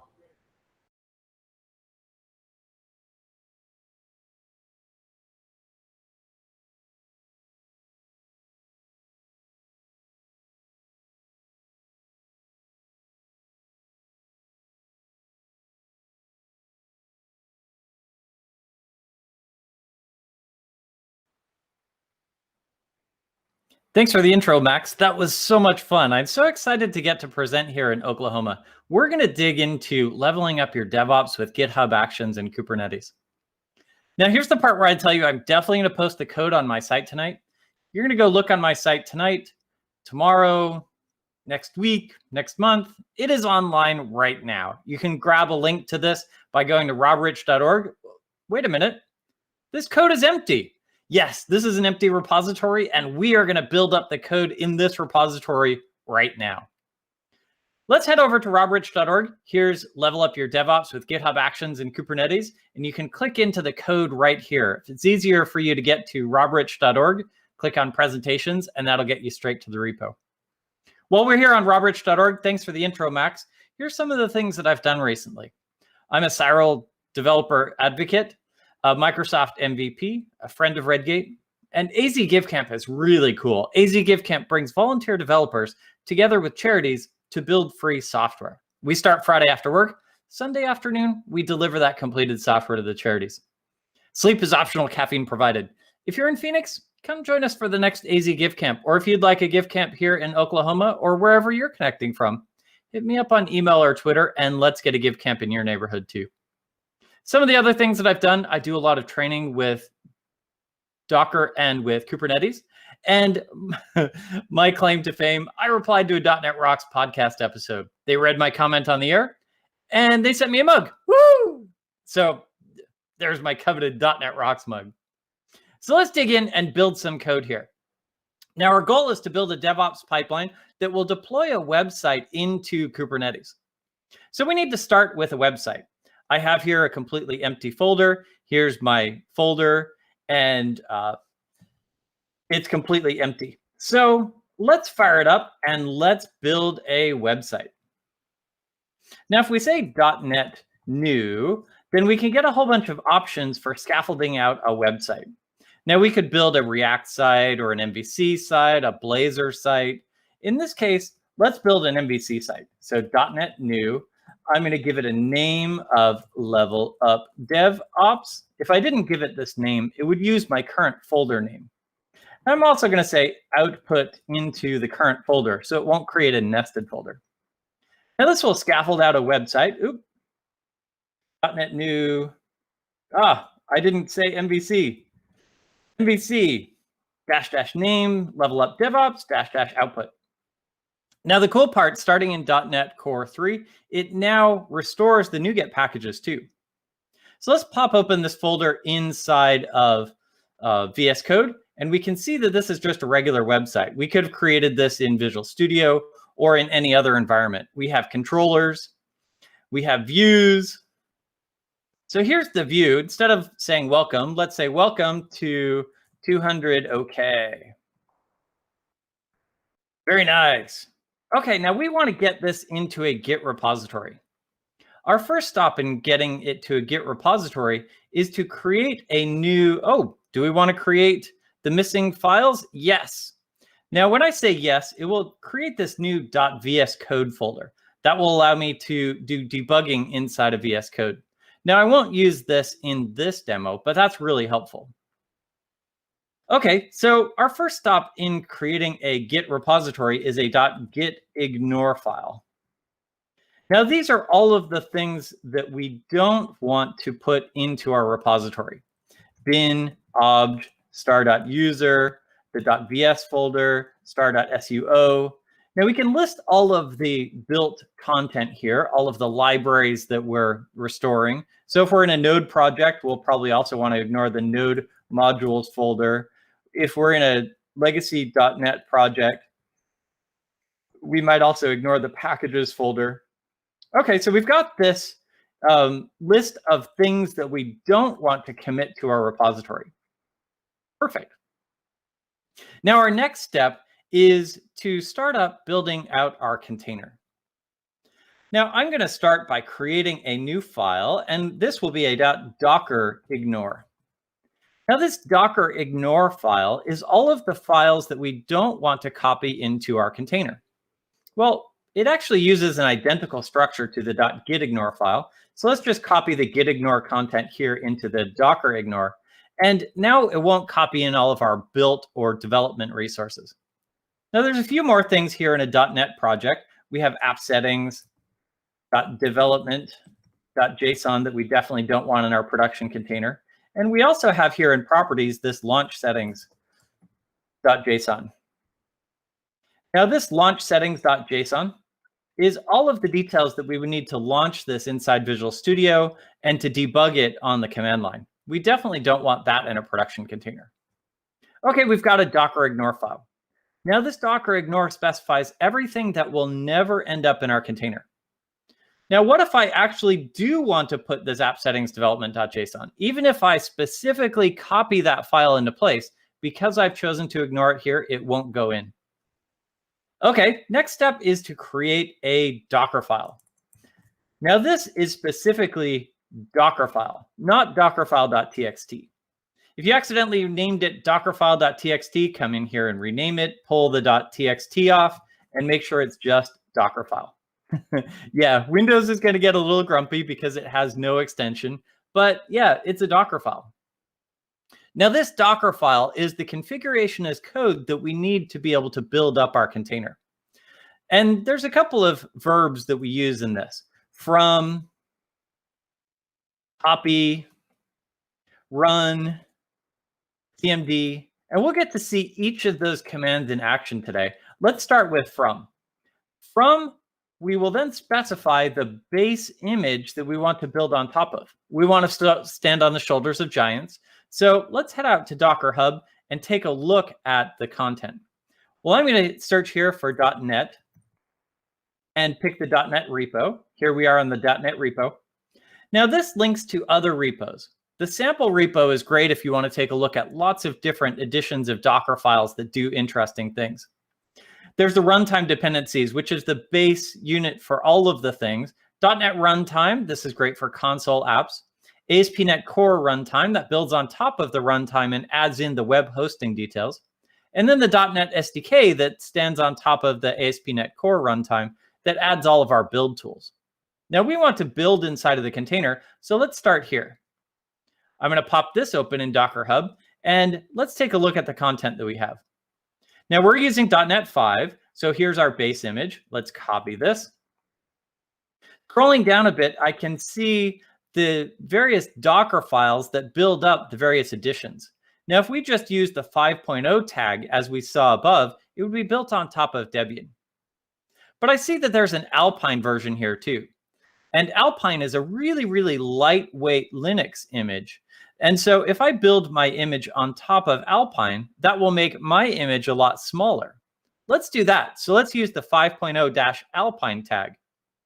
Okay, back here in VS Code, let's paste this into place. mcr.microsoft.com, we'll use the Alpine variant. And now we need to copy in all of our content.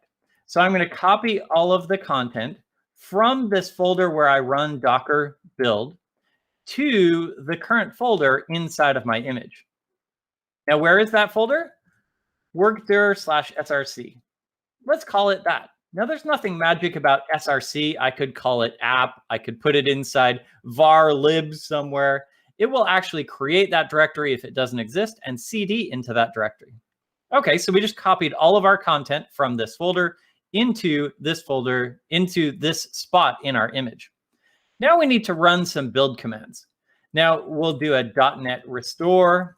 That will restore all of our NuGet packages. We'll do a .NET build. we'll build in release mode. We'll do a .NET test. Now we'll also say release mode here so that it won't rebuild in development and then rebuild back again in release. And then we're going to do a .NET publish. Now this publish is much like if we right-clicked and said publish inside Visual Studio. Now the difference is we're doing this inside of a build script, so it will do it identically every time. But here's the command line that we need to run to do that. .NET restore to get our libraries, .NET build, .NET test, .NET publish, and we'll do all those in release mode. Now we do need to run them as Docker commands. So let's run this one and run this one and run this one and run this one. Each one of these will build up new layers inside of our Docker image with that content specific to that command.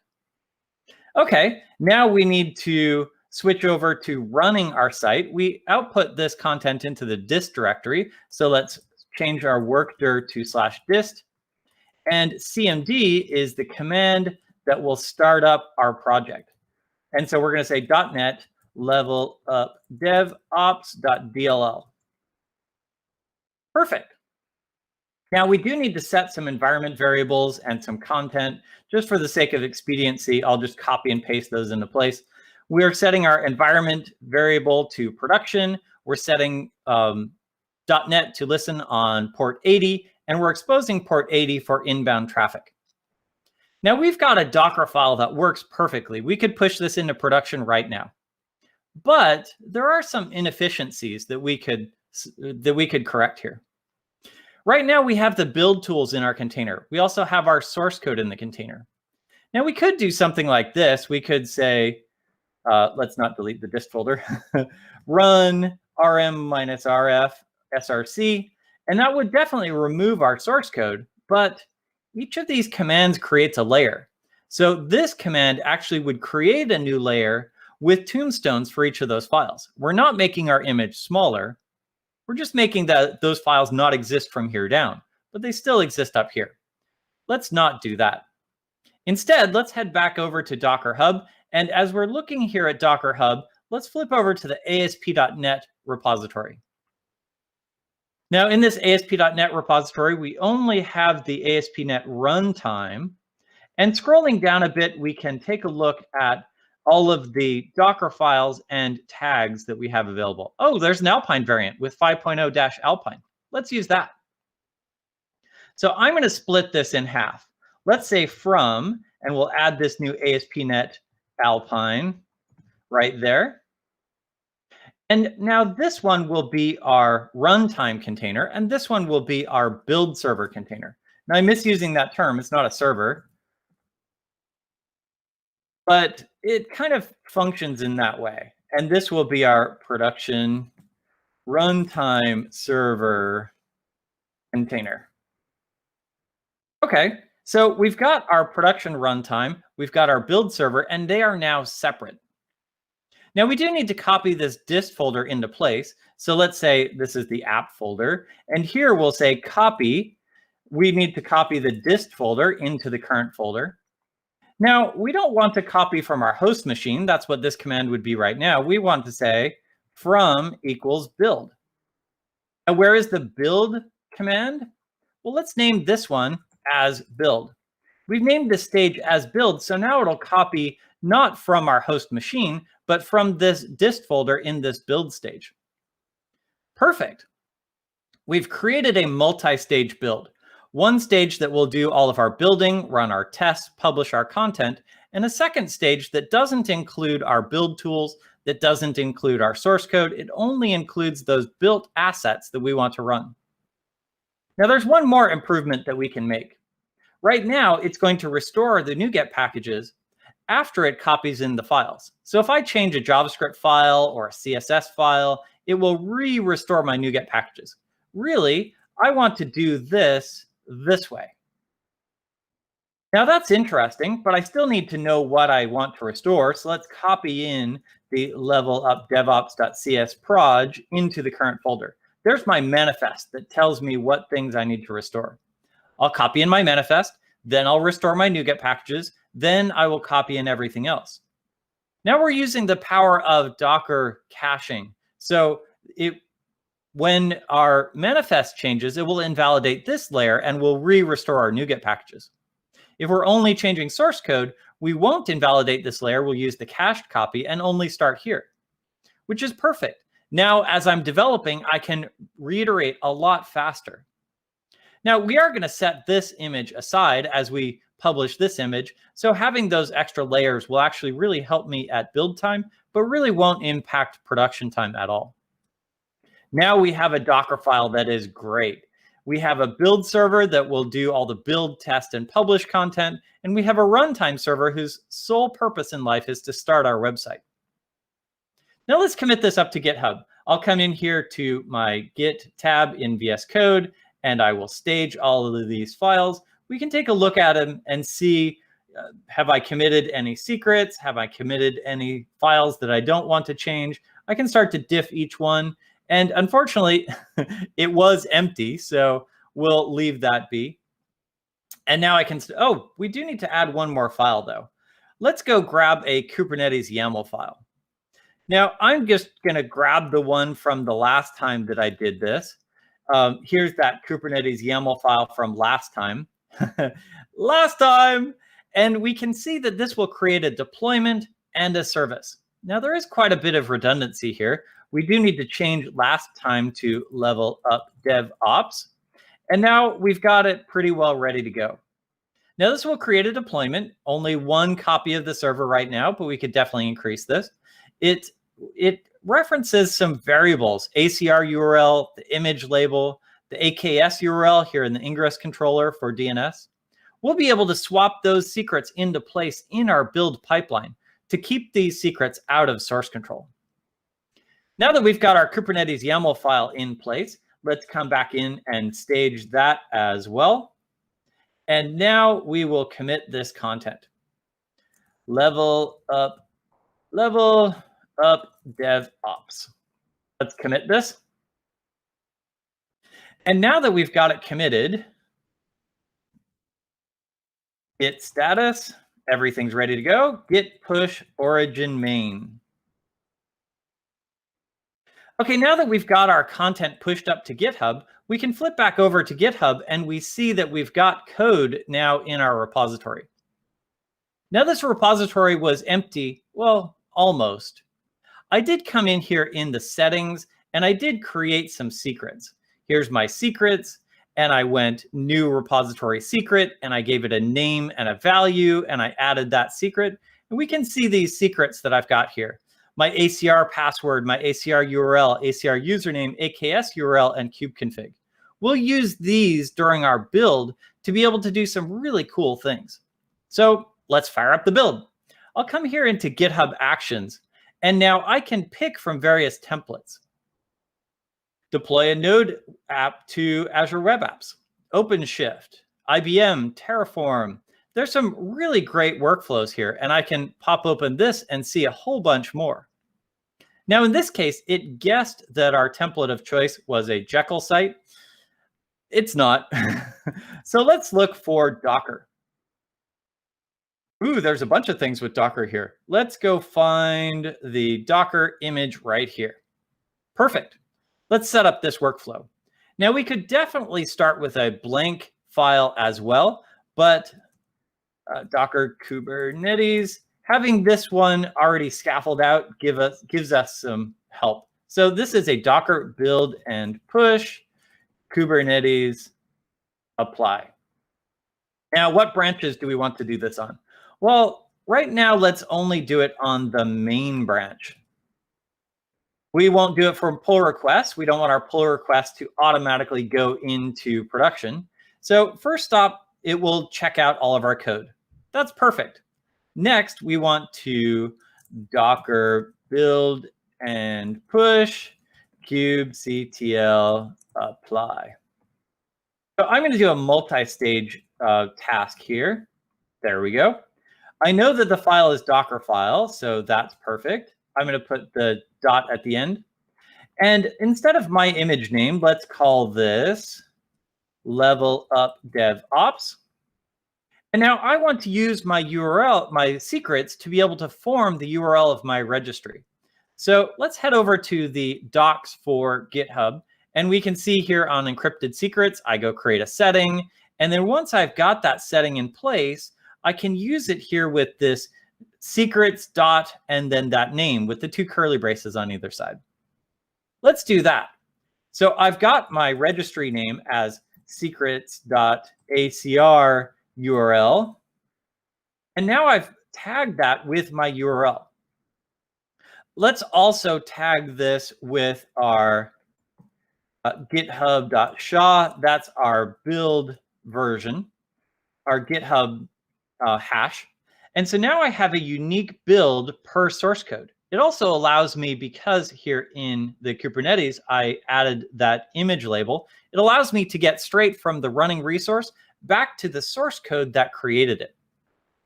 Perfect. So I've tagged it. Next, I want to do this, Docker push, and let's push this exact tag up to that Docker registry. Now, before we're able to push this into our registry, we do need to log into our Docker registry. Now, each of these tasks is able to do a specific thing. So let's search through the marketplace and find a task that allows us to log in to a Docker registry. So Docker login. Ooh, Docker login. That one looks good. Now, I could choose this one. Let's actually go back and choose the Azure one. I'm not seeing it. Docker login to ACR. Nope, I'm going to choose the Docker one. Perfect. Okay, so here I can dig into the full marketplace listing that will give me a link to the GitHub repository that has this task. And it also gives me the YAML snippet that I need to be able to log in. Okay, let me go grab that YAML snippet and paste it here. I will need to indent this correctly.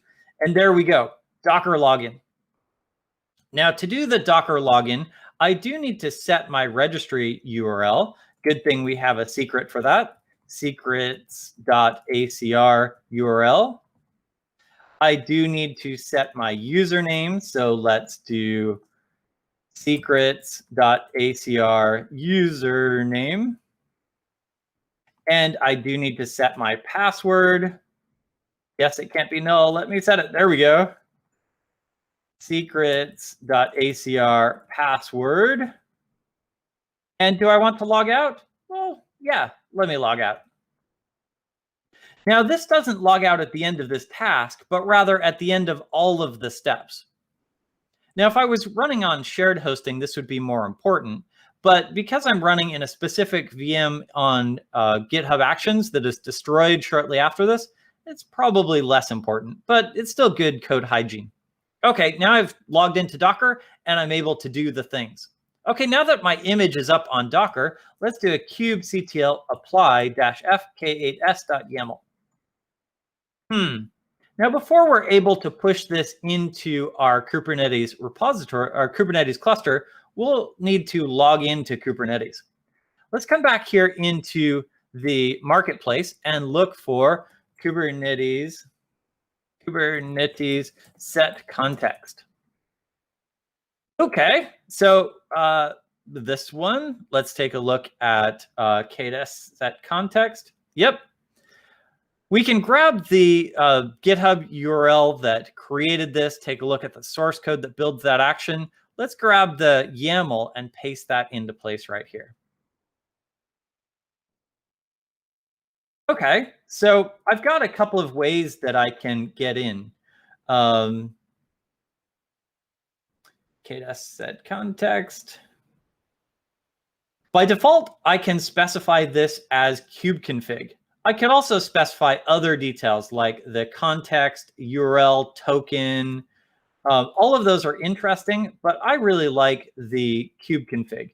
Now, we do have a secret here for secrets.kubeconfig that will get us in, and we can use that to do our login. Perfect. So now that we're logged into Kubernetes, when we do a kubectl apply, everything will work great.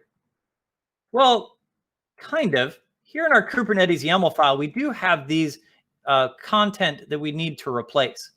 The image label, the ACR URL, the AKS URL down here to be able to get that the cluster. So back here in GitHub Actions, let's do a sed command that will replace all of those pieces with their secrets.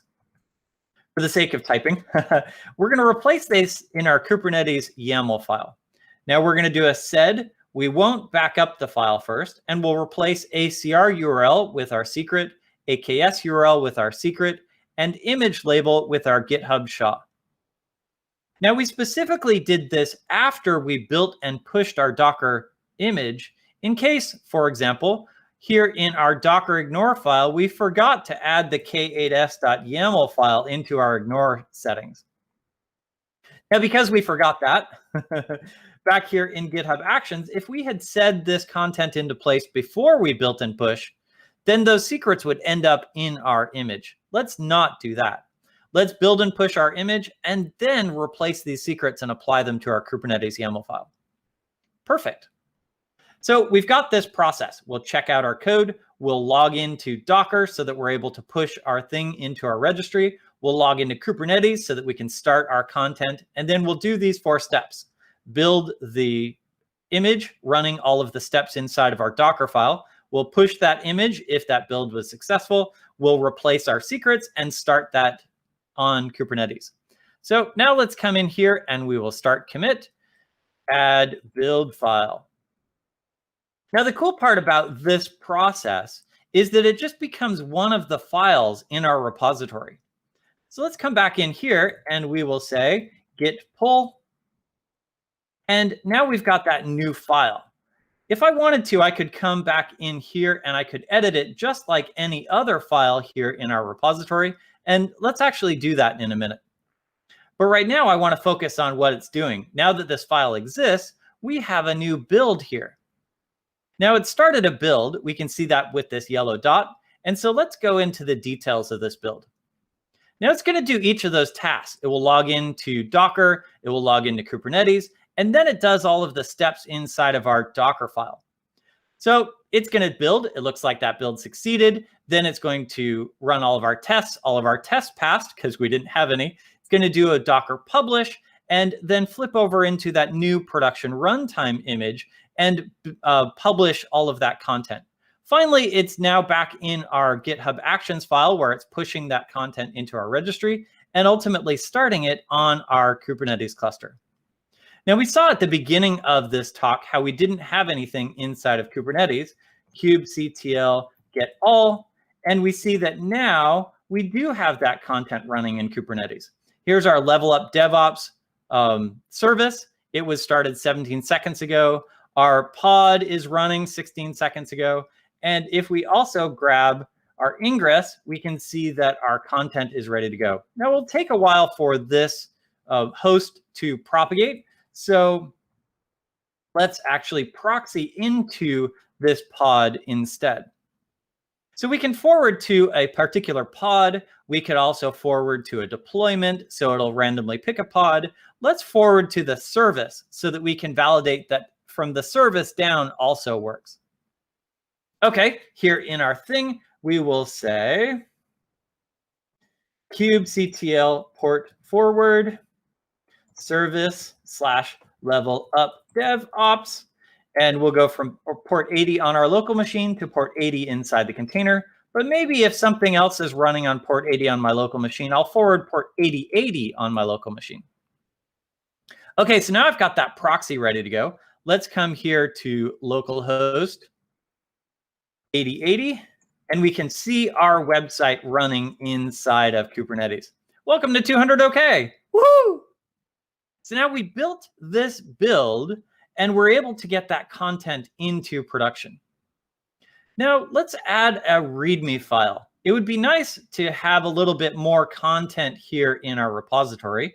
We'll come back here into our source code. We'll create a new file, readme.md, And let's grab some content that we want to set inside this README file. Here's some content that just tells a little bit about our project. Wouldn't it be nice if we could also have a status badge telling us about the build? Well, let's come back here into GitHub Actions. We can see our various builds. In this case, we have one. And I'm going to go dive into this particular build. And let's come in here to the 3 dots and create a status badge. Here is the markdown that we'll need to put in our README file to get that content. Let's put it right there. Now, the other thing that would be really handy here is if we had a build for, say, pull requests. So I'm going to create a new file, docker pr.yaml. Now, we could definitely go into the GitHub Actions experience and use the marketplace and the designers there. But I know that I've pretty much got this file ready to go. So let's set this in place. Now it's a Docker build for PRs. Now I want to specifically do this not on main, but on all of the other branches. And I want to do this for pull requests. And so here we'll do it for all branches. Now with a pull request, we probably, I also need branches. For a pull request, we probably don't want to deploy this to Kubernetes. So let's delete that line. Because we're not deploying it, we also don't need to set in the secrets there. Because we're not doing anything with Kubernetes, we don't need to log into Kubernetes there. We definitely don't want to push this file into our registry. So let's delete that. Because we're not using our registry, we can delete the Docker login piece. And let's not even use our secret there. Let's just call it level up DevOps -PR. Now this will ensure that we build correctly. It will run all of our steps in our Docker file, but it won't actually deploy anywhere. Perfect. Now we have a new build that is specific to pull requests. Let's come back here into source control. Let's take a look at the content here. Yes, we're correctly ignoring our Kubernetes YAML file now. Very nice. Let's add the README. Let's add the new build for PRs. And let's say add PR build and README. Commit that. Now we are pushing this to the main branch. And so let's say git push origin main. And now, because we pushed new content into our main branch, we have a new build that kicked off. Now we could come in here with clicking on the yellow dot, and that would be great. Instead, let's come in through GitHub Actions. Let's take a look at our build. Here's our build that's running, and it's already started. Very nice. And now that build is going to do these tasks. And we saw how it did the Docker login, the Kubernetes login. Now it's downloading the base image that includes our Docker, our .NET build tools. Once it's got that image, it will copy in the rest of the content, restoring our NuGet build. This is perfect. Let's see if our build succeeds. Now, if our build didn't succeed, the job would stop here and we wouldn't get a new image published to Kubernetes. Ooh, it looks like our build succeeded. Let's run all of our tests. There aren't any tests passed. Let's publish this content into that new image. It's building up that new production image. It's got our content ready to go. It's pushing it now into our container registry. And now that we've got it pushed to our container registry, we can apply that into Kubernetes.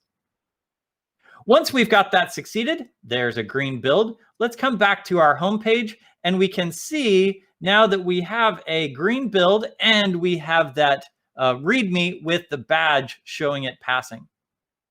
Now, as I began this talk, I put in the URL here to this GitHub Actions repository, and it was empty. It is now full. Here's a website that we built and published into Kubernetes using containers and GitHub Actions. This was a lot of fun getting to show you GitHub Actions and containers. If you're watching this later, hit me up on Twitter at Rob_Rich or grab this code right away from robrich.org/presentations, and you can fork this code and use it in your repository as well. For those of you who are here live at the conference, what are your thoughts and discussions? What are your questions? What did I miss?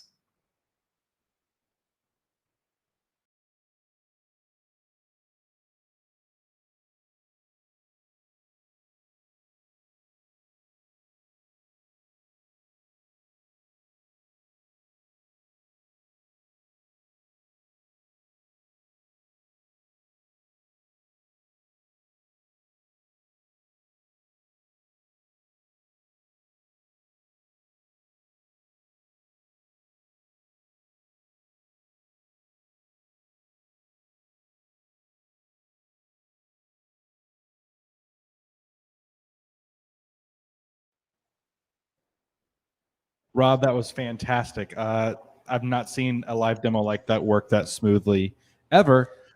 So props to you for just putting the live demo like down. Landed. Thanks. It is awesome. I've sometimes been called the Evel Knievel of presentations because I'm like, yeah, you shouldn't do live demos. You shouldn't type in presentations, but yeah, most of mine are live demos. It's wonderful. If you can see it go live and you can see all of the pieces, then it isn't like I'm reaching into the magic oven. You've got all of the steps ready to be able to replicate the results right here. So we have a couple questions. Let me just dive right in if that's okay with you. Yeah, definitely. Let's do it. This is more of your asking about your origin story. How did you learn Docker, and where do you recommend people to begin their Dockerism? Ooh, how did I learn Docker? I want to guess that I just started monkeying it with it. It was one of those things in my career. I keep intentionally drawing the short straw when we want to go learn something else. So the first one was, hey, we need to deploy our website. So I was the one that figured out how to deploy to IIS. When we started moving into Linux, hey, who wants to become the Linux admin? Sure, I want to learn that. As we moved to containers, how do we deploy to containers? Let me dive in and go figure that out. So I just started monkeying with it and figuring it out. How would I learn today? I would hope that you would watch videos like this or read blog posts, find tutorials, and then start to replicate that. See if you can build it a little bit differently, change it to match your needs. And the best part, get the build to break and then figure out why it broke and get it to be better. You might choose to take smaller pieces. In this case, I took one of the more challenging things of building up a Docker image and then running it directly in containers. Running it on Kubernetes. You may choose to build an image and run it on Docker desktop and get it to work there, and then take on the Kubernetes part after that. It is a lot of fun, and once you've got a DevOps pipeline like this, then you can dive into all kinds of interesting things. In this case, we chose to build containers, but you could build Azure Web Apps or Azure Functions or Lambda functions. You could build PHP or Java or Ruby code just as easily as, in this case, we built a .NET website. Thank you. I know that's kind of a broad question, like how to get into this altogether, but I can appreciate that. It's basically just raising your hand and jumping in to the deep end of the pool. Yes. For real. So Kelsey asks, could you talk more about how you set up the secrets in GitHub? Specifically, they looked really cool and that they are eager to implement that in their own code. Most definitely. Let's flip over to the GitHub screen and talk about those secrets. Here I come into settings, and in the settings, I scroll down here on the left to secrets. And here's my list of secrets. Here's all the ones that I've created so far. Now to create a new one, I'll come in here to say new repository secret, and I can give it a name, new secret. Why is it all uppercase? Because I did, because it kind of matches environment variables.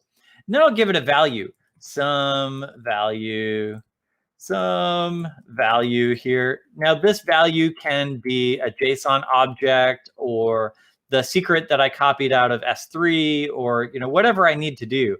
At that point, then I can choose to add that secret, and now it's one of the secrets here in my list. So I did that 5 times, one for my Docker registry, username, password, and URL, once for my Kubernetes URL, and once for the kubeconfig. Now, in the case of the kubeconfig, it's a multi-line environment variable.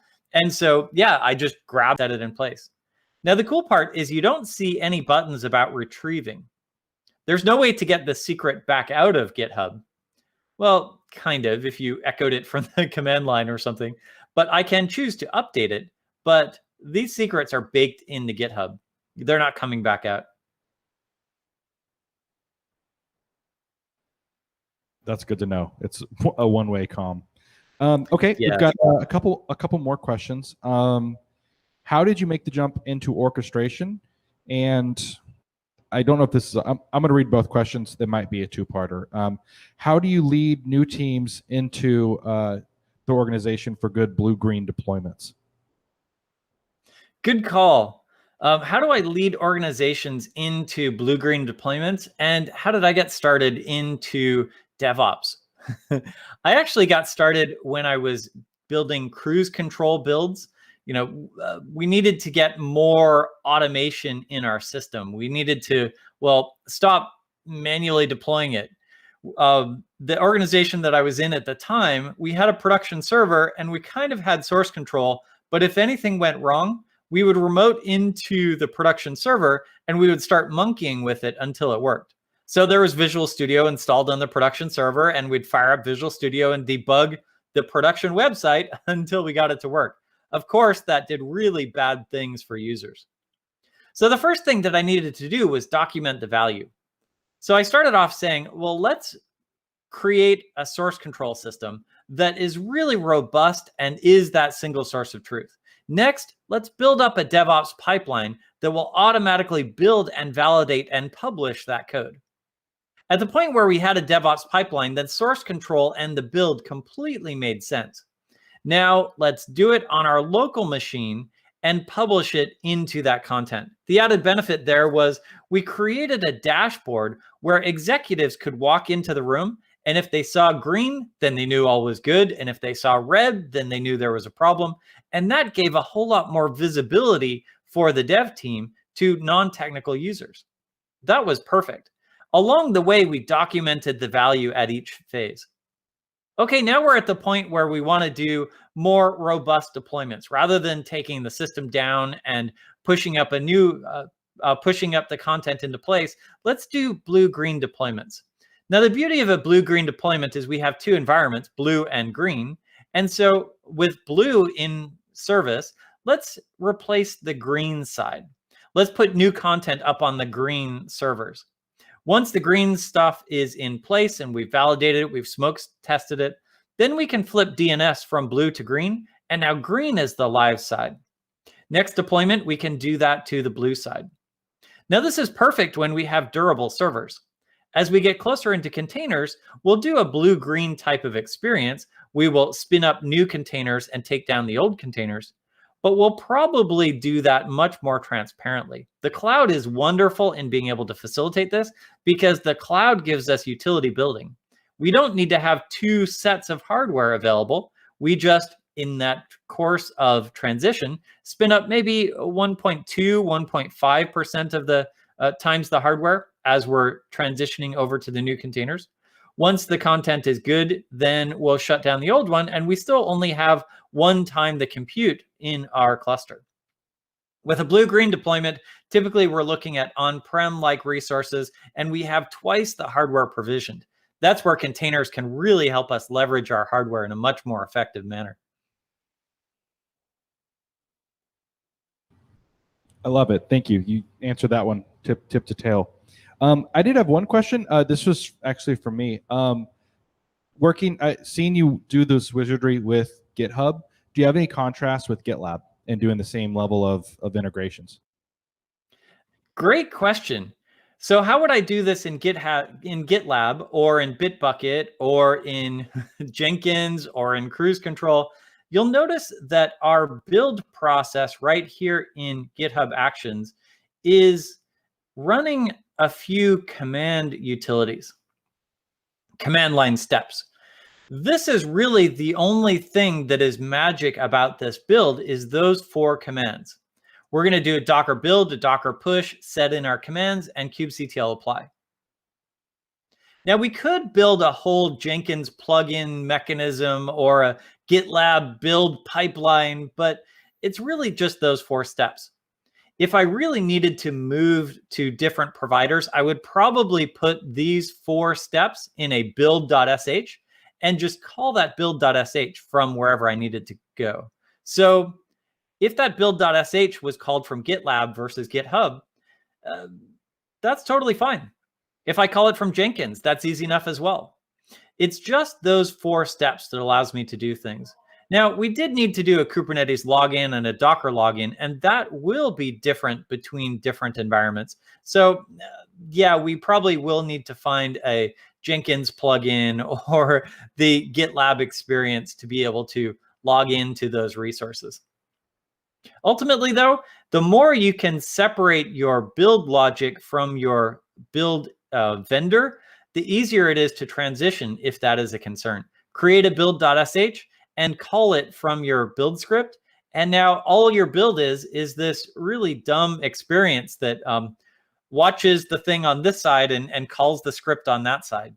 It's really smooth. I can appreciate that. That's really easy separations. Thank you for walking us through that.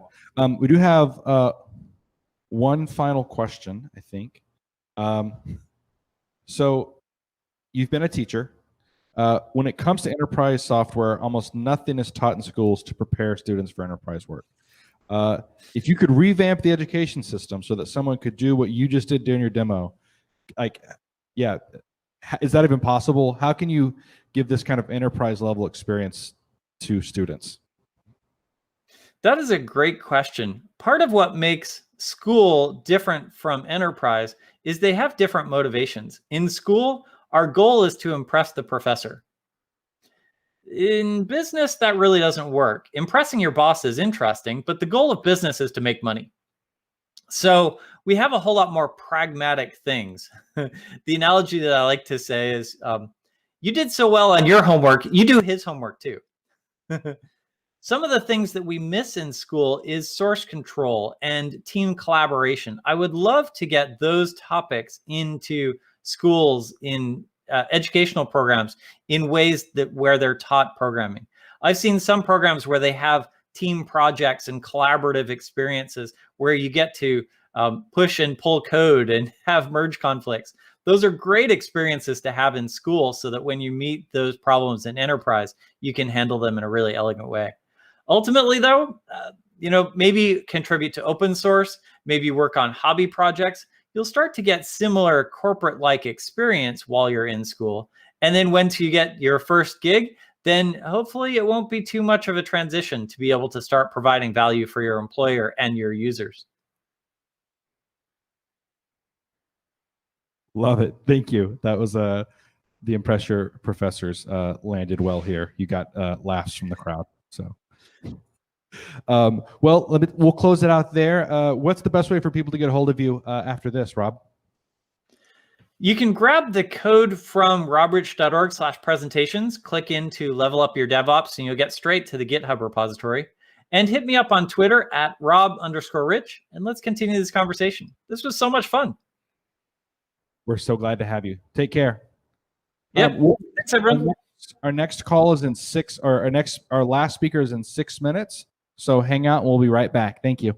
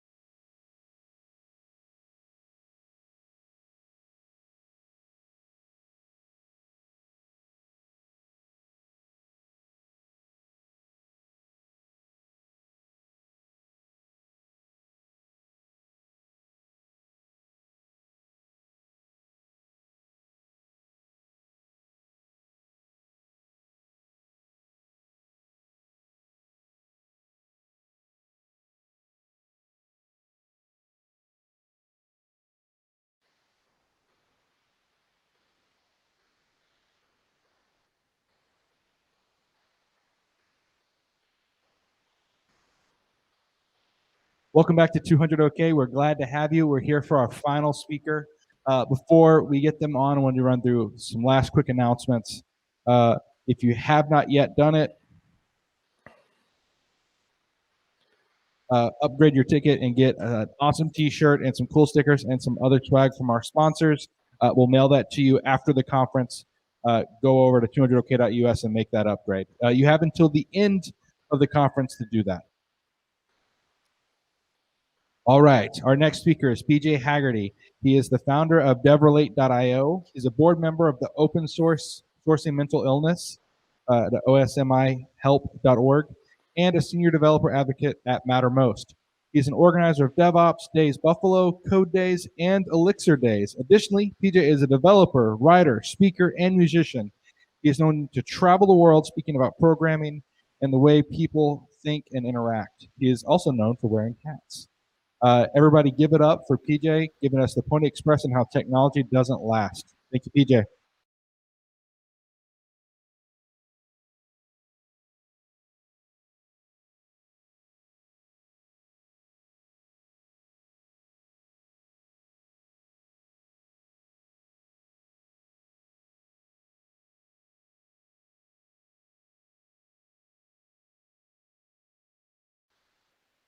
Hey, everybody, and thank you so much for having me. I'm super excited to be here. I was just telling the organizers that I've never been to Oklahoma, and this is the closest I've gotten. So this is pretty exciting. Hopefully I can make it all the way there next year, but I'm happy to be where we are. Welcome to my talk, The Pony Express and How Technology Moves Fast. Before I get started, of course, I want to thank all of the organizers, especially Emily for getting me involved and for reaching out and all of the work that everyone's doing behind the scenes, and Max and Doji and everybody. Thank you so much, because without you, none of this would work out. So that was about you. How about a little bit about me? So as mentioned, my name is PJ Haggerty. I've been a developer since I was a teenager, which is a long time ago. I hail from Buffalo, New York. You probably know one or two things about Buffalo, New York. One, our professional sports teams are absolutely terrible and always lose. And two, we invented chicken wings. They are called chicken wings, not buffalo wings. Some of you might say, oh, buffalo wings, that's why. Educational. I'm also a dad. I've been married for over 20 years. I was a hockey coach for a while. I play in bands. I do karaoke and lots of silly things, especially when conferences were in real life. And I also once helped my daughter to keynote one of the largest Ruby conferences in the entire world, which is RubyConf. She did that when she was 11. She's 19 now. Feel free to look at that whenever you feel the need to see how bad I can possibly do on stage. Also, never go on stage with an 11-year-old. Little personal advice there. I also work at a place called Mattermost. Mattermost is a really cool option for safe, secure collaboration online.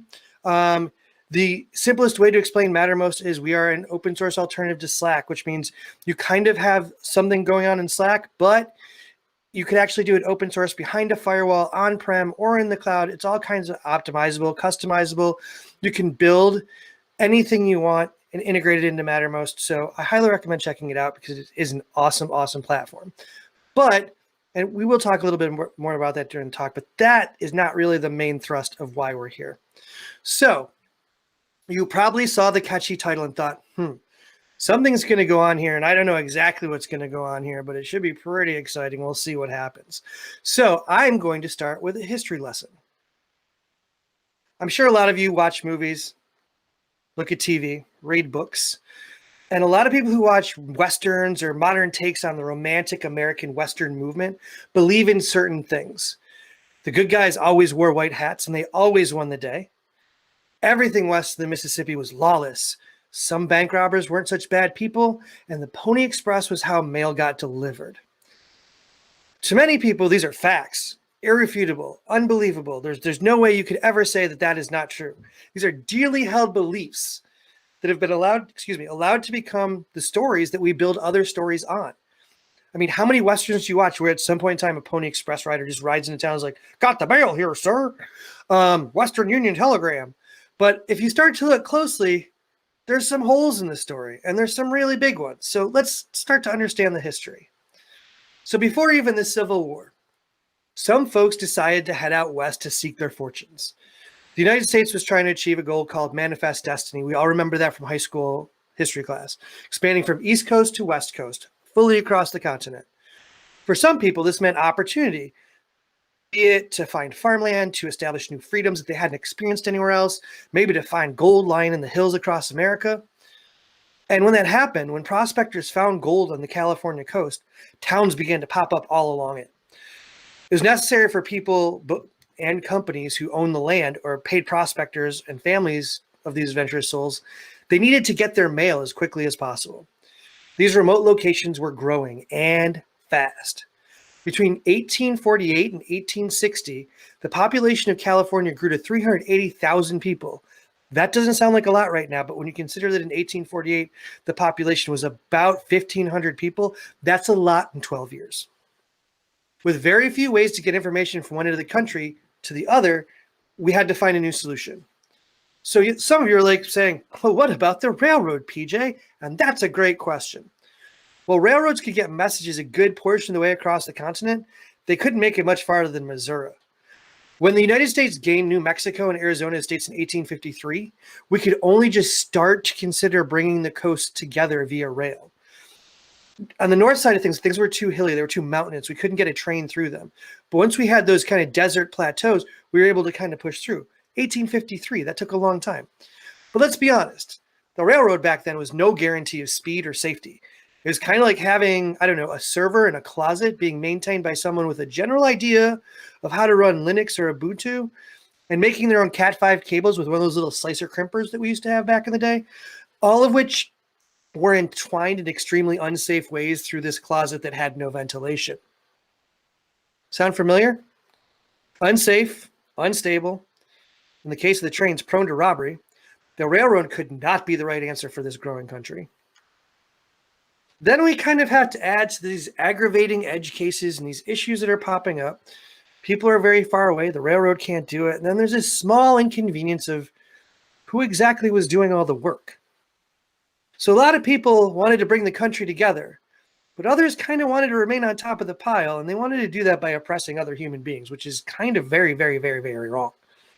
War was on the horizon. If we wanted to continue to be successful and to move forward as a country, we needed a way to communicate quickly. On the eve of the American Civil War, the Pony Express was born. This is a very exciting moment. A network was built. This is easily understandable to all of us. We've worked within networks, and we're all working remotely now. We know what a network is. In the case of the Pony Express, this network was built of riders, generally extremely young, sometimes orphans, sometimes escaped slaves, and they would be hired to ride like the wind. The Pony Express began its ride on April 30th, 1860. Suddenly, you could get a message from New York City to San Francisco in just 10 days. It sounds horrible, but this was a miracle of modern communications. If we learned anything from the movies about the Pony Express, it's about how ubiquitous and long-lasting it was. Seems like every Western has some reference to the Pony Express. There's been movies and television shows dedicated to brave riders, their horses flying across the plains, outwitting dangerous animals, bandits, and Native Americans who were kind of upset that we kept taking their land and territories. Rightfully so. The Pony Express, a paragon of innovation in April 1860. However, this amazing and great technique for moving messages coast to coast was outdated after a mere year and a half, 18 months. The needs of the people and the speed of technology overtook the Western riders. So instead of innovation, the Pony Express was really just a stopgap method. And it probably would have remained a footnote in American history were it not for the so-called penny dreadfuls that raised Pony Express riders to these heroic levels. They were heroes. They had huge status. They were influencers. Wink, wink. I think you see what I'm getting at. A simple device at the right time, a time when war was starting and communication needed to move faster than ever before. All this culminated in the end of the Pony Express after 18 months of operation. As a side note, this little device, this picture that you see here, the telegraph, think about this the next time you have a conversation about machines replacing people. Automation is not a new issue. The telegraph replaced Pony Express riders. And the next time you're out and about and you're in a building, you hop in an elevator, look around and see if you can figure out where the elevator operator is and how to give them a tip. Automation's not new. We need to stop thinking of it that way. The idea is automation frees us up to do things better. theoretically. That's a whole philosophical discussion for some other talk and not this one. So if the Pony Express was a stopgap, how long did the telegraph last? Funny you should ask. Perhaps you've heard of a British person, sometimes called the father of modern computer science. In World War II, so about 80 years after the Civil War, Alan Turing was in England trying to decipher telegraph messages that were encoded using the above machine. This is called an Enigma machine. It was a way to encrypt and decrypt messages sent via telegraph. I have a whole other talk about Turing and how exactly the Enigma works, and it's great, and you can look at it some other time, but that's not what we're here to talk about. The idea here is that some pieces of technology last a long time. Others fade quickly or have limited use and disappear. We see this all the time in the application development world. Unless all of you plan to share your thoughts of this talk on your Bebo page or your live journal, you know exactly what I'm talking about. So let's take a look at some of the things and see their lasting power. And maybe we can start to speculate on what has staying power, like the telegraph, was more of a flash in the pan, which, by the way, for the etymology and English majors out there, that is literally an 1849 gold prospecting reference. So every time you hear the term flash in the pan, think about those folks who are out there actually digging for gold and looking for that flash in the pan. That's where the idea comes from, because it's so quick, you might miss it. So we'll start with a brief philosophy lesson, which is exactly what everyone's hoping for as the last talk of the day. I know, calm down. I can hear the cheers all the way here in Buffalo.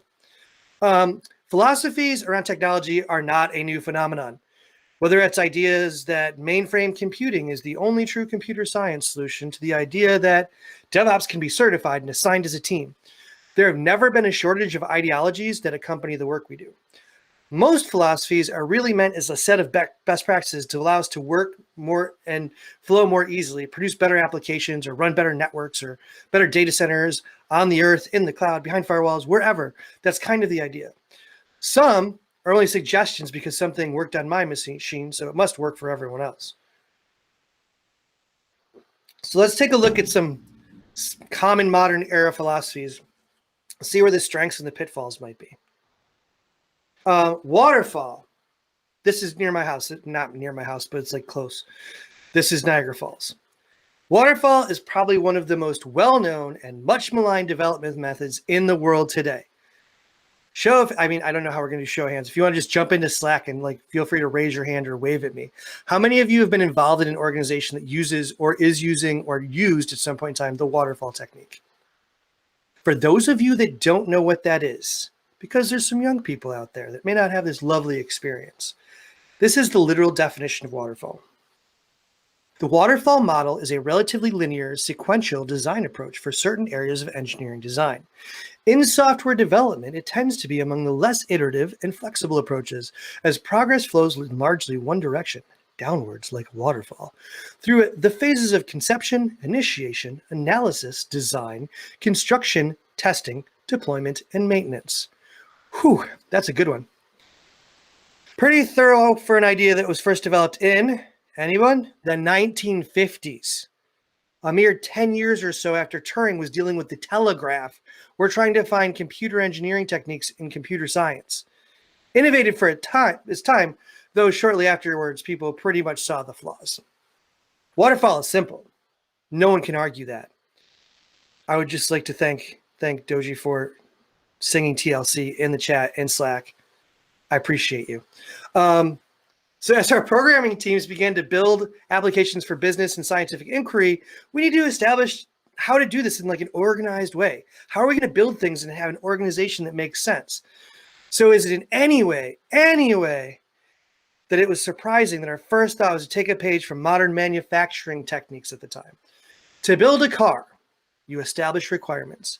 You design it using said requirements. You build the car. You test to see if it works. Maybe you do some maintenance when it's out in the real world, but once it's out in the real world, what are you going to do? Easy, right? Why wouldn't software work in exactly the same way? So the problem with this philosophy, like so many first ideas, like the Pony Express, is short-sightedness. What works in one industry does not necessarily work for another. And here's another great example. If you're looking at this picture now, what you're looking at is Niagara Falls, again, where they decided to stop it and put in a I believe it was steel rods or iron rods in an attempt to prevent the erosion from continuing. You can see at the bottom, there's all those rocks. And it's extremely dangerous to go over the falls. And I don't know why people keep trying to do it, but that's none of my business. So they actually stopped the falls, backed it up, and drove these rods into it. And that did not work out so well. Because then we had steel rods sticking out of it. And this was like in the 60s, so they took it out. But that works when you're generally doing cement or stonework. So why wouldn't it work when you're working with a waterfall? Because the situation is not the same. You can't take something and slap it in and think it's going to work. So in a few minutes, we're going to discuss the Agile philosophy, much of which focused on the concept of lean, an idea brought over from Japanese car manufacturing. Now, it seems like you're saying, PJ, waterfall was from car manufacturing, and Agile and leaner from car manufacturing. Didn't we learn anything? But there's a difference. And it's in how these ideas were adopted. For Agile, we borrow. With waterfall, we just took the whole thing and ran with it. Waterfall has no iteration, has no feedback loop. There is no structure for movement outside of the specs. Most people know when an organization is not flexible, that spells doom, huge red flags, massive alarm bells. Waterfall was a doomed philosophy before it got off the ground. Yet, parts of it are still in use today in large-scale corporations. And a little side note I want to add. When I say large-scale corporations, understand I'm not just talking about tech companies. I'm not saying, well, IBM and Google move slowly because they're large-scale. Every company right now is a tech company. There is no company out there, unless you are like maybe selling something at a farmer's market, but even then you're using Venmo. Technology is involved in every single thing that we do, every aspect of our life. There's no point in saying that a company is not a tech company. Everyone needs tech. But I digress. Let's talk about Agile a little bit. So Agile is more modern, more widely accepted philosophy, especially now in the world of tech. And the word conjures up images that may or may not work along with the ideals of the philosophy. So let's define it before we make any decisions on how we feel about it.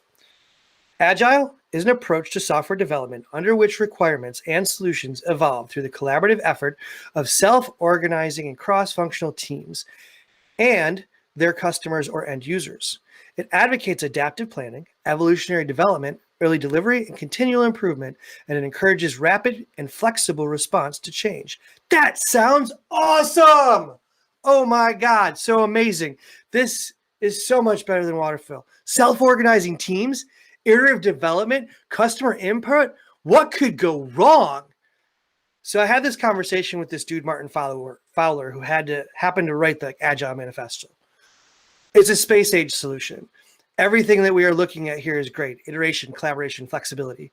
At the advent of Agile, which was, believe it or not, the 1970s, there still wasn't a need for adherence to a software development philosophy.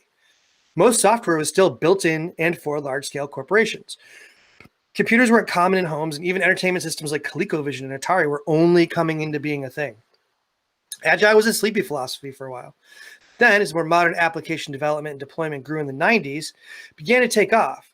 We see Martin develop the Agile Manifesto and people really start to adhere to it. We couldn't just apply normal manufacturing techniques to building and deploying software. It didn't work. We needed real-world ways that applied to the problem at hand. Something modern, something different. Agile is an amazing modern workflow with a few caveats. And where they come in is really the peripherals. Things like Scrum, Kanban, Jira. The add-ons that aren't really necessary and don't really contribute to the success of the team. Agile means flexible. If your team can work without the overhead of complicated necessities like daily stand-ups and raft teams, Agile will probably work for you. As with any philosophy, your mileage may vary. Zealotry and strict adherence stagnates growth. If you need to follow rules as strictly as possible, that's not very flexible, not very agile. As a great bonus, though, Agile led us to something new. DevOps. So DevOps, we're going to do it again. Here's another definition. Are you ready? It's about to come. It's coming at you fast. DevOps is a set of software development practices that combine software development, dev, and information technology operations, ops, to shorten the system's development lifecycle while delivering features, fixes, and updates frequently in close alignment with business objectives. Different disciplines can collaborate, making quality everyone's job.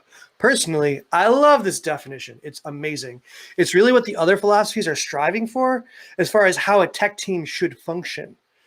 All the best parts of Agile, a few of the good ideas from Waterfall, applied to all the teams across an organization. Everyone is part of the conversation. Everyone is responsible.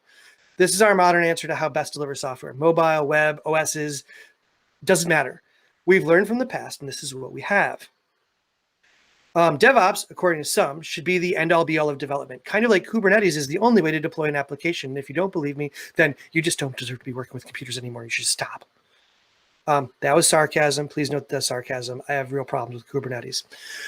We understand the concepts of interaction with developers and ops or IT. We add to that the folks from QA. We have a great testing cycle. And what do we focus on? We focus on automation. DevOps goals, according to some folks, is to automate as much as possible to remove risk. I mean, isn't that really what happened to the Pony Express? Huge risk. Getting scalped is kind of a huge risk. Getting murdered so someone could steal the mail, kind of a huge risk. No one can do that to the Telegraph. We needed to move messages faster. So instead of doing it manually on horseback, we automated it. We built a system that made the old system less useful. Makes one wonder if part of the point of DevOps is to make DevOps unnecessary. So like all great theories, DevOps is a great theory. Everyone works happily together now because we're employing DevOps, right? All problems are resolved. We all get along and the world is at peace and applications work perfectly. DevOps, it works 60% of the time, every time. Like Waterfall and Agile before it, DevOps has one major downfall, and it's based on the whole perfect world idea. That's the problem. In a perfect world, all these things work. In a perfect world, we don't have to worry about how people function together, but people are what generally create the problems. When faced with the reality of organizations functioning at modern speed, some of these things start to fall down. Now, this doesn't mean that we should abandon hope, all ye who DevOps, but we need to see where these philosophies work and where they don't. We need to take our organization's perspective into account to achieve our goals. Not DevOps where I work isn't going to look like DevOps where you work, and that's okay. That's kind of part of the point. We need to be critical of the things we do and find the parts that don't work. All things in tech should be constant evolution, not an end goal. Doji and I were talking about this before. If you think that there's a point where your software is done, you're not doing it right. We're never done. So before, we have those methodologies and those philosophies. So what about the infrastructure of how our teams work? We need to build things, whether in ops or dev, these ideas come to pass. So let's talk about some other philosophies.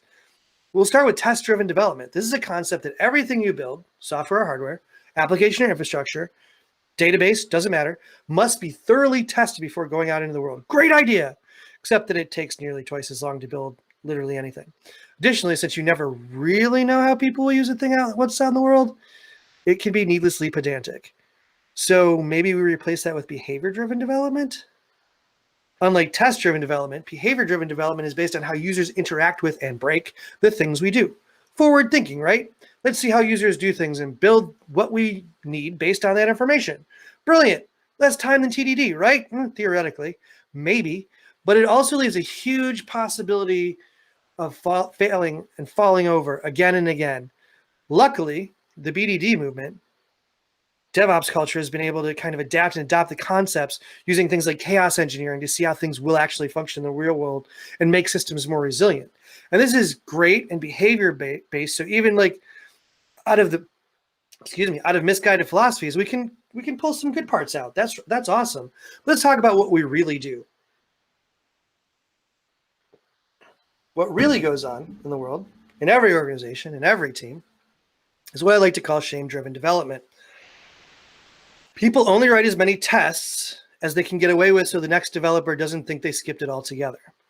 The ops person only takes their time setting up physical hardware so it seems their time was worth what they want it to be worth. The SRE only holds everything together with duct tape and bubblegum, but documents a well-running system.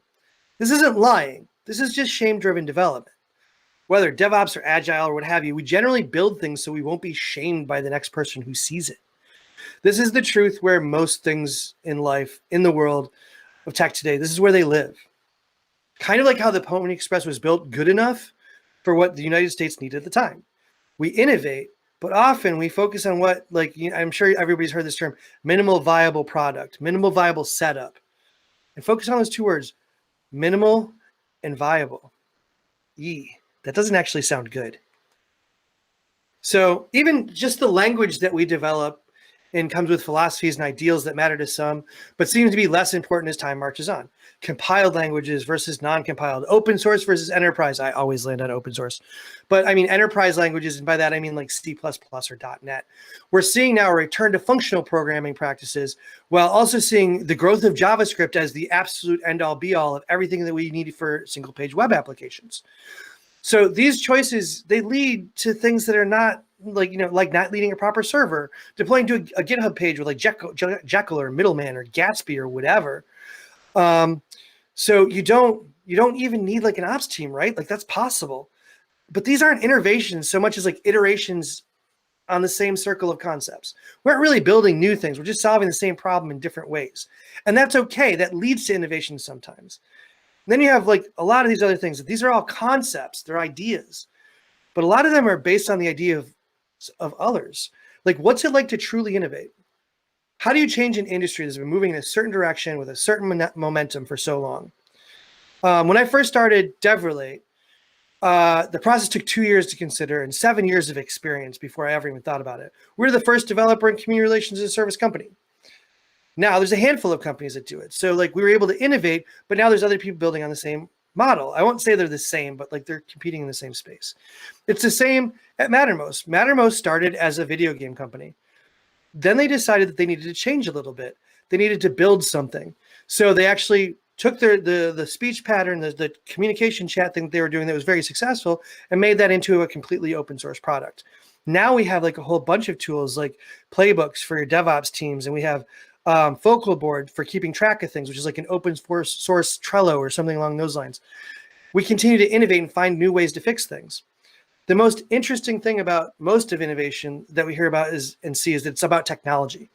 The Pony Express was about technology, kind of. It's like using the resources that we had available to complete a task. That's what technology is. Also, it's clear that the Pony Express was a bubble, just like there's a startup board, one that burst quite spectacularly. We hear this term in tech and investment fairly regularly. The bubble, will it burst? Are we safe? It's hard to tell. We don't know. We know last time VC-backed firms fared very poorly while bootstrap companies survived for the most part. What does that mean? It doesn't mean anything. Tech is one place where history doesn't necessarily repeat itself. Will the new bubble burst? I don't know. It's hard to tell.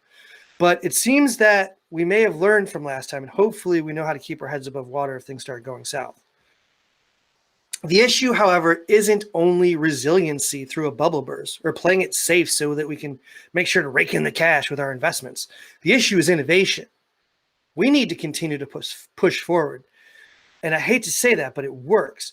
Like we need to disrupt industries as often as possible to ensure we innovate. We can't stop. We won't stop. And I know, Emily, you feel called out, but here's my other MVP. We need to stop making minimal viable products and work on minimal valuable products.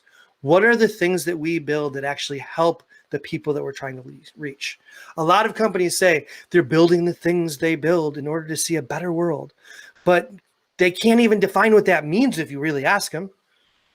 Maybe it's something for some of them, it's personal, but it's like not expressed properly. For me, I'd like to see a world with equitable pay for everyone, where people who aren't white males who wear hats and have beards can innovate and build awesome things without worry about being looked at as different or less than. I want to see a tech landscape that is vibrant with ideas. And I'll use my platform to do as much as I can to make that happen, but it kind of needs to be a group effort. We all need to do it together. And that's just one form of innovation. You see, we don't innovate if everyone's not involved. This isn't like, the robber barons of the railroad back in the day. We all work together to make the world that we want to see. That's how we innovate the tech space. That's how we innovate the products we build. You need to ask, what is your motivation to innovate? How do you find that and how do you do it? We strive to keep moving forward. We might be the current Pony Express. I mean, will we last longer? Will we become the Telegraph of this generation? We don't know. When we think of the word innovation, we think of building something new, discovering some new territory. We've done that by bringing teams together towards a common goal. DevOps takes us a step further by getting rid of those accoutrements of Agile, all the rules, and saying, hey, we all have the same goal. Let's work together to reach it. That's innovation. That's writing to outlast the competition. Technology moves fast. We need to learn, adapt, and innovate if we hope to keep up. So we see things come and go. We see innovation built on failure. We see philosophies grow from simple adopted ideas, concept borrowed from somewhere else, then retrofitted to our needs.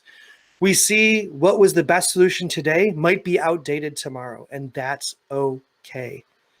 We don't need to hold on to these things. When adopting things like DevOps culture and ideals and finding the proper fit, we seek to find the best solution for our teams and our development and our ops environments. We should never accept these ideas blindly. We have to question every step of the way. At some point, there was a young man on the back of a horse racing across the hills of California to deliver a message. He never read it. That wasn't his job. And let's be honest, chances are he probably couldn't even read. His job was to deliver. That message read, "Telegraph service reaches San Francisco. Pony Express retired." Every point of our job is to innovate and build. We continue to do so knowing that is our future goal, not the nearby goal. We build the minimal, valuable product that gets the next iteration, the next team, the next group of people to push that even more further. If the Pony Express was able to do that, maybe they'd still be around today. Probably not, but maybe they would. And maybe a lot of the technology that we've seen come and go would also be around. But for now, we can only try to innovate ourselves, our communities, and the people around us to make sure that we can see that better world that we're all envisioning so often. And with that, thank you very much. I'm happy to take any questions.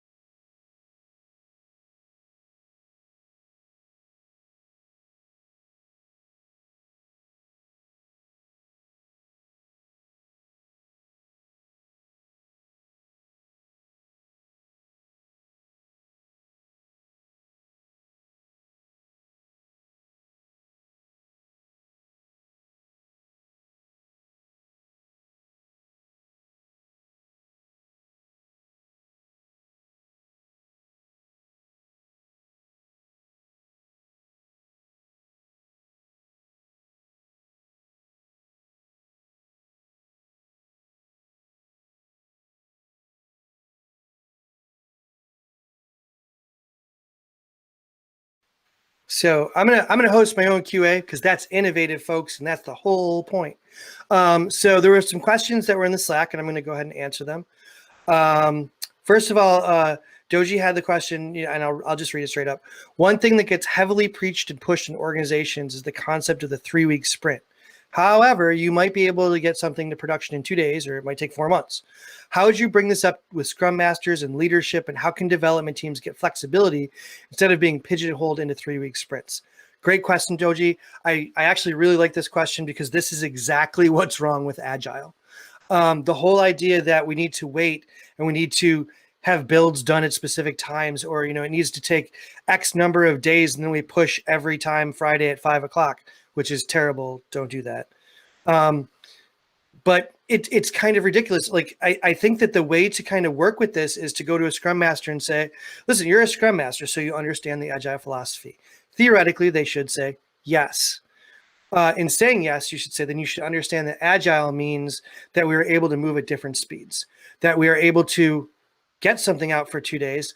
And if it's going to take 4 months, sure, we could break it up into smaller pieces, but you're not going to have a finished product for 4 months.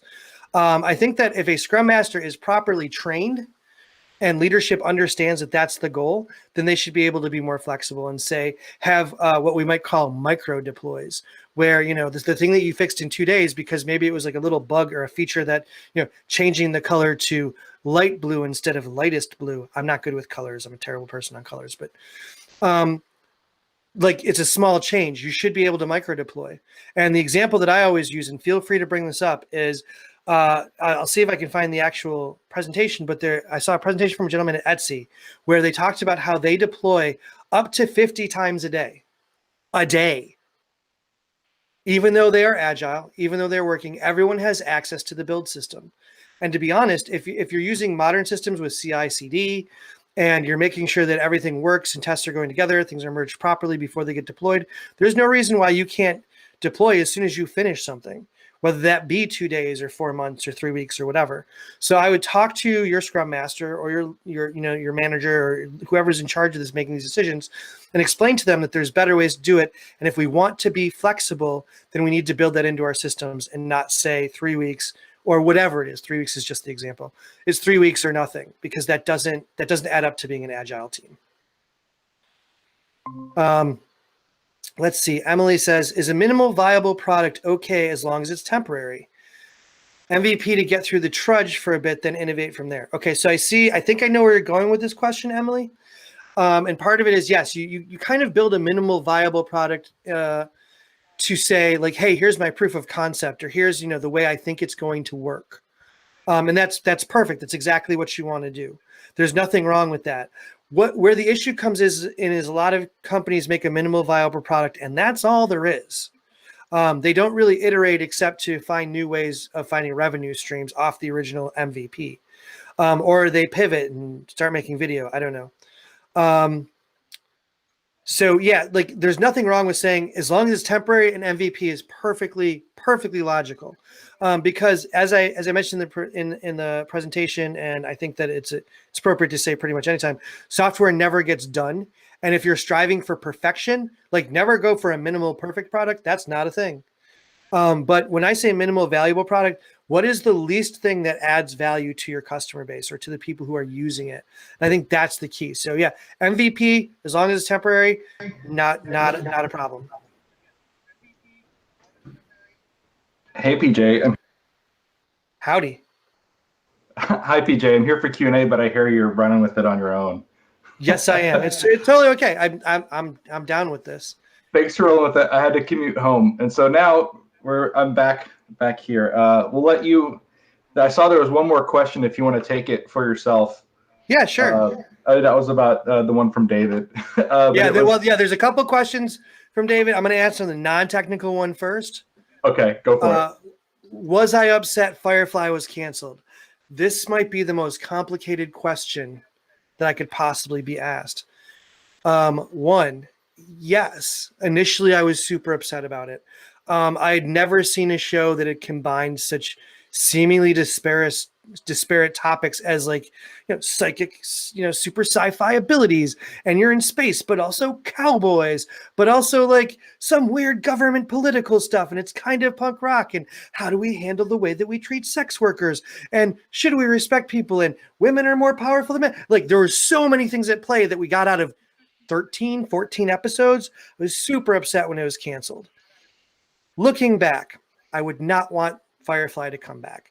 It was great to have the show. It was great to have Serenity.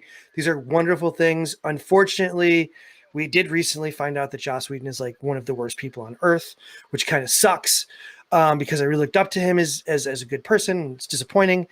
But I also think that you're never going to rekindle that magic. So while I was upset that it was canceled, I accept that it is a moment in time that we can look back upon fondly and move on with our lives. So now to your serious question.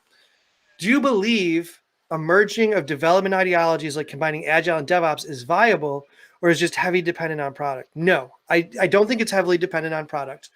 I think it's not only viable, but that's also 100% the idea of DevOps.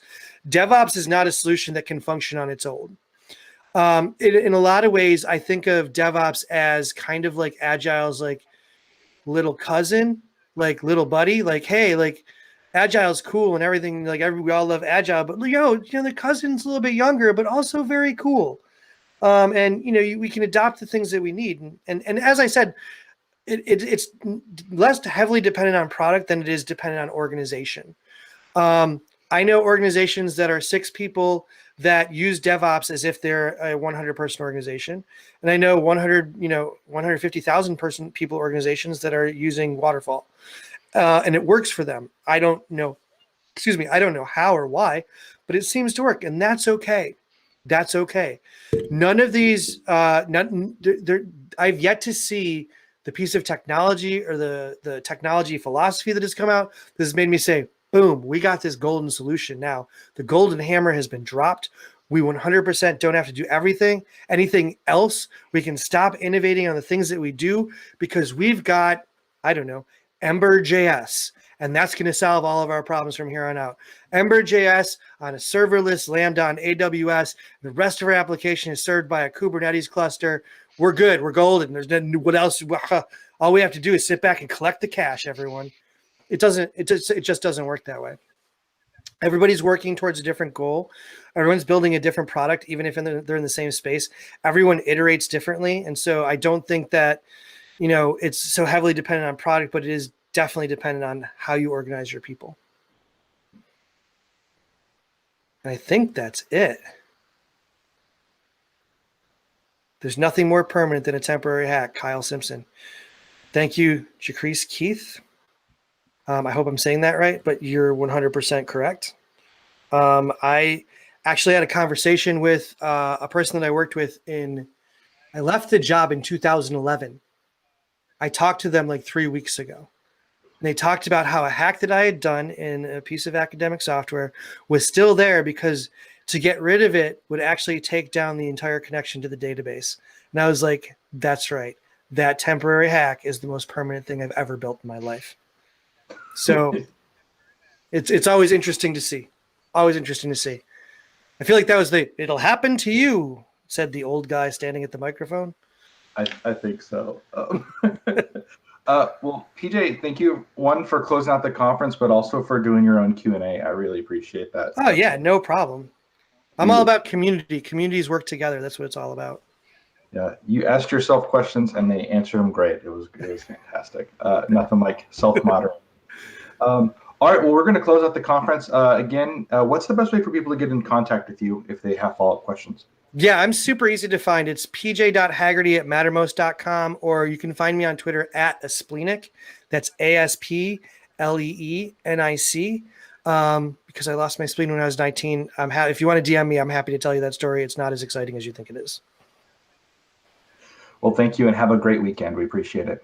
Thanks. And thanks everybody for having me. It's been awesome.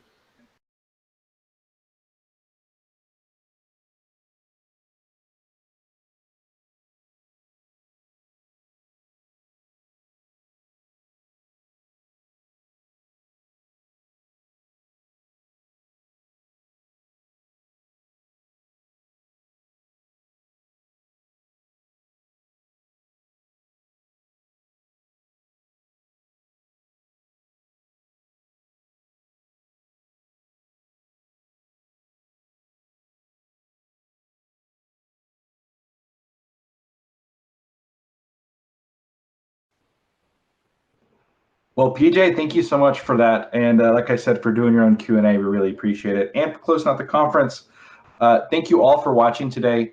Be on the lookout for the attendee survey. It may have actually already been in the chat, but if you go to 200ok.us/survey, we want to know how this went for you, things you liked, things you didn't like, and all that information will help not only make next year's 200ok better, but also the other conferences that we put on, which I bring up because Thunderplanes Conference will return this fall to OKC in person.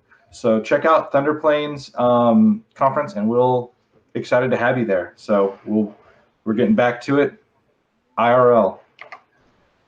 Special shout out to all the volunteers today: Cassidy, Doji, Emily, Fabio, Kelsey, Kendall, Luke, Travis, and Yaya to make this all work. Doji behind the scenes has been killing it on AV. He's switching all the things to make this all work live and seamless. We appreciate it. Emily for really making this whole event happen, from day to day to soliciting sponsors to rounding up speakers, making everything work. We appreciate everyone, but we appreciate it.